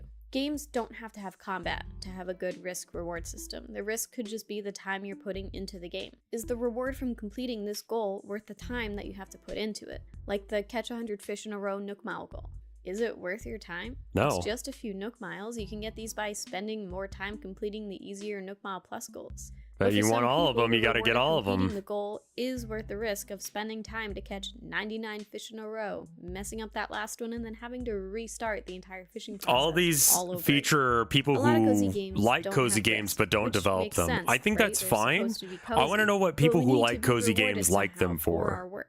Why risk an hour of my time to get nothing out of it? I need to work towards something. Games in general need some type of progression, whether that's unlocking items to decorate See, with, this or sounds completing a full-blown logical. story. There has to Yeah. be some kind of satisfaction when playing, and the story better be good.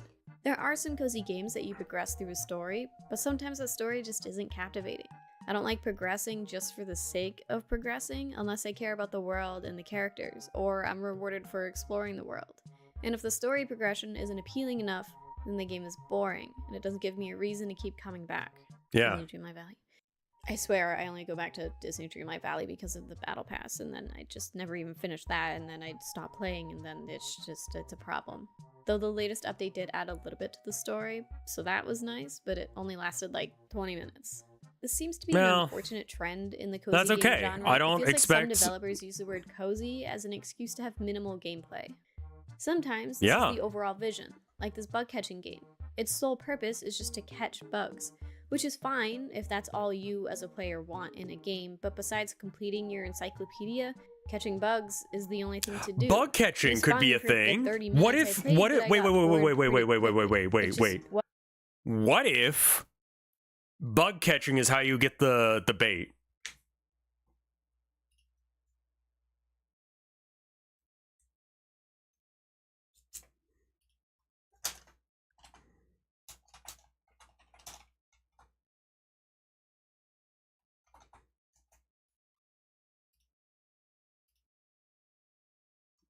Flip rocks, get bait. Yeah, maybe it's just like bug catching.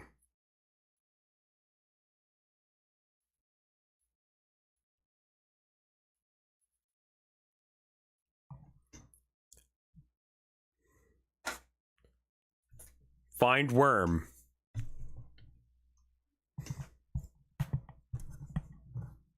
It's not about the bug collecting, catching in Animal Crossing. Yeah.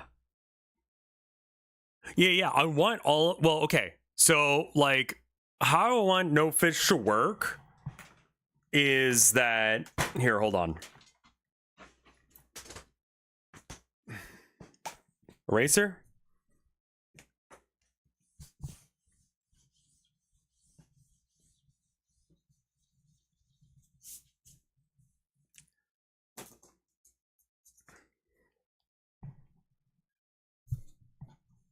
All right, hold on. Grunting stick. Yeah. I'm aware of grunting. All right.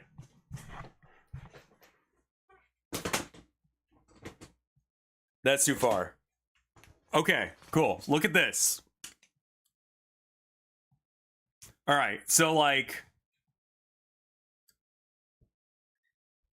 card game. Right? That's a horrible color. You cannot see that shit.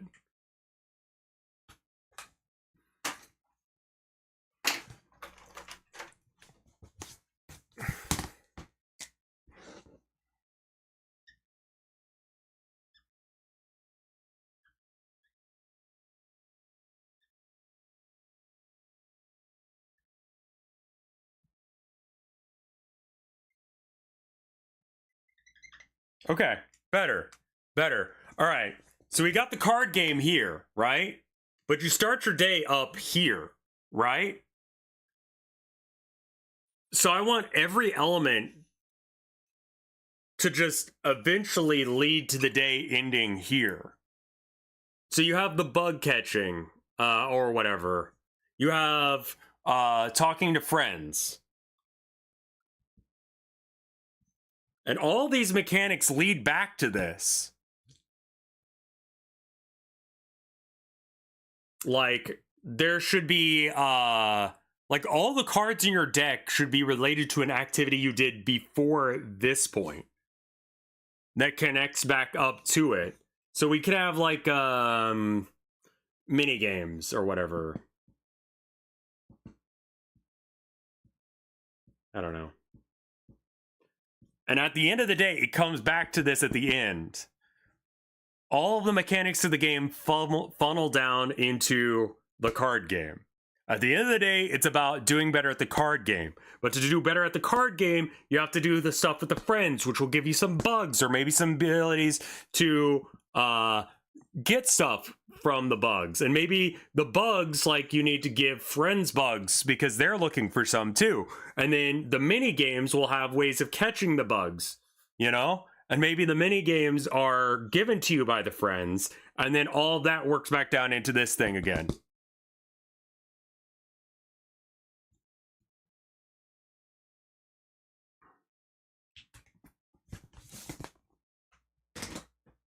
That is the core design principle, like, for this game. That every mechanic eventually comes back down to stuff.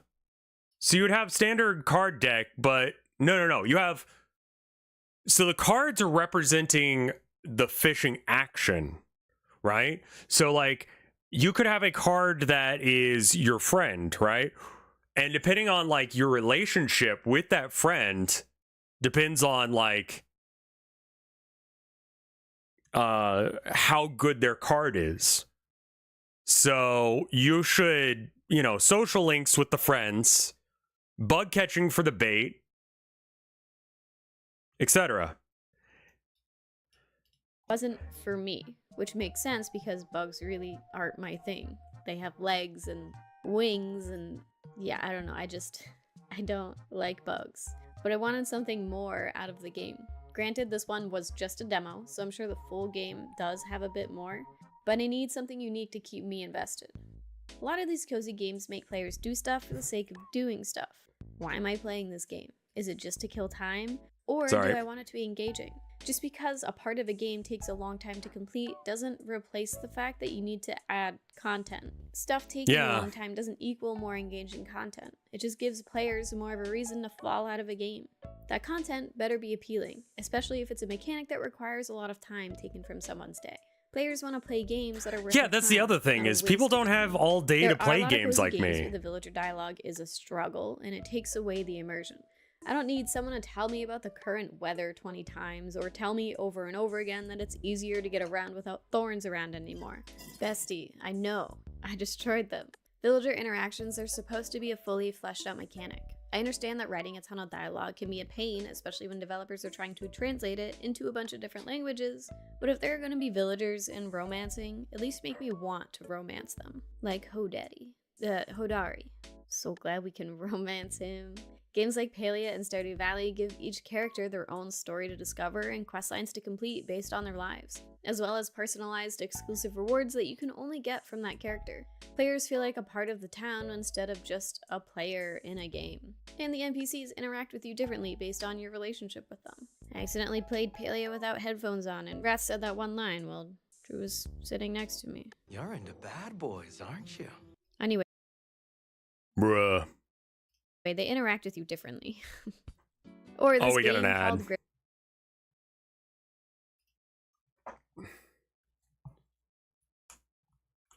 If I were a stripper at a strip club, throw live bugs at me instead of money. All right. Hellish take.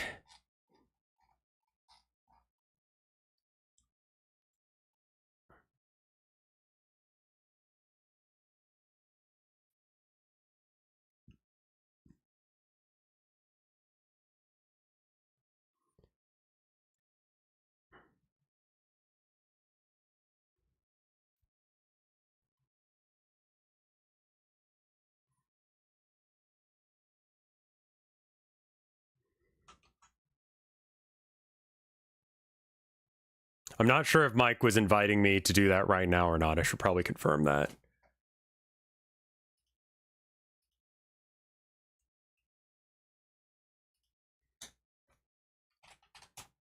I should find Mines of Moria.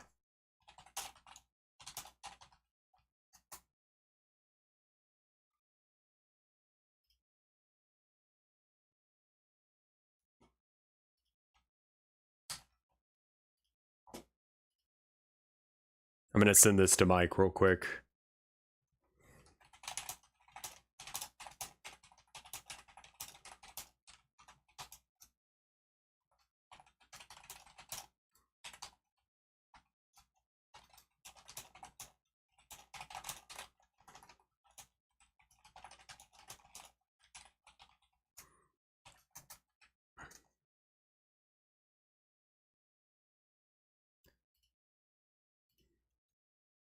Shrimps is bugs. Okay. Chat love bug. Shrimp is bug. Chat love bug. Isopod bug. Dude, do you know about what are they called? Duckies?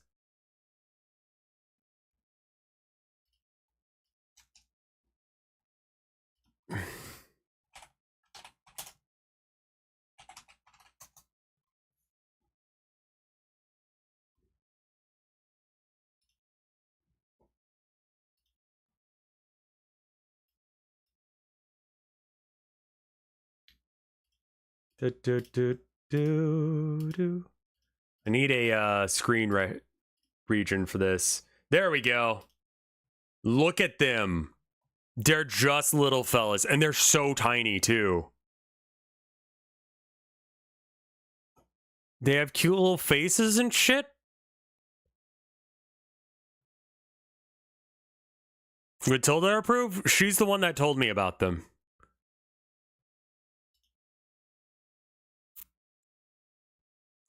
We found a channel where the guy just like makes terrariums and then throws shit in, and it's just like, there it is. And so he did one with the little duckies, and it's cute. Like they legitimately kind of look like they've got a rubber ducky face.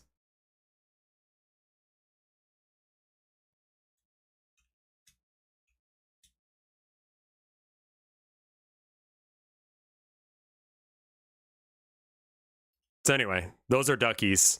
Similar to, I mean, they're a type of roly-poly or isopod. Would you keep pillbugs as a pet? No, I think the cats would eat them, and that's not fair.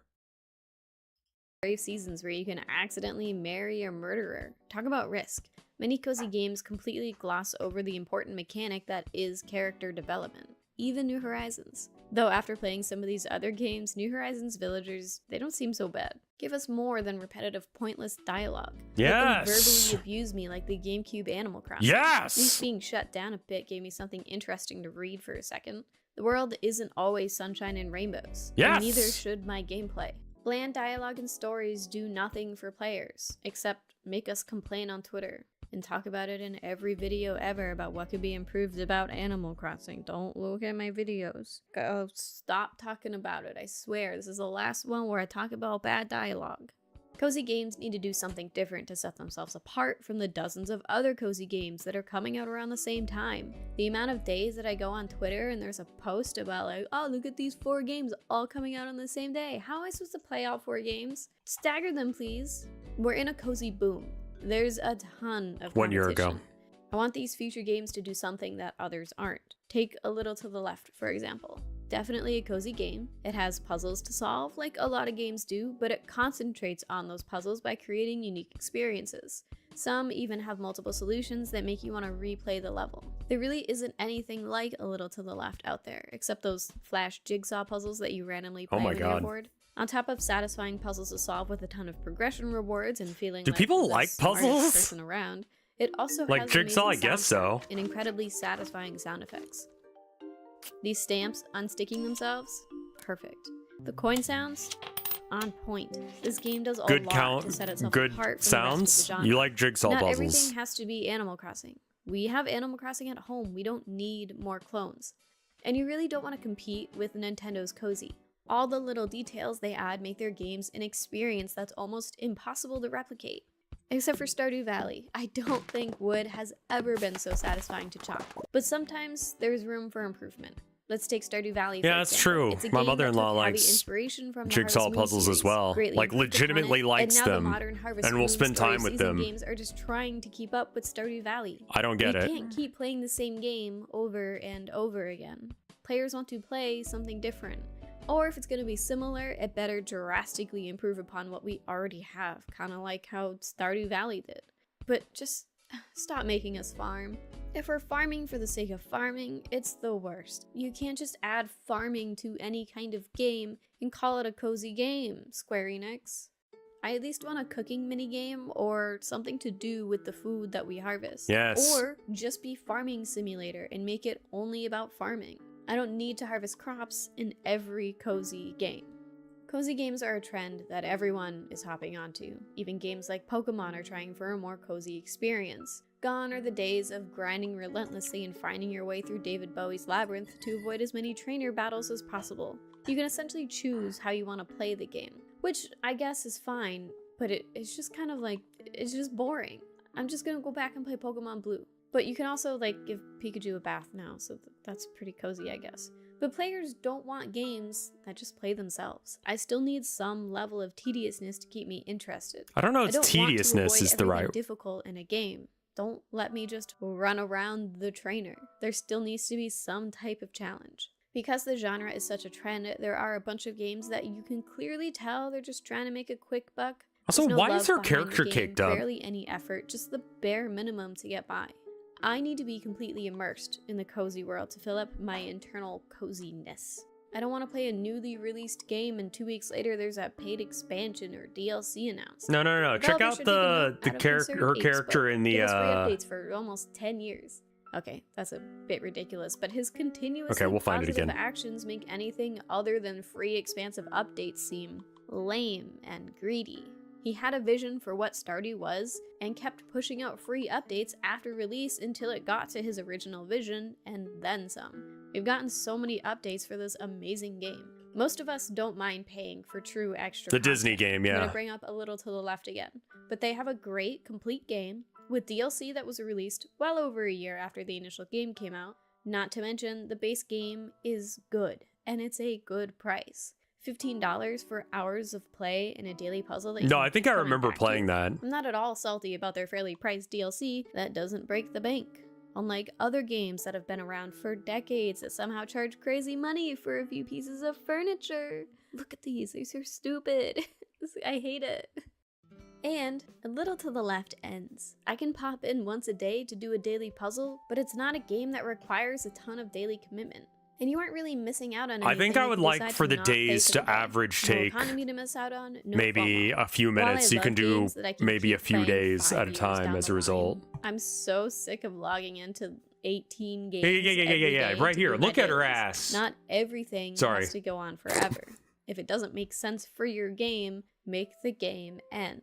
And if it's a game that can be played forever, the developers need to give players a reason to keep going. Do something different than the others. Don't make my daily just logging in so I can pay money for my wishes so I can maybe get this one cute character maybe that might possibly show up maybe. But we will all stop playing eventually.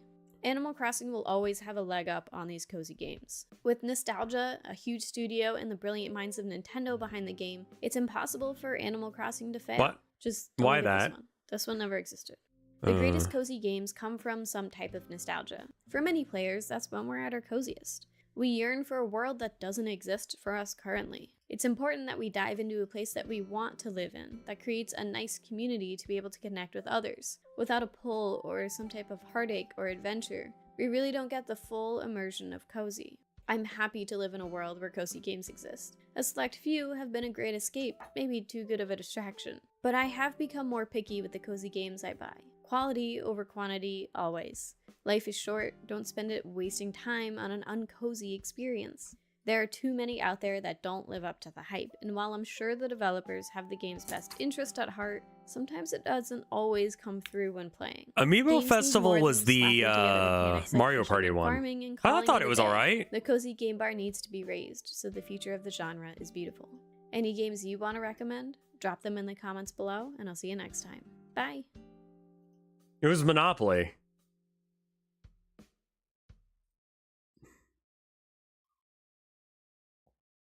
I rank Animal Crossing's biggest controversies. Why is... Okay. Making cozy games is hard, actually. Cool. Just because you're making a cozy game doesn't mean development is going to be cozy too. Nope. Making a cozy game is hard. How do I know? Because I worked on one for Cool. 4 years. And let me tell you, it was tough. There were a handful of challenges that we experienced. A big one being removing Yeah, the PETA stress from moment. the equation. There's also the question of how to write a cozy narrative, and maybe most importantly, how to even market a cozy game. This all might seem pretty straightforward, but I was surprised how difficult it The was to Nico pull guy? off. Any idea what What? makes it so challenging? I'll get into that in a bit. First, thank you for tuning in. This is Stein at Worth. Where PETA attacked Blathers? First, some context. In 2018, while at university, me and Claire started working on Here Comes Nico, the cozy 3D platformer for tired people. The idea came about when I was having a rough time. I was exhausted every day, without enough energy to properly relax. I thought I'd outgrown gaming, because I would always prefer to just watch something. Here Comes instead. Nico. Then I realized Okay. that out of all of the games I owned, they either focused on excitement and danger, puzzles, or economics. Take Animal Crossing for example. It's a pretty chill game, but the gameplay loop is all about economics.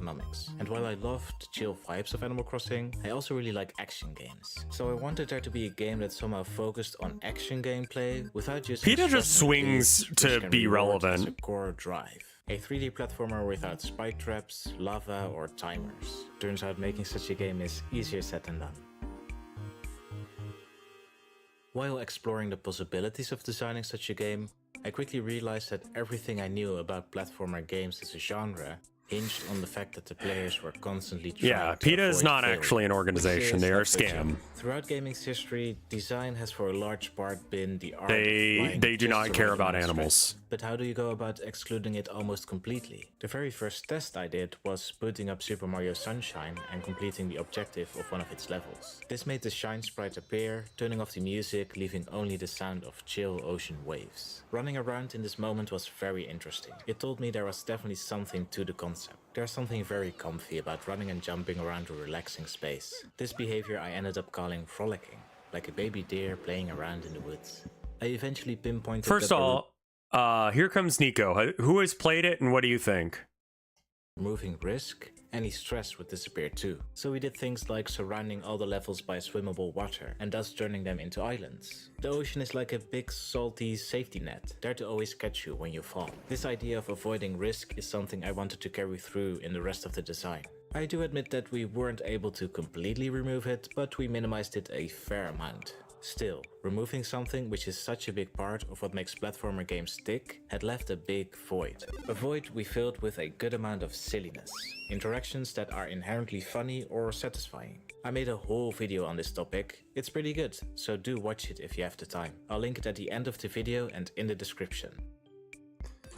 I'm gonna I had a lot of redesign how trouble this coming up character with a looks, I storyline think. for the game. Stories too rely heavily on conflict, which is something I wanted to avoid. We eventually landed on the ultimate power Yeah, fantasy, unfortunately, getting both a nice PETA and job Autism being Speak able to sound like afford that. organizations In that the you'd be story, like, oh, Nico they're really plans to cool, be a they're awesome for professional whatever, friend, and then you look tactful into them at all a and you're like, professional oh friend no. is someone who's nice to everyone and who occasionally gets paid. To get the job, Nico needs to finish a trial period, which is what most of the game consists of. So it's a relatively low stakes story, focusing more on the characters you're helping. Though there's a much darker side to the story, something I felt was important to include. To me, a heartwarming It's also the story most doesn't well-known work as one, well yeah. if the characters have only ever experienced bliss. It doesn't really resonate with me, since I've had my fair share of despair, as has anyone. I did choose to incorporate this in a particular way. Nico was experiencing a very bad domestic situation, but the game's Yeah, story Salvo is starts also after bad. that. After they have They don't managed give a to shit get about away from homeless it. or The story gay is about people, new beginnings and about processing trauma. which There's no make direct up a threat to significant it. portion of They're the homeless surrounded by community. positivity as they try The homeless community, by and large, is people who society didn't like enough or could not get it together in a certain way.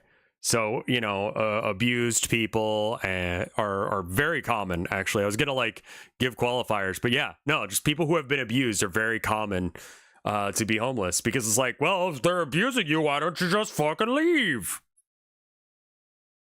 Well, I don't know, because maybe I'll be homeless after that shit.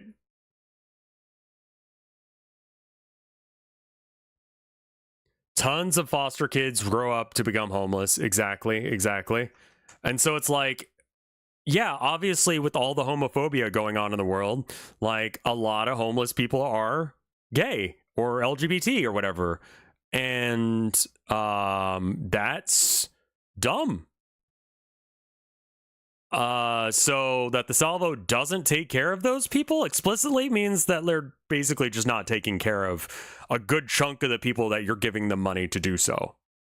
And that, to me, smells like a scam. Or like shit. So I'm not about them. I will not donate money to them or give them my time. Try to process their past. How do you even market a game like that? We chose to focus on a few aspects. The cozy aesthetic, we tried to show off a lot of the game's details. Nice scenes with cute props, windmills, foamy beaches. These ended up being nice to look at, but they were a bit vague overall. Lots of neurodiverse people, similar, yeah. Gameplay. Seeing gameplay instantly makes people wonder, what kind of game is this? What also helped us a lot was showing off the game's many jokes. The game has about as much comedy as it has gameplay, and luckily people really liked that. Our main takeaway is that there's no game marketing without content creators. So it's very important to work together in a way that makes sense, and is beneficial to devs, creators, and their audience. Finally, you might have heard of the Wholesome Games Direct. And if you've ever seen one, you've probably heard some of my music.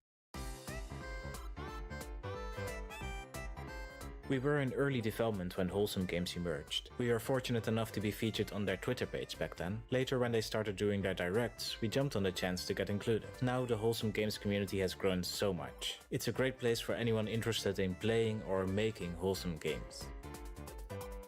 What was probably the hardest part of making our game was the technical side. Early on we decided that we wanted to bring the game to Nintendo Switch. It's a great fit after all. But the Switch is essentially an affordable handheld. So developing for it means making a game that's thoroughly optimized. You use stuff like Charity Navigator to figure out whether or not your charity actually is doing what it's supposed to be doing. I was incredibly inexperienced, so I made a lot of technical mistakes early on. 2. It's a 3D open world game, meaning that any camera angle the player might come up with will have to be optimized. And 3, we were using Unity, which both carries a ton of overhead and which is essentially a minefield of features that might make your game slow. Luckily, we got an insane amount of help from an insanely smart developer named Ricky. He's a true savior, and I know we wouldn't have been able to release on Switch without him. Note that he recommends getting help with optimization early, even if it's just a consultation. Setting up things right can save heaps of work. We often felt like making a whole new game would have been easier than porting the game to Switch. But we did it. Thank you, Ricky. Say thanks to Ricky in the comments, everyone. Thank you, Ricky. In the end, I'm happy with how Here Comes Nico turned out. We regularly get messages from players to whom the game means a lot. Somehow we managed to make something that many people experience and hold dear. And the game just turned 3 years old, so we're running a big sale. 80% off just this week. So if you haven't tried it yet, now may be a good time. Having more people play and experience our game would make me very happy. I understand that pain. Also, if you want to support us and these videos, leave a comment and be sure to stop by our Discord. It's a great place to chat with us directly. I'm thinking about doing a Q&A after every Stein at Work video, and we have more activities too, like Game Club. Anyway, that's it for today. Thank you so much for tuning in. Bye bye. Okay. I feel like that was pretty good. I think that this might be the information we need. Let's try this one. Design is about finding playful solutions to problems. It would be right to same dev, Frog Vibes, 7.42k subs. When it comes to designing games, I'm mentioning the sub amounts so you're more encouraged to actually sub. Some parts of games benefit from a more utilitarian approach. That is to say, designing with a focus on utility. Generally speaking, we have like a vibe that every video gets the views it's deserved. Whoever said that to Mike is a fucking idiot. Because, like, I don't feel like that's the case. But that's me, obviously.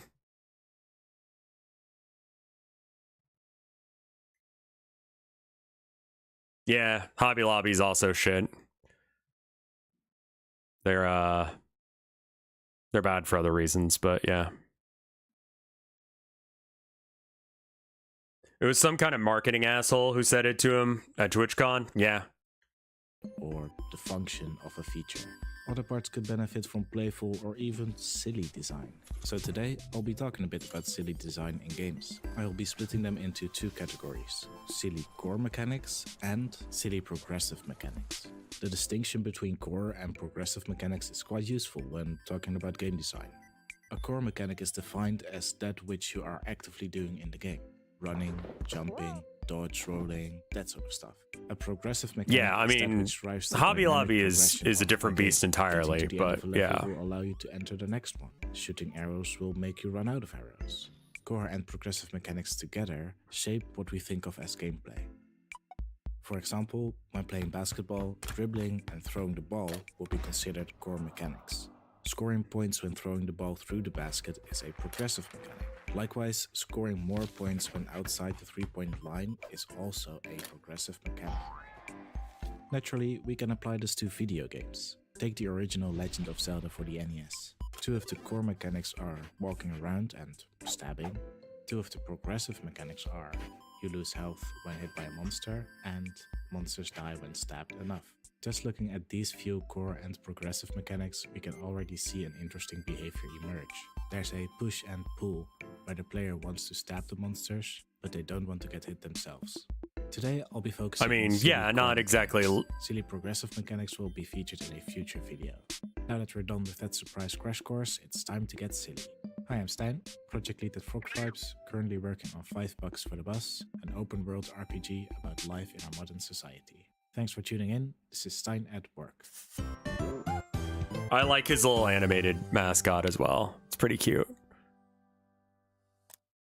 Before we get into silly core mechanics, let's define what a silly mechanic is. To me, and for the purpose of this video, a silly mechanic is a mechanic which invokes joy regardless of context. A mechanic which is inherently fun on its own. You don't need to evolve the game's various systems to appreciate it. Whether that is due to the satisfaction it gives, the humor of it, or both. If you look at Untitled Goose Game and its honk button, we can start to understand this a bit better. If you press this button, the goose will honk. Most people hearing that description will think, that sounds fun. Not taking into account why you want to honk in this game, you can still have fun using this mechanic. This is because 1, a goose is a funny animal, and 2, a honk is a funny sound. And of course there's the simple satisfaction that comes with press button make sound. Yeah. That's why I added jumping to the game.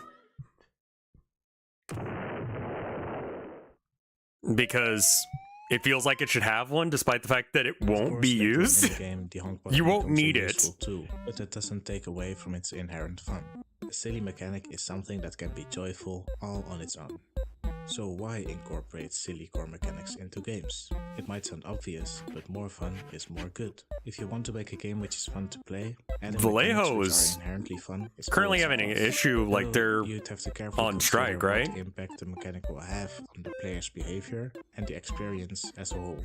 You don't want to undermine the main appeal of the game. There are more reasons for adding silly mechanics to a game. One common function of silly core mechanics is that they give the player something to do between gameplay moments. Yeah, even something honking like is good. In a 2D Mario game. Sorry, I'll turn up the game. To pass the time while waiting for a platform to get close. Pressing down instantly makes Mario take on a funny crouching pose, so it's inherently fun to spam the input. And last but not least, silly mechanics can be used to guide the player. They got bought out by venture capital? Okay, that makes sense. Take the honk button. Honking is an important tool within the stealth gameplay of Untitled Goose Game. You lure the humans to certain locations. Well, I mean, like, Vallejo might be okay. Just keep in mind that they might be on strike, and you should check for that. No. The issue with Vallejo is right now they're on strike. Last I heard. So, like, I think the strike's over, but I'm not sure. They definitely needed it, because I was hearing some really stupid bullshit that they were doing over there. Not any of the, like, people higher up the chain. Vallejo workers win agreement. There you go. Oh, and Protector of Jam gave me 100 bits a bit ago. Okay, and then play as Gordon Ramsay, yeah. The Vallejo paints is for miniatures mostly. I think I've got some that I've done with Vallejo paint. I kind of just get the color I need regardless of the brand. Because I'm not that like... I'm gonna take a 3-minute break to take the longest piss. I'll be right back. 3 minutes, BRB.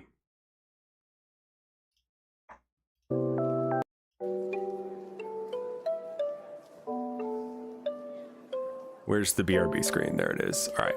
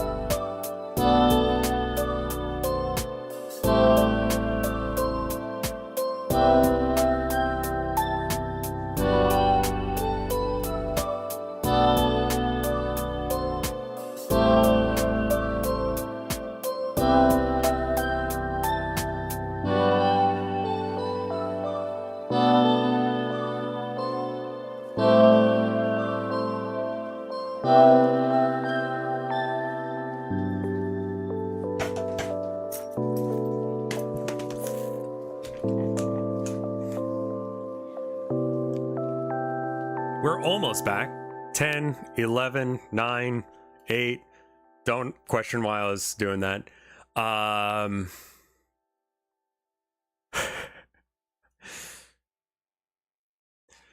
Yeah, I mean, I haven't checked out Vallejo's other stuff, but I mean, I've gotten some like Vallejo stuff before, and I thought it was nice. I think that some of the reds that I've had in the past might have been. And I think the pink I used for my pink horrors was Vallejo. It's this very, very vibrant pink. It's good. Anyway, let's get back to the video we're watching.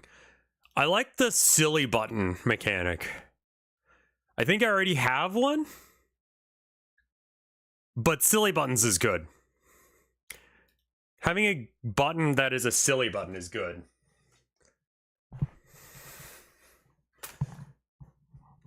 Oh yeah. Acrylics are cool for that.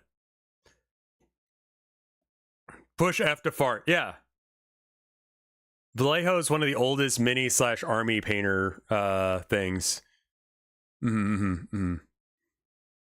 Oh, that's a thing I need to do. Here, hold on. I'm gonna do that while we're watching this video, if that's okay. Let me fix it so that way you don't see what I'm doing, because I don't necessarily want that going on. There we go. creating a blind spot for you to do your mischief in. Because honking is inherently fun, players don't need to be reminded to use its utility as much. Players can also be directed towards interesting parts of a level, following silly interactions like breadcrumbs.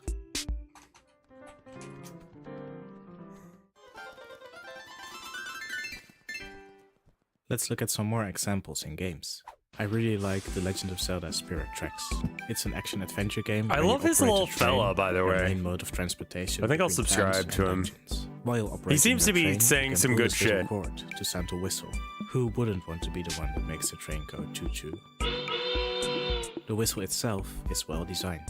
How hard you pull the cord has an influence on the volume and pitch of the sound. Its pitch at full intensity also happens to harmonize well with the background music. This makes making the train go choo even more satisfying. As a side note, while we're talking music, did you know that the chugga chugga of the train's wheels matches the background music too? When moving at full speed, the chugga chugga matches the tempo of the music, functioning as an underlying rhythm. This makes driving the train feel great. Even when you're not doing much, you feel in sync with the world and you can choo-choo to pass the time. Sounding the train whistle also has other functions within the game. You use it to stun certain monsters, to call the floating shop down, and to operate ancient technology, just to name a few. So having it be attractive to use is a plus. The custom assets he made just for the video are Yo great. Noid 2 might be a bit of a deep cut. It's a free 3D platformer. Oh my god, that is a deep cut. Yo Noid on the NES. It's quite fun and free to play. I'll link it below. One interesting feature is the game's dab. This is the other thing, is this guy is he's like, hey, Yo Noid 2. Like, where in the fuck did you pull that shit out of? You're right, but what? Button. At any time, you can make the Noid dab. You inevitably run into moments where you know you can't be saved. It's in these moments that a good old dab makes you feel a bit better. It makes it look like the dedicated dab button. Threw yourself into imminent death. Super Mario Odyssey is another great example. Some of its more subtle. Yeah, I forgot about the dab, but it does make dying less painful. Touches, Mario being able to sit on a bench and chill out, and Mario dancing when next to a stereo set. Kicking stuff makes navigating levels a bit more engaging, as well as luring you to interesting spots. Sitting on a bench is, at least in one instance, necessary to obtain one of the game's moons, and the dancing is there because, Super Mario Maker uses silly mechanics to inspire the player. Mario Maker is essentially a level design tool, so its developers had to pull out all the stops in trying to make it fun. One way was to make almost every interaction a little silly. Thanks to its sound design, animation, and general aesthetic, everything is fun to click, regardless of whether you need to be clicking it. This does not. Alright, real quick. I'm looking at my stuff on Redbubble, because I was thinking about making some of the art on colinmullen.com. Other shit. What would you want it on? Coasters? Clock? I mean, some of these I don't know if it would even look good. I don't think I want to do the fitted mask, because that could be bad. iPhone case, enable. I think that's fine.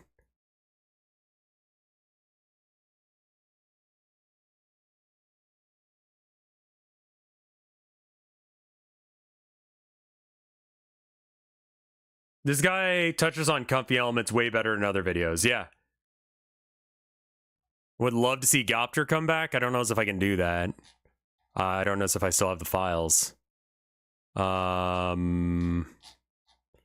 his phone cases, these are cool. Disable. Enabled? Wait. Have I enabled it or disabled it? 0 out of 2 enabled. Oh, okay. I need to enable it on multiple. There we go.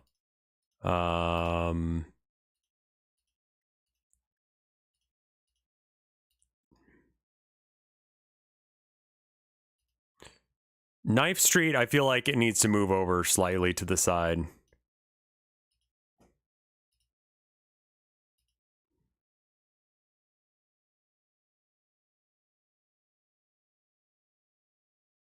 Oh, putting all my shit on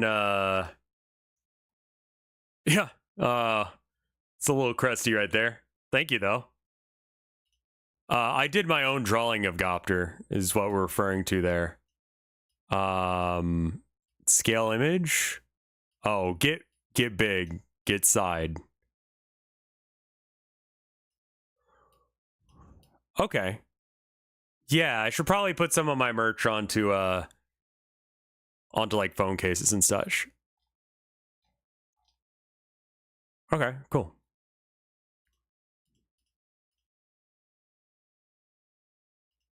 Only make using Mario Maker more fun, it also inspires That would make chat you a to little use bit less assets cluttered. and That's tools probably a you good might idea then. otherwise ignore.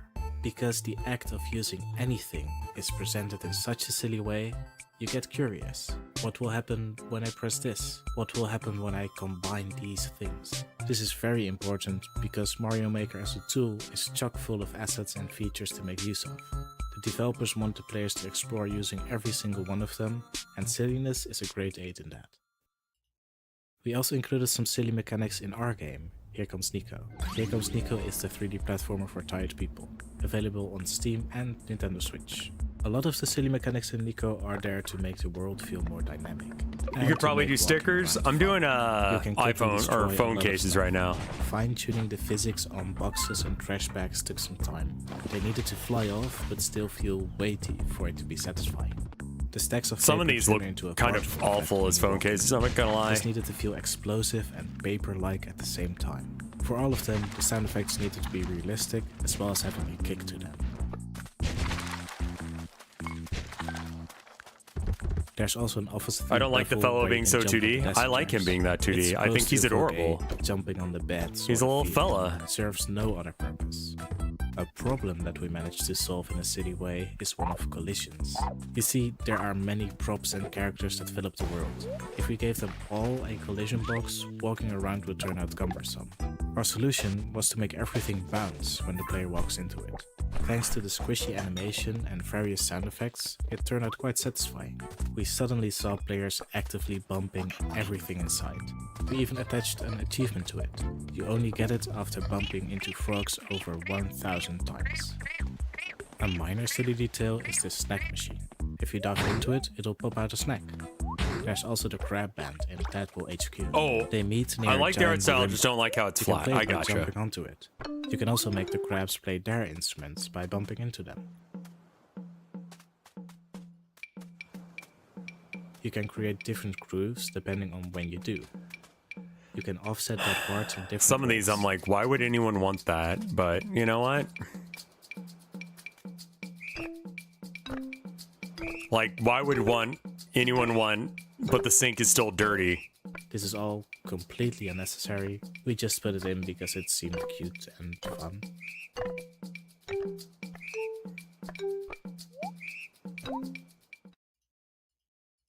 Hey, we make games. You've already seen a bit of Here Comes Nico. Make sure to check it out if it seems like something for you. We're currently developing 5 Bucks for the Bus, an RPG about life in our modern society. We also run a Discord where you can chat with us and take part in Game Club. What the fuck? Did you hear about the YouTuber who deleted all their video game reviews, then became back to reveal they had used stolen footage and became a monk?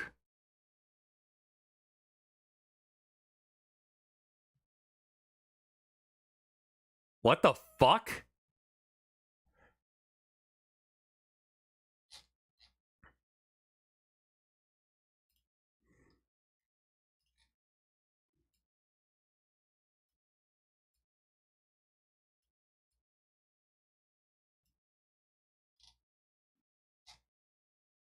Powerful skills there to come in here and crop dust like you do. It really is miraculous.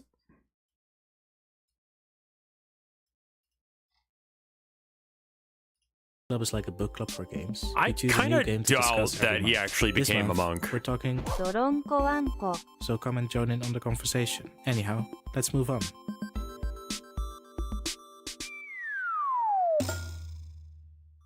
So what's the point of silliness in games? In a medium where fun is a common indicator of success, silliness adds inherent value.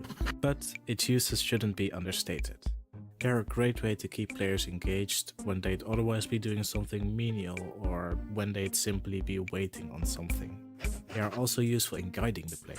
The inherent fun of them can attract a player without The guy having who to made offer them Deadly tangible Premonition benefits. is a monk? And if we're honest, a little silliness doesn't hurt when you're trying to market a game. In the end... Wait, what is this?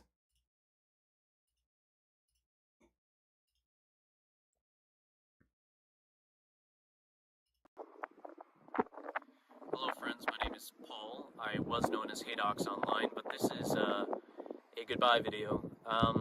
It's just some final words that I need to say before I close out this channel. This video will be up for the remainder of the Time? creation, I Sure. suppose. But the spark notes of it, if you don't want to watch it, is I came back into the Catholic Church and now I'm pursuing a life of monasticism as a Benedictine monk. And that's where I intend to be for the rest of my life. So a couple things first and foremost. The first thing I would like to do is apologize. There's really no good way to say this, you know, but it is ultimately necessary for me to say and talk about. Like, I really do feel like you couldn't become a monk before... Like, that does seem right. Like, yeah, if you made your career off of, like, stealing people's content, you probably should do that. Reviewing games Apologize. back in the day, Forgiveness is, you know, a thing in Christianity. I didn't play most of the games I actually reviewed, and I used other people's footage without their consent, and I lied about it. And I am actually very sorry about that, and I just have to say it because I lied to you, and I'm sorry. I hope you can forgive me, and I'm sorry. I would also like to publicly disavow all the content I made prior to this day, which is the last day, or December 30th, 2024, so I would just like to say I don't... What the fuck is going on in the comments? I don't condone anything I've said. Dude, you said you hated Skylanders. It's not that serious. What Garfield card does to a man. Bro looks like he's about to enter Silent Hill to go look for his dead wife. Wrongful creation. You reviewed Paper Mario for the Wii U.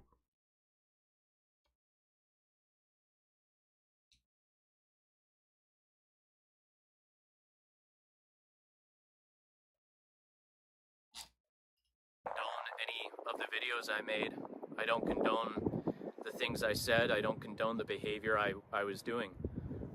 I think a lot of the things I was doing was inappropriate and wrong, and especially with just some of the weird humor I don't think is funny. And I would, you know, my intention or wish would be, you know, please don't watch it. Of course, you know, it is what it is, and it's something I'm living with and all that, but, you know, if you, I don't know, just, I just would say just don't watch it. Could you have done this you know? inside? And I'm sorry I made it. I'm sorry for practically everything, you know? That seems a little extreme. A lot happened in my life, kind of leading me to this point where I just had to say it, you know, and get it done, you know, and just move on because it was wrong, and What a I'm beautiful, sorry. windy as shit day. On a different note, though, yeah, the last couple years of my life have been a little turbulent, you know, but the only thing that really got me through it was my relationship with God and finding the grace to repent and to move forward with that forgiveness. Do you want to shout out who the fuck you were stealing from? If you remember any of them, that would be cool.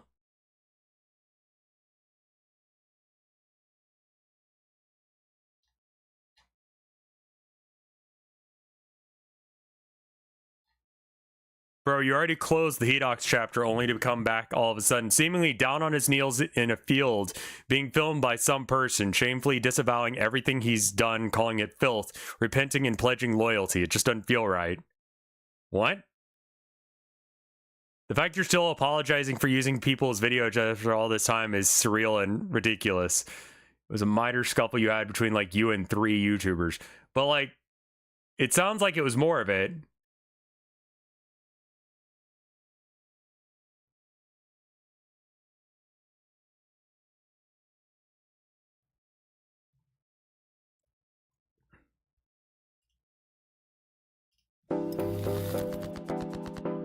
That guy Glenn's video, Balatro, an indie 220,000 roguelike deck building subs. game, took the gaming world by storm. It received universal praise from gamers and critics, sold over 2 million copies just 6 months after its release, and even won the Best Independent Game Award at the Game Awards in 2024. Impressive Reminds me of that achievements, guy who went especially religious and considering said, if the you game, watch my apart from content, its you're an idiot mesmerizing and waste music your and time sound and effects, your was life made by only for one memes. person. The anonymous creator, Wow. who goes by the pseudonym Local Thunk, never anticipated any kind of success. In fact, he only expected about 6 people to buy his Well, game. people who When find asked on God tend Twitter to be if he very foresaw the judgy. praise Balatro would receive, he replied, "I was expecting like 4 of my friends and my parents to buy the game, and that would have been awesome. So no, the entire past year has been a series of crazy events." So why did he only expect to sell a handful of copies? And how did a lone developer make something that turned into a global sensation? Let's dive in. Local Thunk's journey into game development began during his university years. A lifelong dream of creating video games finally started to take shape during his downtime from studying mechanical engineering. Starting with smaller, simpler projects, he quickly discovered how much he enjoyed the process of making a game. This passion led him to make a sudden decision. He dropped out of engineering and joined a computer science program instead. Meanwhile, the developer began working on a more ambitious project, a game he described as a Risk-type strategy experience. It featured a dynamic world where countries would I have an issue. I don't have an issue with God. I have an issue with his followers. Functionally, like they tend to not fucking. Can I enable bunches of things? Like. I should probably make it so you guys can see what I'm doing here, because I don't think it's got any back-end information for you. But I'm slowly going through and making it so that way all of my old art is available on phone cases on Redbubble, because people requested that. Yeah, that's probably good.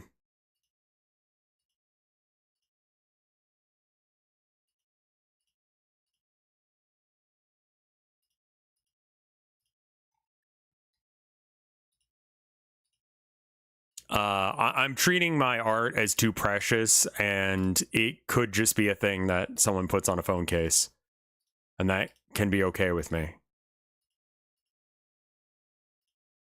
That does not line up at all. Anyway, that's what I'm doing in the background while we're watching these videos, just so you know. Spawn with geographically accurate names. It took him 2 years to complete, but despite his hard work, only a handful of people ever saw the game in action, let alone played it. Local Thunk never shared his games online. I'm sorry, They were I made either that sound personal like experiments or I disagreed creations he with shared you or with close something. friends and family, people he knew would appreciate them. Success or profit was never a driving force for him. He simply loves the process of making games. The motivation is that I enjoy game development, actually writing the code a lot. Making games for my friends is a way to a kind of an end goal. These are people I've known for a long time, people I think would appreciate and have fun with these projects I've worked on. It's not playtesting, it doesn't need to be tested, just a thing I made. After graduating and getting his first job, Local Thunk continued making games in his spare time. He never pursued a career in the gaming industry, opting instead for jobs doing quote-unquote normal development stuff. Years later, in 2021, his employer told him that he still had a whole bunch of unused vacation days. Rather than planning a traditional holiday, Local Thunk chose to spend December at home, immersed in prototyping and refining a new game project, his idea of the perfect vacation. That project would eventually evolve into Balatro, the game that would change his life forever. Before we move on, I'd like to talk about this video's sponsor, Cantonese card game Big 2, a game Local Thunk often played with friends in high school. Big 2 is designed for 2 to 4 players and involves scoring points by playing poker-style hands such as pairs, triples, and flush. Initially, his goal was to create an online version of Big 2 so he could relive those childhood memories with his friends during the pandemic. While working on this project, the developer stumbled across a roguelike slot machine game on Steam called Luck Be a Landlord. He became obsessed with the game, spending hours watching YouTube videos of others playing it. He actually never played it himself, but its unique theme and design captivated him. Really? There were no What the opponents fuck? to fight. The gameplay was simply about numbers getting bigger, and he loved the simplicity and appeal of that concept. Inspired by this, he decided to pivot his project. He dropped the competitive online element and reimagined the game as a single-player experience I will never focused on play meeting it. score requirements. Using a game development framework called Love, the early fundamentals of Balatro started coming together. Creating a functional card game was one thing, but Local Thunk knew he needed a strong theme to make it more engaging and fun to play. A theme with a distinct identity, rich iconography, and familiar imagery. Poker, with its striking visuals, resonant sounds, and well-known terminology, seemed like the perfect fit. That said, his goal was never to design a game specifically for poker players. In fact, the gameplay intentionally avoids relying on the key skills that define a good poker player. While the early prototypes focused primarily on mechanics, as development progressed, Local Thunk gradually incorporated more poker-inspired elements into the game. Before Joker cards became the main gameplay focus, the core of Balatro was about leveling up your cards, similar to auto battler games like Super Auto Pets. However, after about 2 months of development, Local Thunk realized the concept just wasn't fun to play. Afterwards, mechanics like Joker cards and being able to skip rounds started to make its way into early prototypes. Interestingly, the developer had never played a deck builder before releasing Balatro. It was only afterward that he began exploring games in the genre. During development, he was only vaguely aware of other roguelike deck building games apart from major titles like Slay the Spire. Looking back, he's glad it worked out that way. He's convinced that designs and mechanics from other games in the genre would have influenced his design process and overshadowed his own original ideas. Local Thunk wasn't trying to reinvent the wheel or compete with existing games to sell as many copies as possible. His focus was purely on making a game he himself would enjoy playing. For him, a big part of why developing games is so fun is that he gets to tackle design challenges on his own, rather than borrowing solutions from others. This self-driven approach became a defining element of Balatro and its success. 8 months into development, Balatro was still unbalanced from a gameplay perspective, but was starting to resemble the game we know today. However, it didn't have its final name yet. Local Thunk had brainstormed a variety of potential titles, including Rogue Hold'em, Rogue Poker, Trial of the Joker, Foolish Poker, Hand of the Fool, Hyperborean Hold'em, and Cartomancer's Hold'em. 2 names, Joker Poker and Fool's Gambit, came especially close. Each even had its own menu screen for a while. However, the developer discovered that Joker Poker was already the name of an existing app, and he admits that Fool's Gambit never quite sounded right. More importantly, Joker they never Poker does captured sound the like a vibe good he was name. aiming for. He eventually settled on Balatro, a term from ancient Rome that refers to a professional jester, or more fittingly, a joker. After working on the game for over a year, Local Thunk decided to quit his job and dedicate himself to the project full-time. This decision wasn't driven by a belief that Balatro would become successful, creep but is rather crazy, because he yeah. wanted to upload a playable build to Steam. His goal was to include the game on his resume in hopes of finding a job that better suited his interests. With some savings to support himself for a while, he took the leap to focus entirely on finishing up his deck builder poker game. Although the core gameplay loop was already very enjoyable, Local Thunk felt the game needed more variety. This led to the introduction of modifier cards, which became the Planet and Tarot cards, as well as the ability to add more unique cards to the standard 52 card deck. Furthermore, expanding the collection of Joker cards became something of an obsession. The developer loves drawing in his spare time, so coming up with new Joker art became a fun creative outlet when he wasn't busy coding. When it came to the effect of each Joker card, it was important to keep things simple and balanced. Therefore, I'm glad Local it Thunk worked came out up for with a him, few 'cause rules for designing the it doesn't Jokers. seem like it should First, have, Joker honestly. cards need to synergize with a broad range of game elements. For example, an effect that multiplies the score of played face cards works well because it can apply to many cards in any given run. If a Joker card only synergizes with another specific Joker, the rarity of that happening would make for a frustrating experience. Right. Additionally, Joker card descriptions have to be short, ideally no more than 4 lines of text. If an effect takes too long to describe, it probably doesn't have a broad enough synergy anyways. It's also important to the developer that choosing between Joker cards. If it takes too long to explain a card, it's probably not a good card. Do I agree? Do you guys agree with that?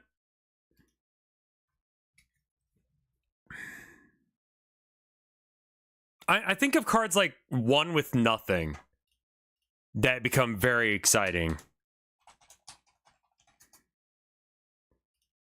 This card is just one of the most interesting cards in card gaming, in my opinion. Because it's so incredibly bizarre and shit that you're just like, why would I ever play that? And the answer is, oh, hold on. There's a lot of good reasons to play this. Let me show it to you. So it's a card from Magic the Gathering, right? Also, I don't know what the hell this stream is, but I'm really enjoying the vibe of it. One with Nothing. One cost, so you can play this turn 1 if you want. Discard your hand.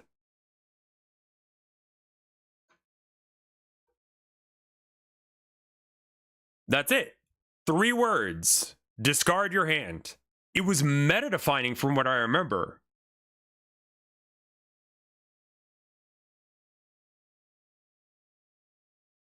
Yeah, it was anti-Megrim tech.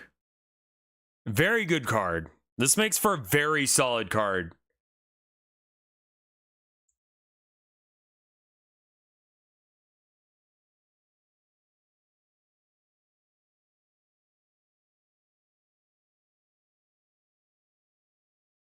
People have, I mean, like, that's why I really like, there's a subreddit called Bad Magic the Gathering. This subreddit I love. I post here quite often, actually, because they're always stupid. Cast Sneak Attack and have 2 or more red mana, then 1 black mana and 2 or more of any other color. There's some really simple ones. Can we find a kill your opponents the old-fashioned way? Make any card your card for only 6 and a green. Make 0, 1, 1 bird tokens an infinite number of times. Sure.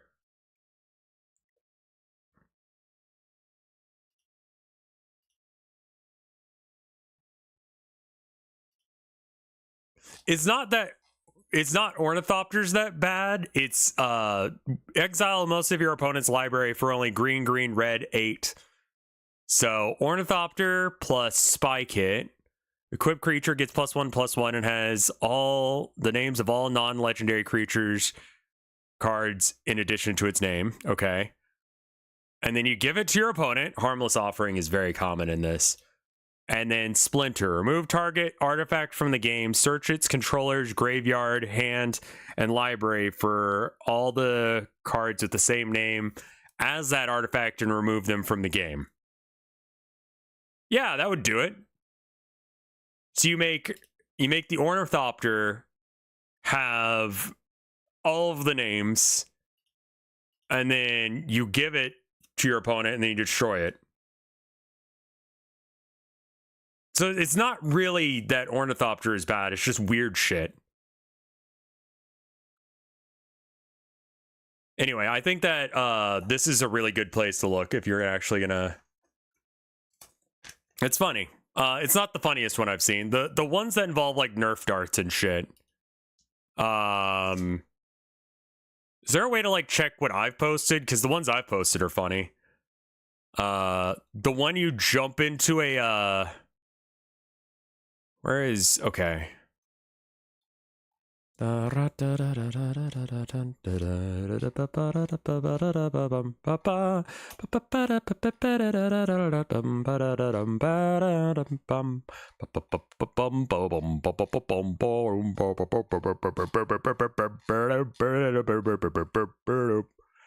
find it. Anyway. It's probably okay. Went in a really annoying way for what was this? Oh fuck. Right, this combo sucks ass. The fuck were you singing? Just something I made up on the spot. Here's the combo. All right. I need to like read over it again. Win in a really annoying way for only 6 regular mana, a red and a green. Use Scepter and Imprint Reclaim. All right. So Scepter is Isochron Scepter. You basically get to be able to replay this card as many times as you want. You should totally compose. The problem is I don't know what that is. I have no idea what those notes were.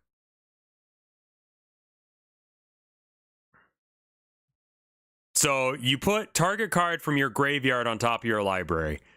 So you can play Charizard every turn. So this will allow you to play... Okay, so the Isochron Scepter allows you to play Reclaim every turn, which allows you to put Charizard on the top of your deck. So you play Charizard, and you do it. So you take the deck you've got, and you put the game that you're currently playing a Magic to the side, and then you put another, like you take your deck, you move it over to a different board, and then you play another game of Magic. Yeah, this card's way too wordy. What this card says is, put your game you're playing right now on hold and play another game of Magic. And then after the game is over, the loser of that game takes 20 damage, or like loses half their life. Right? So what you do is you have like a nesting doll of games happening that you win the game 30 fucking games deep. Like, you need to play about 16 games of Magic in order to play, but essentially it's like you're playing Inception. You're 16 layers deep, and then you play Browbeat, and yeah. You can also use other draw damage spells other than Browbeat, but Browbeat is so annoying to explain because of the weird grammar. This card just sucks grammatically. It does 5 damage, and that's 1/4 of 50. So you just go, yeah. Yeah, you just keep putting it on the top of your deck. So every single turn, you go, guess what time it is? We're going to play a game of Magic. Inside of the game of Magic. This combo's annoying as shit. It's bad, too. That's why I love this subreddit.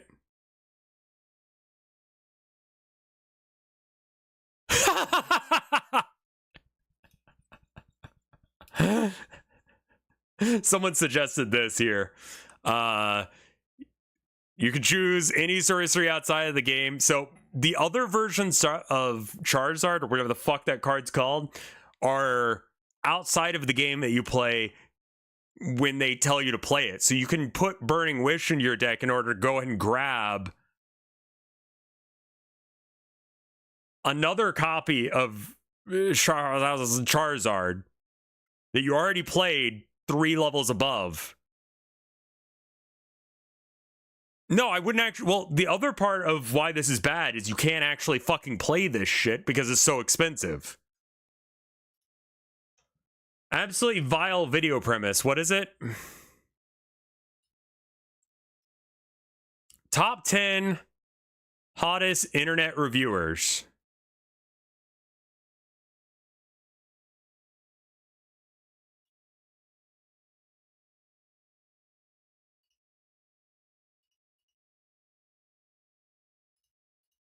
Why is Doug Walker shirtless in this picture? Why'd you do this?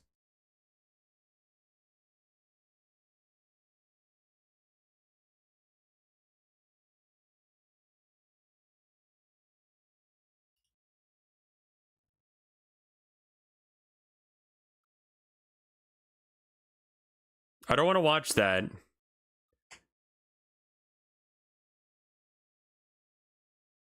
is always a tough and meaningful decision for the player. To achieve Anyway, this, back to jokers my with art. more powerful Oh, no, effects wait, I were was designed to doing, be conditional. For example, Redbubble. the driver's Oh, shit, license I closed joker provides a Redbubble. 3x multiplier, but only if the player has at least 16 enhanced cards in their full deck. To balance these high-impact conditional jokers, Local Thunk included more quote-unquote boring but reliable jokers. Otherwise, players might find themselves overly constrained by too many oppressive conditions. Oh, Lastly, jokers boring can but only good. work in tandem with existing mechanics and should never introduce new ones, not only to avoid more and more mechanics creeping its that's way easy into to the do. game, but also to avoid diluting synergies. Local Thunk didn't just iterate on the Joker cards, he also continuously refined the game's visual style. One day, on a whim, he added a CRT filter to the game. From there, he began incorporating more surreal effects, such as a swirling background and gyrating cards. With each edition, the visuals started to feel increasingly cohesive, creating a unique aesthetic that tied the game together. He describes it as a very organic evolution, as he never intended to make a quote-unquote cursed interdimensional poker machine. In July 2023, after 18 months of development, the creator was happy enough with the state of the game to release a demo on Steam. However, he had no expectations that anyone would download it, let alone enjoy playing it. He did virtually no marketing beyond creating a simple short trailer. He didn't email anyone, didn't invest in social media ads, nothing like that. To his surprise, Twitch creators like Retromation and Dan Giesling discovered the demo and streamed their very positive first impressions. That marked a turning point. As more people began to play and share their experiences, feedback started pouring in, something Local Thunk hadn't anticipated and wasn't quite prepared for. Taking it public 100% was the biggest challenge. You know, I've made games for so long, and I've also had another game that I've worked on for about 2 years, maybe 2.5 years, and I never told anyone about that game. And all I think about is just how fun it was for literally the entire time I was working on it. No pressure, I could do whatever I wanted with it at whatever time frame I wanted. And as soon as I went public with this game, I wasn't expecting there to be chatter all the time and pressure to do things. And if there's a bug, you need to fix it, and criticism. Because none of that stuff really is why I wanted to make the game in the first place. I just love making games. All that stuff seemed almost like a means to an end if I wanted to have this game on Steam. So since it went public, I think dealing with that side of it has been the biggest challenge in the entire development cycle. Local Thunk could hardly believe what was happening, but he decided to seize the opportunity to improve the game based on player feedback. This process became a crucial factor in shaping the retail version of Balatro. Over the next 7 months, he introduced new content, including additional Joker and Tarot cards, released an updated demo on Steam, and carefully examined the influx of feedback to refine the next demo. One recurring piece of feedback was that certain Joker cards were overpowered, while others were too weak or unappealing, leading players to avoid picking them. While the creator took much of the feedback into account, he didn't blindly implement every suggestion. Yeah, honestly, you gotta His ignore number people. one goal was still to create a game that he himself enjoys playing. If a suggestion didn't align with his vision or preferences, he simply didn't add it. This balance between listening to players and staying true to his creative instincts was key to Balatro's I wouldn't say that. Okay, so like, I wouldn't say I'm making this because I like making games. I think I like making art, and this is an unfortunate thing that I must do. What's the line from the Defunct Land guy? I hate making videos, but not making videos is worse. That sounds real. Like, making video games is hard and it hurts my brain, but cause that's where people are experiencing art at a most basic level. So that's where I gotta go. Like, if I want people to interact with my art, I have to put it in front of their face and force them to look at it.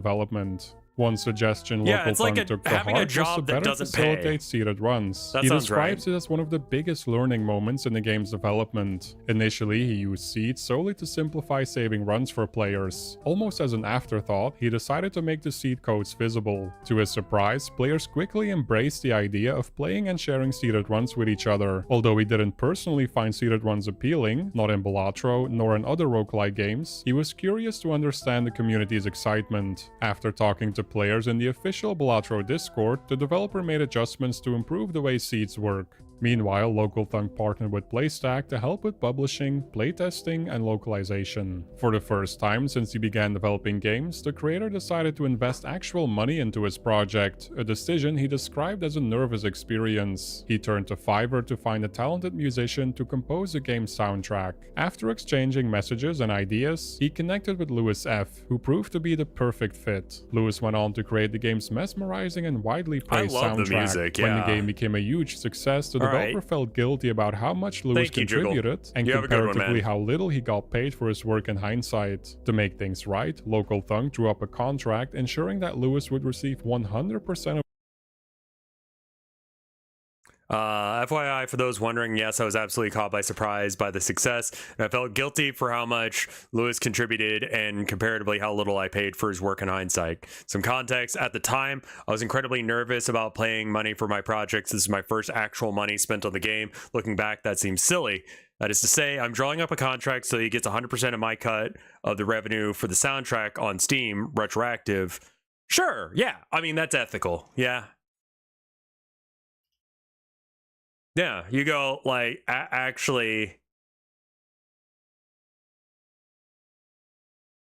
like, that wasn't cool.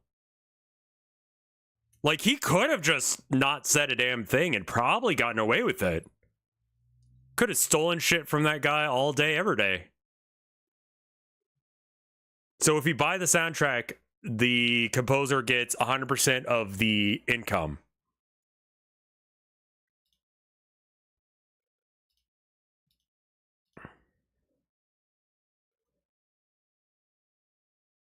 Yeah. Like, super easy way to deal with that. I'm gonna go turn on the light for my wife. I'll be right back.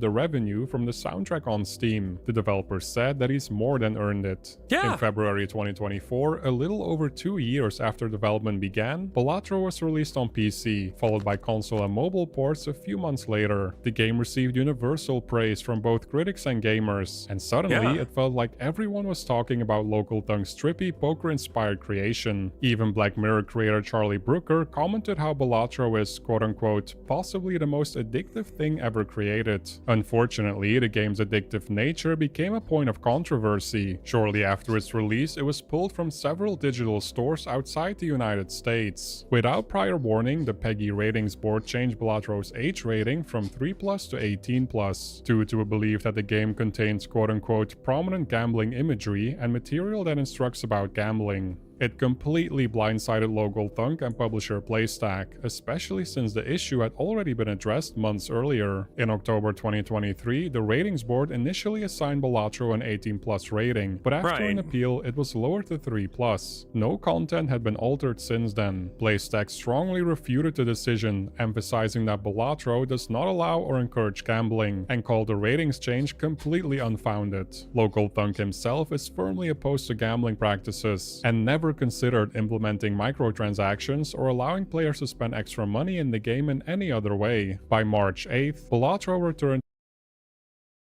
I just got a message on, I didn't realize that Redbubble had like a messenger system. And I only have one message on it, and it's from a porn bot. So... Alright. To most digital stores, but the 18+ rating remained in place. It's unclear for now if the rating will be lowered to 3+ again. Despite the age rating issue, Balatro generated an astonishing $1 million in gross revenue within the first 8 hours of release. In just 10 days, it sold 500,000 copies, a figure that grew to 2 million within 6 months. At the Game Awards in 2024, Balatro won several awards, including Best Debut Indie Game. Moreover, it won the Best Indie Game award at the Golden Joystick Awards. Any good? I didn't click. It's the kind of success story most aspiring game developers can only dream of. Yet, despite all his hard work, Local Thunk attributes much of his success to luck. That original idea was, I put no thought into it. I lucked into it. After analyzing Balatro for 2-ish years, I now know that was something that people really focus on, try to get right and iterate on. The original idea, the technical alpha idea. Make a game in 3 days, see if the concept works. I didn't do any of that. I just started working on something that was like, that would probably be fun. Yeah. While Local Thunk is deeply grateful for Balatro's success, which enabled him to turn his passion into a career, he's determined not to let the game define his identity. This is part of the reason he chose to create the pseudonym Local Thunk. It allows him to maintain a life outside of the game's success. He believes the separation is healthier in the long run. For now, it seems Local Thunk is far from finished with Balatro. He has already released 3 free updates featuring cosmetic card skins inspired by fan-favorite characters from games like The Witcher, Cyberpunk 2077, The Binding of... You know, I didn't really think about it, but they had the fucking Witcher and... like, what? Isaac, Stardew Valley, and more. Additionally, a major gameplay update is planned for 2025, promising to introduce new ideas and strategies to the game. Given his focus on expanding Balatro, it's no surprise that the developer hasn't started working on any major new game ideas just yet. That said, it doesn't mean he hasn't been thinking about the possibilities. Local Thunk is confident that his next development journey will go much smoother, now that he's learned which pitfalls to avoid and has been exposed to so many best practices and game design techniques. However, he also believes that his experience with Balatro could have a downside. He worries it might make him more inhibited, with a tendency to be overly rigid about the kinds of design spaces he's willing to explore. Whatever his next project turns out to be, he's already excited about one aspect, telling absolutely nobody about it until it's finished. That way, he can return to what he loves most about being a game developer, the pure joy of creating. When asked by Game Informer if there was anything he wanted to say to fans of Balatro, he gave the following answer. The thing I'm the most proud of is the fact that I've just even got to the finish line at all. But you know, the fact that people love this game so much and they're so invested in its future and wanting to improve it and design ideas, they've kind of allowed me to turn this into a career. It's a career that I really want to do forever. I'm grateful that they've been able to afford that opportunity for me and that they keep playing Balatro. Keep getting those high scores. I don't know if I agree with make a good thing and people will play it. Like... No. No.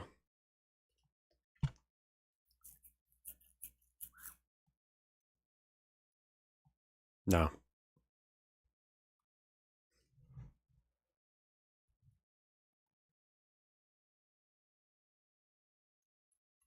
Have my... Yeah. Like...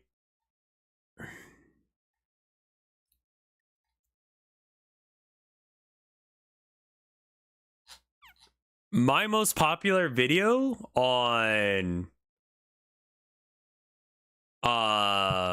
YouTube is probably the one that I worked the least on.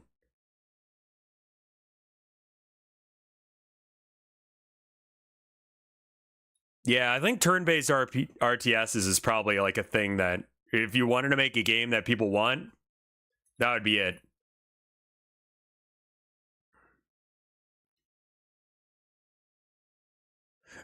It's Glassham, I believe, is my most popular thing. That's the thing about us Canadians, we look just like you. They lurk amongst us, the Canadians. I believe I've added everything from my website to Redbubble in such a way that you can get it on shirts and phone cases.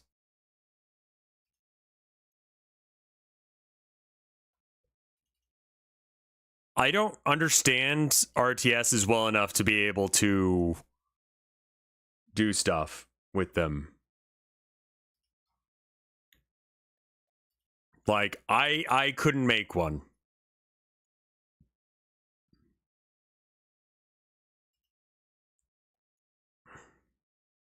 I kind of don't like the placement of the image, actually, on some of these, but I have not tried them before, so I don't know how good this stuff is. But, like, if you want...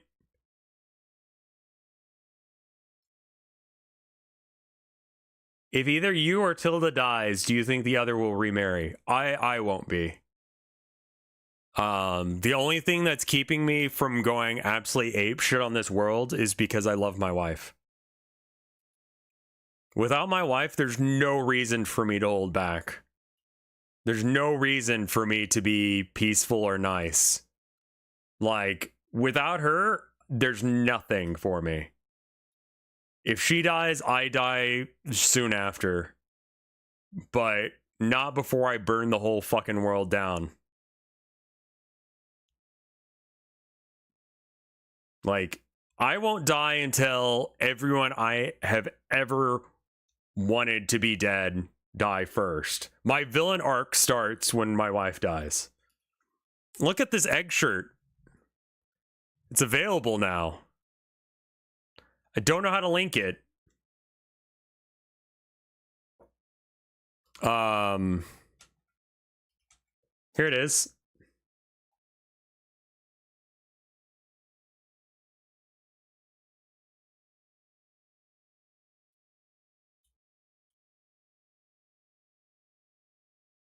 Will you wear that egg shirt during your villain arc? It's more of a John Wick arc, I guess. Though I haven't watched John Wick, but like someone kills his dog and he goes ape shit for like 5 movies. Like, is that the plot? Because that's how I understand.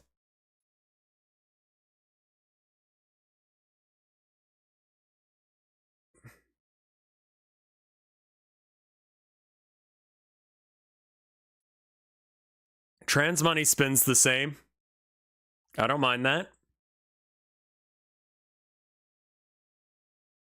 No, I have no problem with that plot. That plot is actually kind of great. Like, okay, here's the deal. Action movie needs to have action movie guy and a reason for action movie guy to do a thing.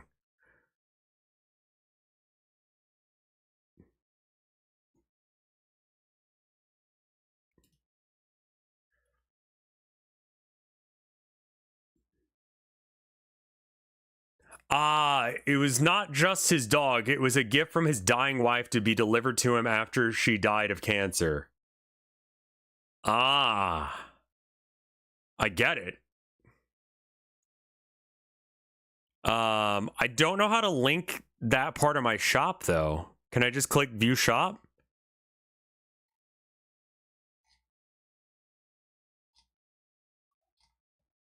Yeah, here we go. I should link that. I'm gonna post it on Twitter. Not Twitter, Blue Sky.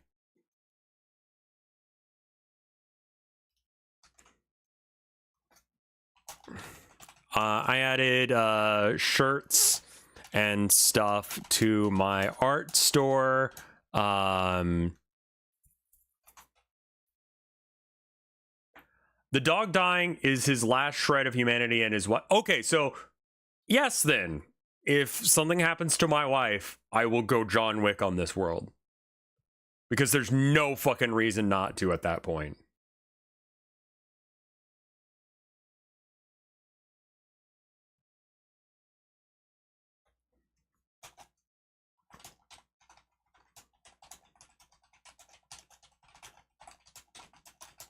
So, like, remarriage?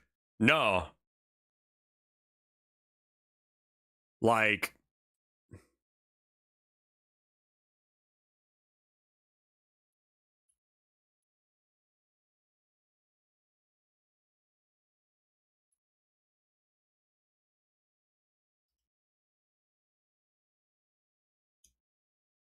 remarriage? No. Revenge. Revenge on this world.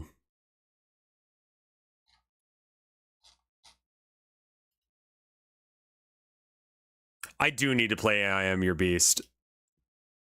Alright. Here you go, chat. There is the blue skeet that I just made, and then Probably should just link you this directly.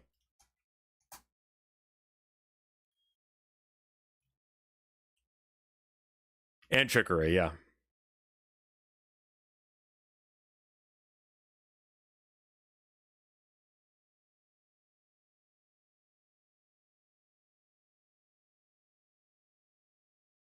Account nav dropdown. Does that link not work?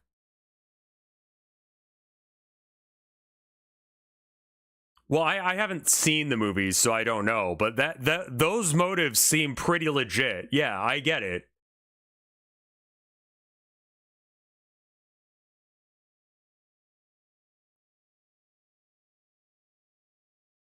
It works. You just need to clean. The link works. Okay. If the link's a little shitty, that's fine with me for now. But yeah, now like these should be available as shirts and hoodies and phone cases and stuff. I have not bought from this group before from Redbubble, so I don't know what the quality of these are. The website will still just link to it as a print. Any RevScarecrow butt plugs?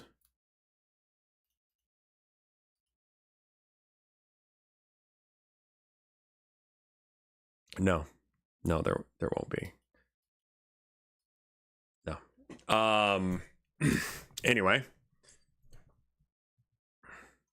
if the shirts or anything that you get is bad quality, let me know.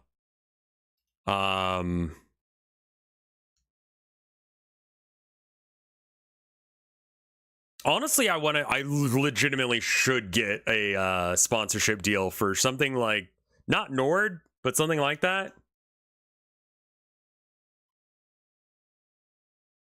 I kind of wrote it off as action schlock without having watched it, I'll be honest.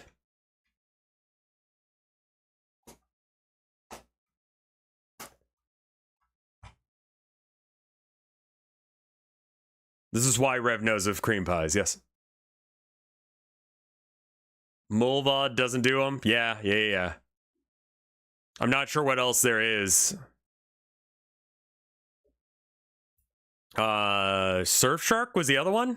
Where's the link? Here you are. You should watch the John Wick movies. They're pretty good. I probably should, because I like him. Keanu Reeves is a cool dude. All that jazz. Did we finish all of the videos we were going to watch? What makes a game cozy? Sure. The term cozy game has... Okay, so this is a guy with 359 subs, 529 views. We will, with this chat, give him a 50% increase in views, assuming that you guys actually, like, watch his video. I'm going to link it, and you can watch it for as long as you feel like watching it. Does that make sense?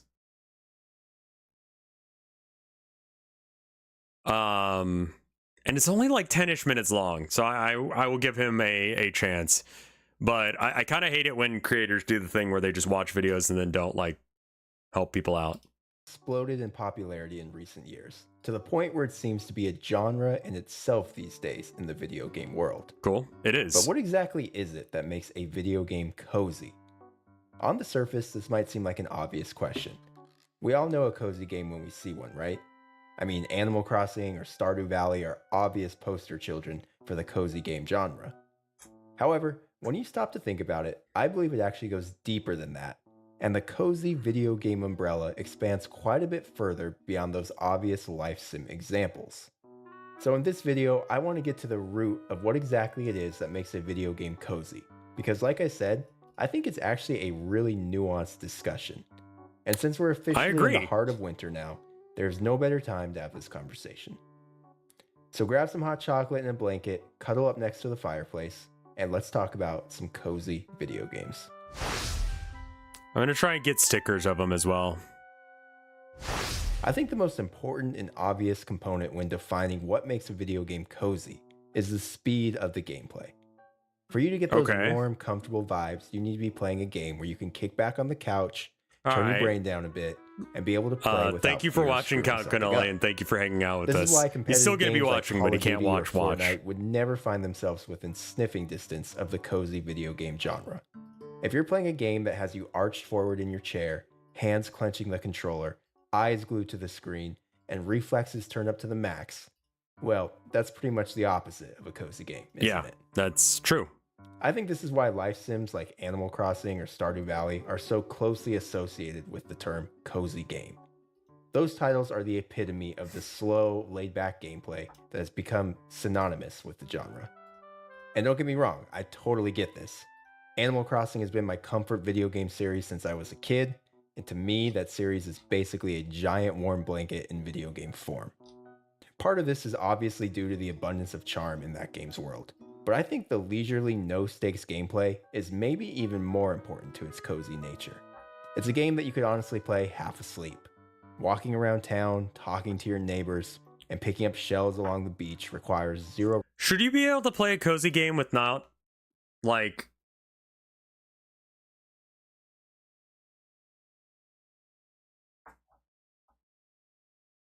Should you be able to play a cozy game fucked up as hell? Like, sleepy, sick, high, drunk, sleep deprived. I think you should be able to play them.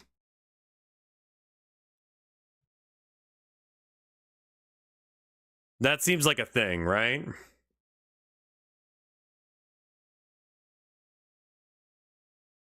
You can play any game in that I mean, true, but I would also like it to be where it is not... Yeah, I mean, like, I do like having my cozy game. But for me, again, my definition of cozy game is very, very, very different.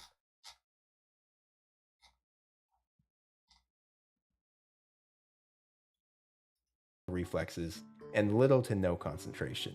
And yet the entire time you feel like you're making progress by just existing in that world and slowly but surely increasing your bell count and adding to your furniture catalog.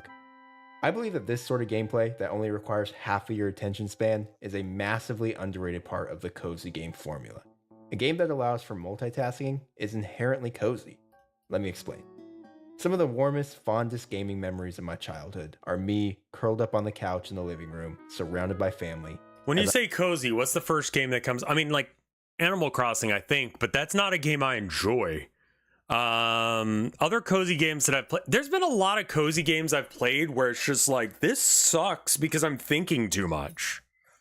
I'm thinking about my own trauma and own problems. Why is it so fucking slow and boring and nothing's happening? Let me murder. Let me kill.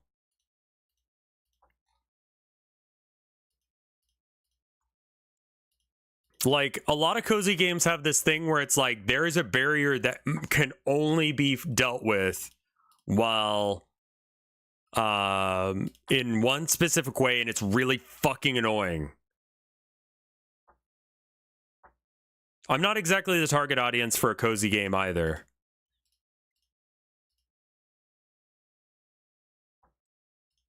A game that makes you like, if I could just like walk away from the game and it not have any positive or negative impact on the game, like, then I don't need to play the game because the game's playing itself. Someone said that a little bit earlier, and I do think that's part of it, is it's just like, challenge kind of makes it enjoyable. Minecraft counts 100%. I think Minecraft is probably my cozy game of choice, because it doesn't give you that much free time to think.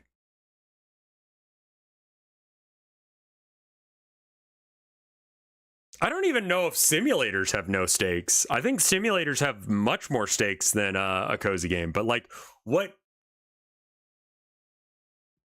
I don't think it's no stakes. I think that it's like lesser punishments for failure.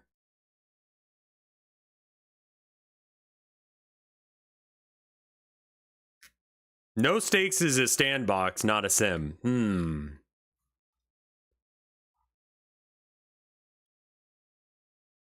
Yeah, I mean, I guess there's no stakes in like Oblivion when you're just like vibing. Like they're like, you gotta save the Emperor, and it's like you can not.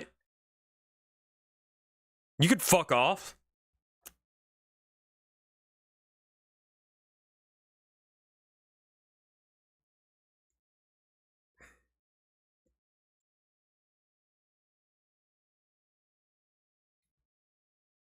I don't know. Maybe?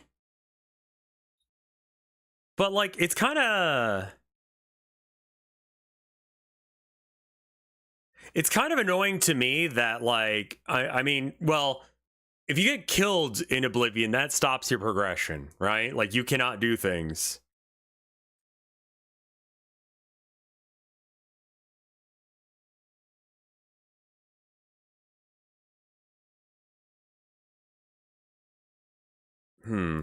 I played my Nintendo DS and we watched a movie or Sunday Night Football. Now, obviously, this would not be the sort of multitasking I would be eager to partake in if I was playing some super intense or ultra competitive game, but being able to dedicate half of my brain to busy work in Animal Crossing, while the other half of my brain watched TV or interacted with my family. I also need to realize that this is this guy's take on what cozy games are, and these are the kind of people who are playing my game, right? So it's like, I think that this person is legitimate even if I disagree with him.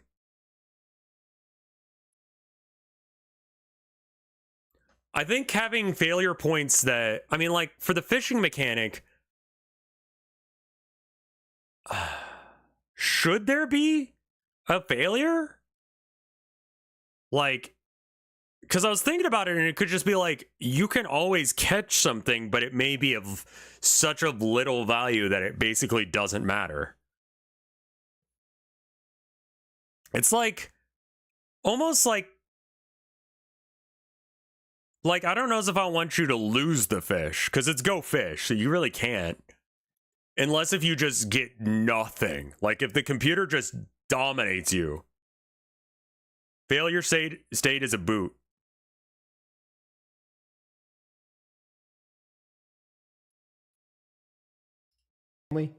I mean, that's the definition of cozy gaming in my mind. Obviously, my opinion here is shaped by childhood memories, but being able to make progress in a low-pressure video game while simultaneously having your comfort TV show on in the background is something that I think most gamers have done, and probably would agree that is a thing. I get that. This is a big reason why life sims like Animal Crossing or Stardew Valley will always come to mind first when talking about cozy games. The charm of those video games combined with low-key gameplay we're talking about, requires minimal attention. If it's like skill issue, that's why you lost, that's kind of sad. And honestly, for a comfy maybe game. The most important ones. But I also think they're the most obvious examples. And like I said earlier, like, I didn't really even consider there being a failure state to the, like, okay, let's say you played the absolute worst hand ever of Go Fish, right? Like, you get no pairs. Ever.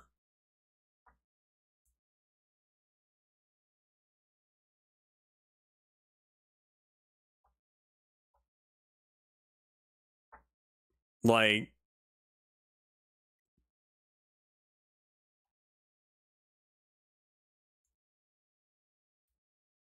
I mean, you won't catch fish in No Fish. That's kind of the point. It's like accepting that to some degree, that you do not catch fish in this game. In a game principally about fishing, you cannot achieve the basic thing.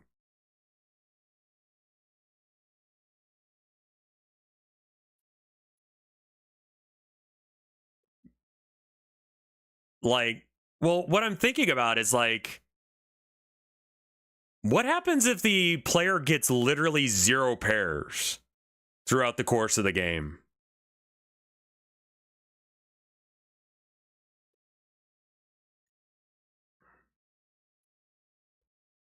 Like, how have a mechanic that prevents no pair situations, like passive that gives you points, money, anything?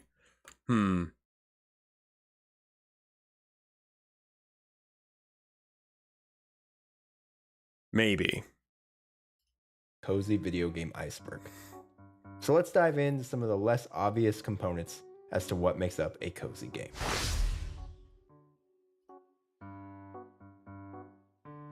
There's a reason that I started this video by saying that the winter season is the perfect time to have this discussion. Oops. Certain seasons and aesthetics are just inherently cozy. In the dead of winter, the weather is cold and the sun sets before 5 p.m. It's like the earth is telling you to stay inside and get comfortable on the couch with a blanket and I think we just sort of accept that that could happen, I guess. There's downsides to this time of year. Seasonal depression, anyone? I think if you ask people what they think the coziest season is, the vast majority would probably say winter. Because of this, Autumn. the cold winter aesthetic and What is the coziest season?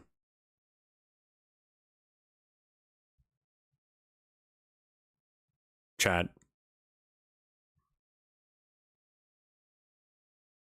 Fall or autumn, whichever one you want to call it.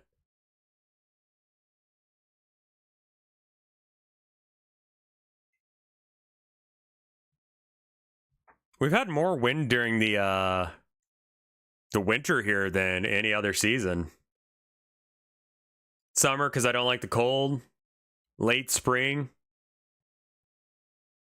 The Purge. games almost always makes them feel more cozy. This can be a multiplier effect if you apply it to games we already talked about. The winter season in Animal Crossing is an absolute explosion of video game coziness, but I believe it also applies to different kinds of games as well. It's become an annual tradition for me at this point that every year when I go home to my parents' house for Christmas, I always end up booting up an old Skyrim save file and getting lost in that world again. And for me, that's one of the coziest video game experiences I can think of. On the surface, one might not think of Skyrim as a very cozy kind of game, but there's just something about traversing the snow-covered peaks of that world that screams warm and inviting video game. I disagree, but okay. Obviously, it doesn't have the same laid-back vibe that more traditional cozy games might have, but I think it's a perfect example of how far that certain kind of wintry aesthetic can go in making a game feel nice and cozy. This is apparent in plenty of other games as well. If you ask me what I thought the most cozy Pokemon game is, I would immediately say Pokemon Platinum. The Sinnoh region always felt that way to me thanks to Snowpoint City and the surrounding area, but setting Platinum version in the wintertime and giving your character an adorable little scarf to wear significantly So ramped winter up the is cozy factor. to this guy, Going exclusively. back to the Skyrim example, I think another huge part of that game scoring so high on the cozy scale for me is its music. It's impossible to walk through the streets of Whiterun and not feel completely relaxed and at ease when you hear the wistful, peaceful music softly playing in the background. I've said before that as much as I love music, it's hard for me to break it down on any sort of technical level because I'm so clueless about its inner workings, but I do know that music is essential to the overall vibe of any game, and that is particularly true when having this discussion. Games like Animal Crossing and Skyrim have beautiful, relaxing soundtracks that exponentially raise their cozy vibes. However, I think there is another equally important reason that I find Skyrim to be so cozy, and that brings us to the next ingredient in the formula.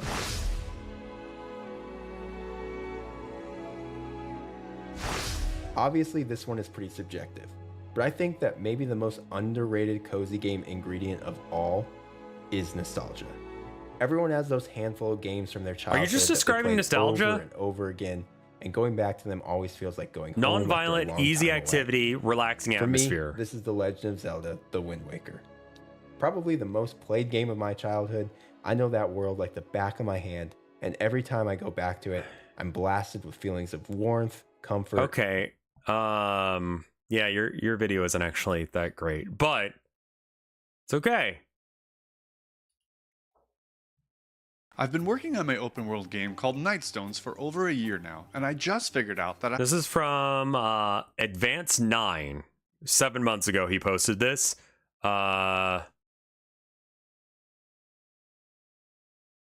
Oh, he actually released it. That's good. A month ago he posted a video saying, I made an open world game. I've been making a cozy game. To be honest, I didn't really understand what that term cozy even meant, which confirms what frequent viewers of this channel already know, that I'm just not that smart. Mood. But now that I've figured out what cozy is, I've been able to market my game better, and Nightstones is currently trending on the Steam storefront, which I'm super pumped about. That's great if for you're new you. Here, Nightstones is a cozy, open-world game on a magical island you've seen in your dreams. Customize your character and start your adventure home as you chat with quirky characters, learn magic spells, control the time of day, and explore the wilderness in your glider. The demo that you can play now has recently been given a massive upgrade, and I'm excited to show you guys a ton of new features that are in the demo. I mean, fishing's like an violent for the elemental fish, wand, but which it's allows you not to for shoot anyone fireballs else. and lightning, and new mineable items so you can start crafting magical equipment like speed boots. Finally, I'm going to show off what I'm currently working on, including a brand new region with a massive castle in it, and character customization so that you choose what your character looks like.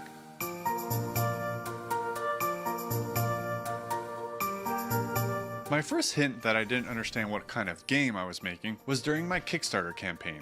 That campaign was a big success, and I was unexpectedly surprised to find the game attracted a fresh, new audience through Facebook advertising campaigns and an article released by Games Radar, but I didn't understand who this new audience was yet.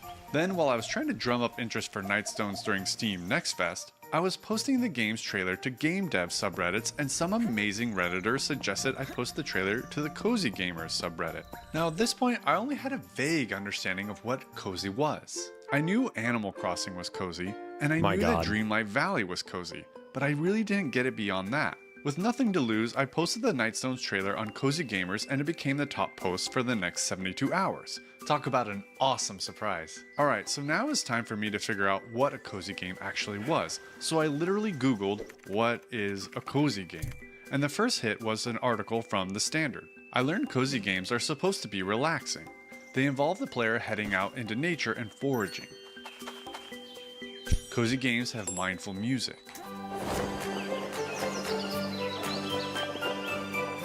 They don't have time limits, like how the enemies in Nightstones don't move unless you move. And players are typically encouraged to befriend anthropomorphic animals. Oh, okay. That means animals standing on two legs. But it can't be.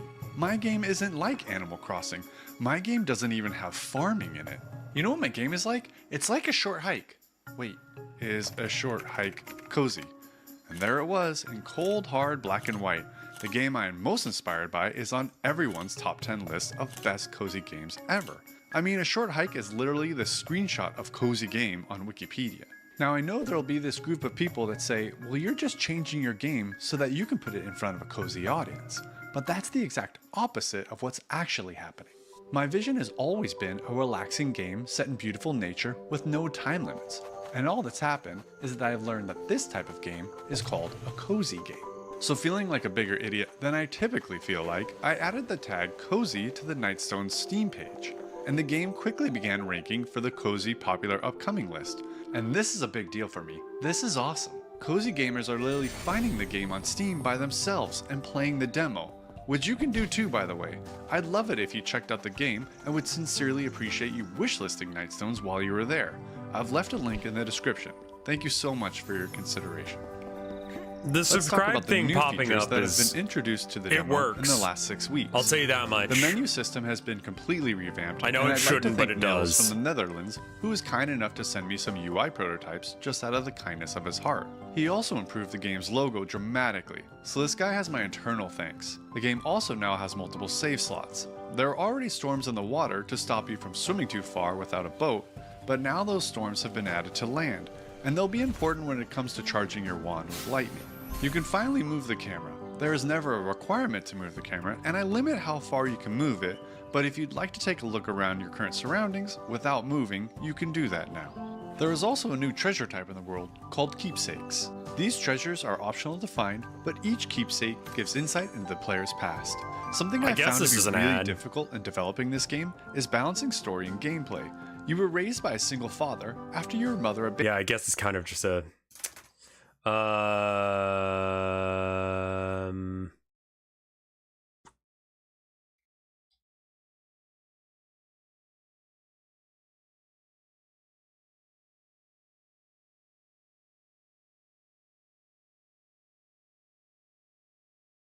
5 indie game dev mistakes you must not make, made by Sasquatch Bee Studios. Let's see what this one is. Testing my game. 51.6 thousand Is that followers. the Mario jump I Sasquatch hear? Bee I Studios. have no idea what a Mario is. It's... Dude, you need to change that sound. You can't use that in a commercial game. No way. Do you have any idea how hard this sound was to make? Why are I had to you- go into Google and type video game jump noise and then download it. It was a nightmare. Did you try AI bros. copyright-free video game jump noise? God damn it. Hey guys, welcome. I have made plenty of mistakes in my own game development journey, and I want to share some of them with you so that hopefully you can avoid some of the same mistakes. Not that 100%. I've He made, was and you'll reflecting also on the be fact better that, prepared yeah, to make your mark in this industry. I am not an expert like some of the other YouTubers you might what is this watch. Timmy I'm Turner ass honestly fit? Don't just worry getting about it. He was doing a started bit. myself in this industry. I don't But know think why he that's was doing a pro bit. because some of the We're not in mistakes the I've early made are 2000s really anymore. fresh in my mind. This one's really quick. Starting a devlog is not for everyone. This is an individual decision that you need to make. So there's no general one size Yeah, I don't need to make a fits all advice devlog. that I can really stream. give here. But I will say, before you decide to start a devlog, you're going to want to put some real thought and research into it. Here's why. A devlog on the surface sounds like easy, good exposure for your game, as well as a fun way to document the process of development for your potential fans. But the reality is, The streams are the a devlog, yeah. is not necessarily the easiest way for you to market your game. It's free and it can actually end up paying you and becoming a really solid source of income. But the amount of time that you have to sink into a YouTube channel in order to make even a little bit of traction, it can take years for some people. Devlogs take a lot of time to That's put not that together. bad a It takes problem my for me wife then. and I a minimum of a week to throw a devlog together from start to finish. And that is with a team of 2 working on it. And that's a minimum of a week of our time every single month for a devlog. The YouTube algorithm is not going to share your video if you just really quickly slap something together that is not intriguing to the viewer. So if you're not really going to put Fair. in a solid effort into your But that's not the videos, point then of my you might be devlog, so it wasting doesn't your matter. time. And if you are willing to make a solid effort and produce high quality videos, then you have to be comfortable with the fact that a lot of your work time is now going to be working on making videos, not necessarily working on your game. There's nothing right or wrong with this either way. It's just a matter of being prepared for the amount of work that it's going to be. I'm not going to talk about scope creep as something that you need to avoid because that's already talked about everywhere else. I actually really want to talk about the opposite problem, which is being too rigid with your game design. Scope creep is when you're continually adding stuff onto your game and making the scope of your project bigger and bigger and bigger and bigger. And this can happen due to being too flexible with your game design. It can happen due to lack of planning. It could also just be that the game designer is feeling self-conscious and they just keep adding stuff, hoping that that one feature will finally make the game feel good enough. And that's scope creep, and that is a problem. But being too rigid with your game design can be really hurtful as well. Video games start Yeah, I as mean, just a that's series why of the, ideas you that know, have in your every head. video And not gets its all ideas views that you have in your head remark are is gonna stupid end as up being fuck. as cool or as entertaining or as funny or as awesome as you originally thought they were going to be. Maybe you're working on a platformer and you've got a character with a really floaty jump, and there's a lot of horizontal velocity so that basically in one jump you can just move from one side of the room to the other because of how fast you move. But maybe you really excel at designing tight levels in really confined spaces, and so now you have to make a decision. Are you going to change your levels to match your character design, or are you going to change the way your character controls to match the layout of the levels? Because if you're being really rigid and you change nothing, that's just going to end up with something that really doesn't work well. So without some flexibility in your game design, you may end up having things that you're trying to fit together that really just don't mesh well together. A really big part of making video games is just making thousands of tiny little decisions and hoping that the end result of all those decisions is a product that's really fun to play. But as your game starts to take form, as you put more and more work into it, it actually kind of starts to develop a bit of a personality of its own. Like, you may have pictured that you were designing a combat focused game, but instead it kind of seems like your game wants to be more focused on puzzles than on combat. So just because your game design document or your plans say one thing, it doesn't mean that those plans can't change. Your game will evolve over time, and letting it change within reason will result in a much better game. How's this for a coin collection sound? Yeah, no, you can't use that either. Yeah, that's from every gas station ever. Crap.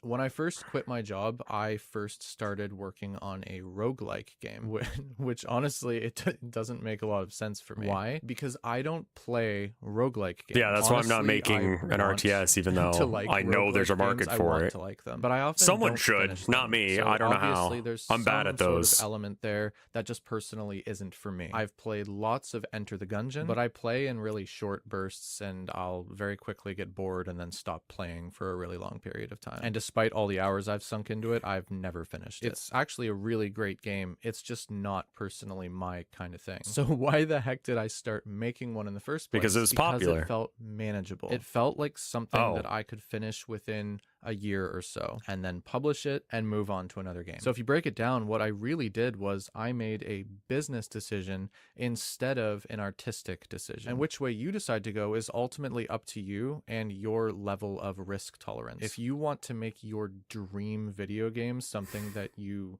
just can't get out of your head, it's probably going to take you a lot longer than designing something that you feel a lot more neutral about. But ultimately, you have to take your own motivation into account. Can you work on something hours on end, day after day, when you don't even really care about the end result all that much? Some people can. I definitely can't. There was a noticeable, huge uptick in my energy and in my work output and in my motivation when I quit working on my roguelike and started working on my dream game, which is a Metroidvania. And this happened because I'm passionate about Metroidvanias. I love them. I have great memories playing Metroidvania games. And honestly, I really feel like I have no business designing and making a roguelike game because I've barely ever played them. So know yourself and know what keeps you motivated. And do everything that you can to keep yourself excited for your project. Picking a genre that you love will go a really long way. Hollow Knight is my favorite game of all time. And knowing it was mainly just two guys who created that game, I often compare myself to them. And when I compare myself to them, I'm putting them up on a pedestal. They're way up here, way up here. And I'm just me, way down here. You can't even see my hand. And I'm not going to pretend like I've stopped doing this and I figured out how to fix this and I don't compare myself to people anymore, because that's not true. I still very much do. I do it all the time. As humans, it's really natural for us to compare ourselves to other people that we look up to. That doesn't mean it's a mentally healthy thing to do, though. Just because someone out there created an experience that you really loved, and creating that game feels like it's a little bit outside of your current skill level, that doesn't mean that you can't also create a game that other people are going to love, because you absolutely can. Also, keep in mind, when you compare yourself to others, what are you comparing yourself to exactly? You're not really getting to peek behind their work curtains to see what their daily progress is like, how many struggles they is this the shadows? overcome. All that you really I have no get idea to what this see layer is. what they let you see, what they put in their devlogs or their blogs or their websites or their interviews, whatever, or maybe just their finished game itself. They are human too. They had struggles. They had doubts too. They Everybody also had a hard time shits. figuring out how to animate some particular thing, or how to code some mechanic that they really wanted in their game. Here's the thing. You want to make a video game, it's going to take a while. And if you're constantly putting other devs on this pedestal high above yourself, it's always going to feel like you're failing at some sort of level because you haven't achieved the greatness that they have yet. And it's really hard to work on something for years and years and years when on a daily basis you feel like you're failing or you feel like you suck. That will drain you and it will dry up all of your energy. You are unique. You have a unique set of circumstances. You have a unique sense of humor, a unique sense of what's fun, what's cool. That what is would be fun real, to but play, and how to solve your game design challenges and problems. If you set out and you But that aim applies to make like the every funnest artistic endeavor, experience though. possible, you put your ego aside to allow room for feedback or other ideas that might actually work better than yours, and you constantly strive to do better work than you did yesterday, then you're going to be just fine, and your game is going to end up being as good as it can possibly be. Hey, what do you think of this sound effect for my character eating food? No, just stop. This is not a good bit, my dude. Oop, ad break.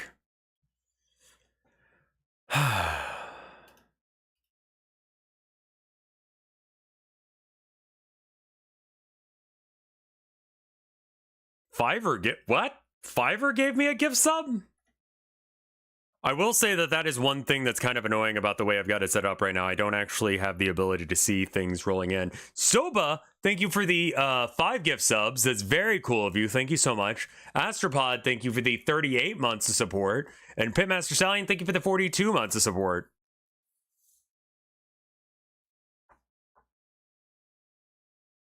Time to buy Rev a 3rd monitor, I guess.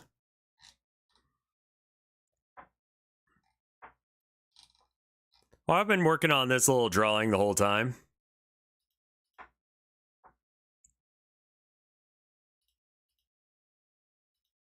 So is that not the bridge then? That's not the bridge. I have no idea what this layer is.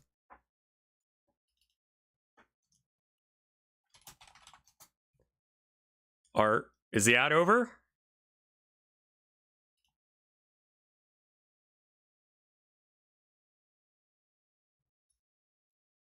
I think the ad's over. When you want something really, really badly, Okay. like going full time as a game developer or developing some sort of critically acclaimed masterpiece, then that want is going to become a part of your identity. And when something like this becomes a part of your identity, it can be really easy to lose the joy in what it is that you're doing every day. Why? Because when you have a specific identity, I am an indie game developer, your ego gets involved because you're trying to prove something to yourself and probably to other people as well. And when your ego gets involved in any work process, you're going to be more miserable and your work is just not going to be as good as it could be. You'll be miserable because you will obsess over your game. Even when you're not working and you're supposed to be spending time with your family and enjoying your time away from work, in your mind, you're going to be programming, or you're going to be solving problems, or you're going to be thinking about that thing that needs to be fixed. And mentally, you're not even there actually spending. I don't like this video because I'm in it.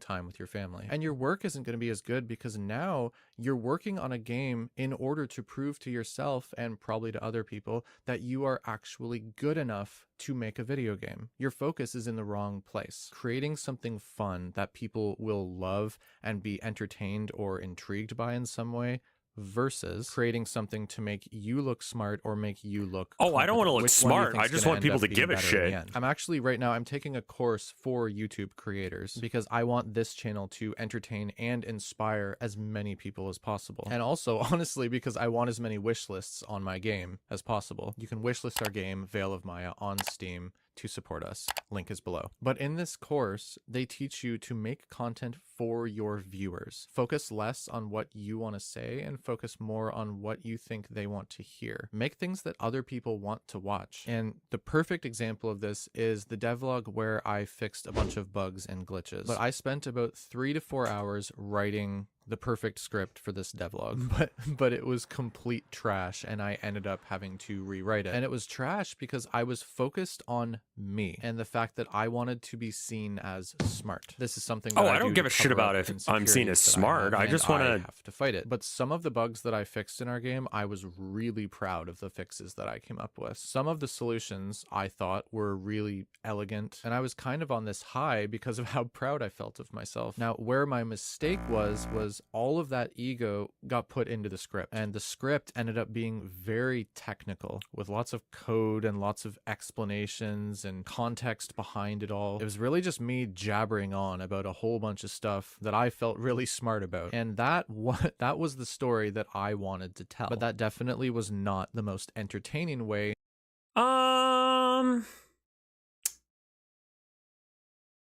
No, I don't agree.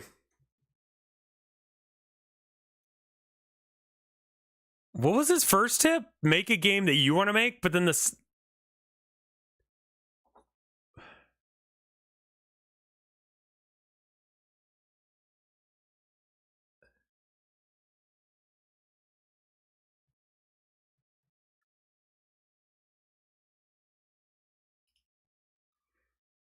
All right, man. Whatever you say. I don't get it, but you do you, I guess. Anyway, here's what I've been working on. Like I said, he's contradicting himself just a bit.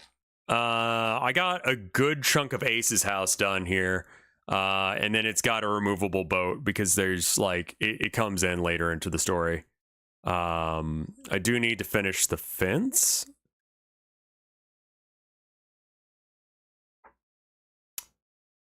Oh. Actually, hold on. We do need to fix this. This is wrong.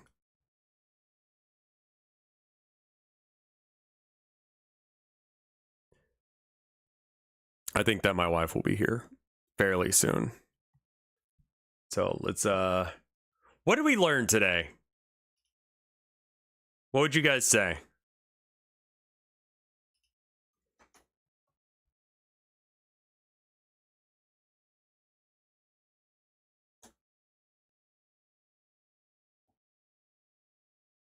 One guy really thinks that the winter is cozy. I mean, yeah. Making game is hard. I feel, okay, here are some notes that I took. Cozy-like or half cozy may be more fitting than cozy game, depending. Put the solution down different routes. There shouldn't be one way to get a good, like, you shouldn't have one way to victory. And I think that's possible via encouraging you to do stuff aside from, oh, hey, thank you for the raid. 5-4 BPM. This is a slow-ass BPM. That is a new name to me as well. Welcome by, everybody. Doing a little bit of art while we were watching some videos and learning about how to do game devin. Just in case if you hate any of the mini games, just make it so that way you can spend like the least amount of time doing them and still succeed. I think that the players should be more impactful. Customization and bug catching. I really like the idea of a bug catching minigame. Have you tried the Mona Lisa yet? Like, what? Also, 54 BPM. What were you streaming, man? Maybe do something like Cooking Mama for lures. Be able to pick outfits. Potion craft is good for stuff. Duck/crow feeding or fella feeding is nice. Mussolina. I don't know what that is.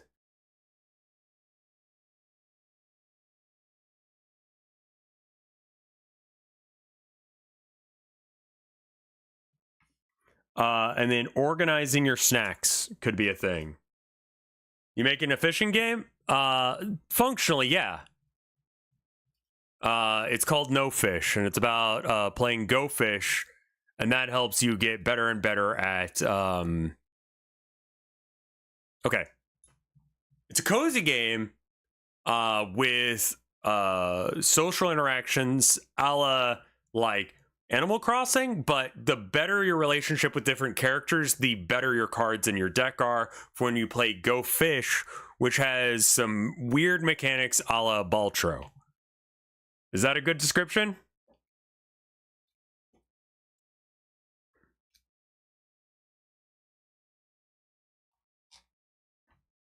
I feel like that's probably an okay description.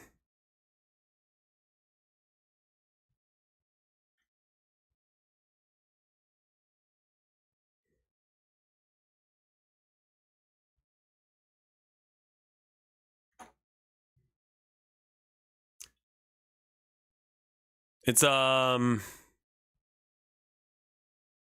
game about not the fish are just a mechanic to be able to explain the rest of the idea. Like, it's not maybe the real fish we caught were the friends we made along the way.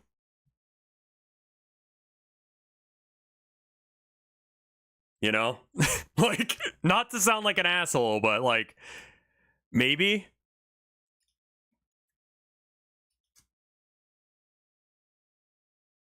Is that the tagline?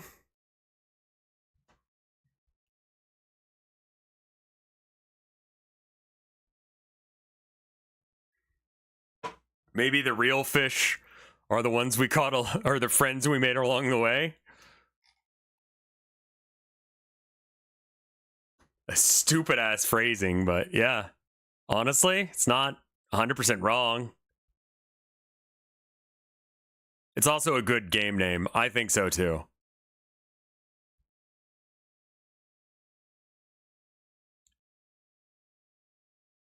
But anyway, I'm hand painting the backgrounds for it, so it looks nice. So the card game Go Fish, but with extra effects like Baltaro. Yeah, like, if you improve your relationship with one character, their card might have... So every time you play, you have two effects. You can either play it like a Go Fish card, or you can play it for the ability it has. And if you play it for the ability it has, those get upgraded. And that's the general vibe there, right? Right.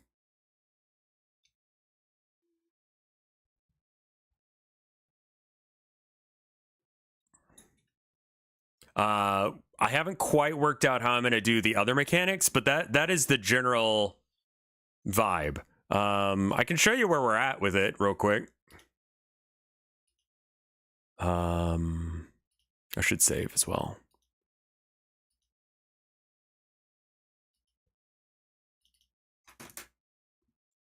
It's not playable yet, as far as, you know, available for people to have. There's a house like that. I think it's called the Clown House in Austin. There's also a little, like, One Piece nod I want to do to his house, since his name is Ace.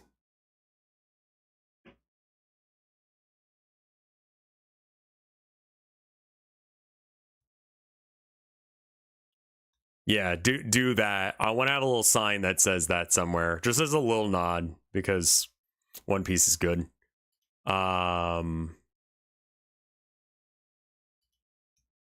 this is the card playing part of it here. I've got some shit on the screen that isn't supposed to be there because I haven't gotten done fixing it. But like, these affect the stuff that you can do. They don't work right now, but will they be a fishing minigame to get better cards? No. If you want better cards, you got to go do stuff. Like 2 through 4 are based on what bait you're using. 5 through 7 are based on what lure you're using. No, 5 through 8. 9 through, I don't know, it's something like that. Every 3. And then all the face cards are linked to a specific character. So like Ace is connected to Ace. So the better relationship you have with the character Ace, the better his card is. But the worse relationship with you have with him, the worse his card is. That doesn't do anything right now because it's broken, but you know. And then you have a little runaround area that you can use as well.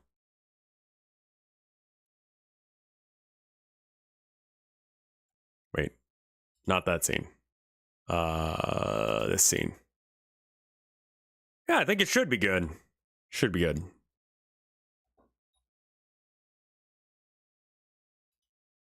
Oh yeah, no, I'm having a problem with the all the fellas script.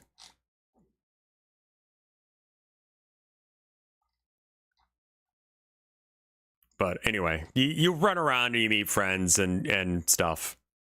It'll be good. So it could be worth it to have bad cards. I mean, sometimes it would be hard to get good cards. So it may not be worth it. Check Discord. Also, wife home.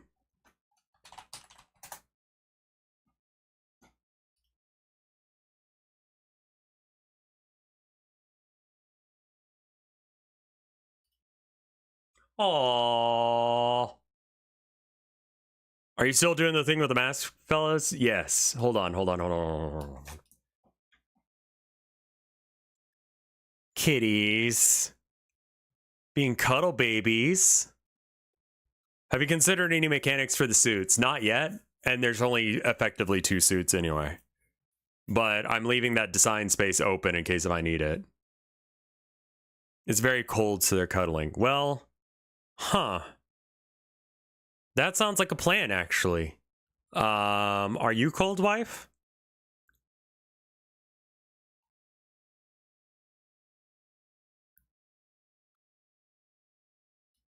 Because if wife cold, then I might need to cuddle.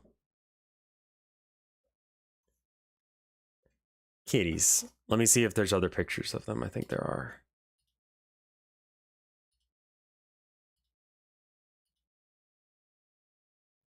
No, they're pretty much all the same picture, but they're very good. I love these too.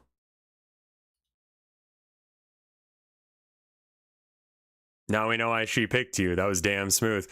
No, I think she actually picked me because I'm not smooth.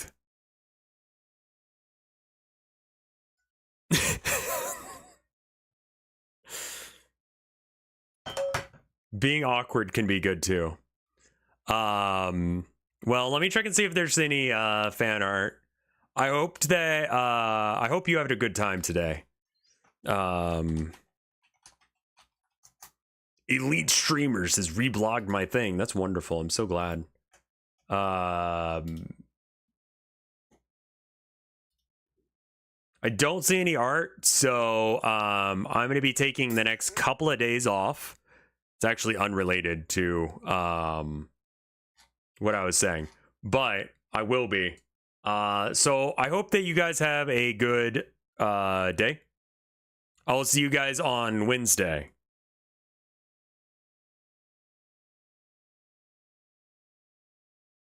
So I'm going to spend 2 days cuddling the wife and staying warm. And we'll come back and we'll do some more No Fish development. I had a really great day on stream.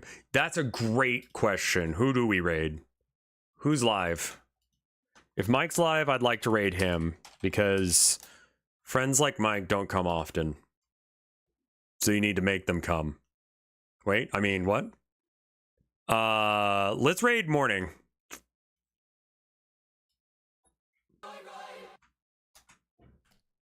That's probably all right, a copyright claim right there. Luigi is live? Let's raid Luigi guy. Because that guy helps me a lot. Raid the Luigi guy.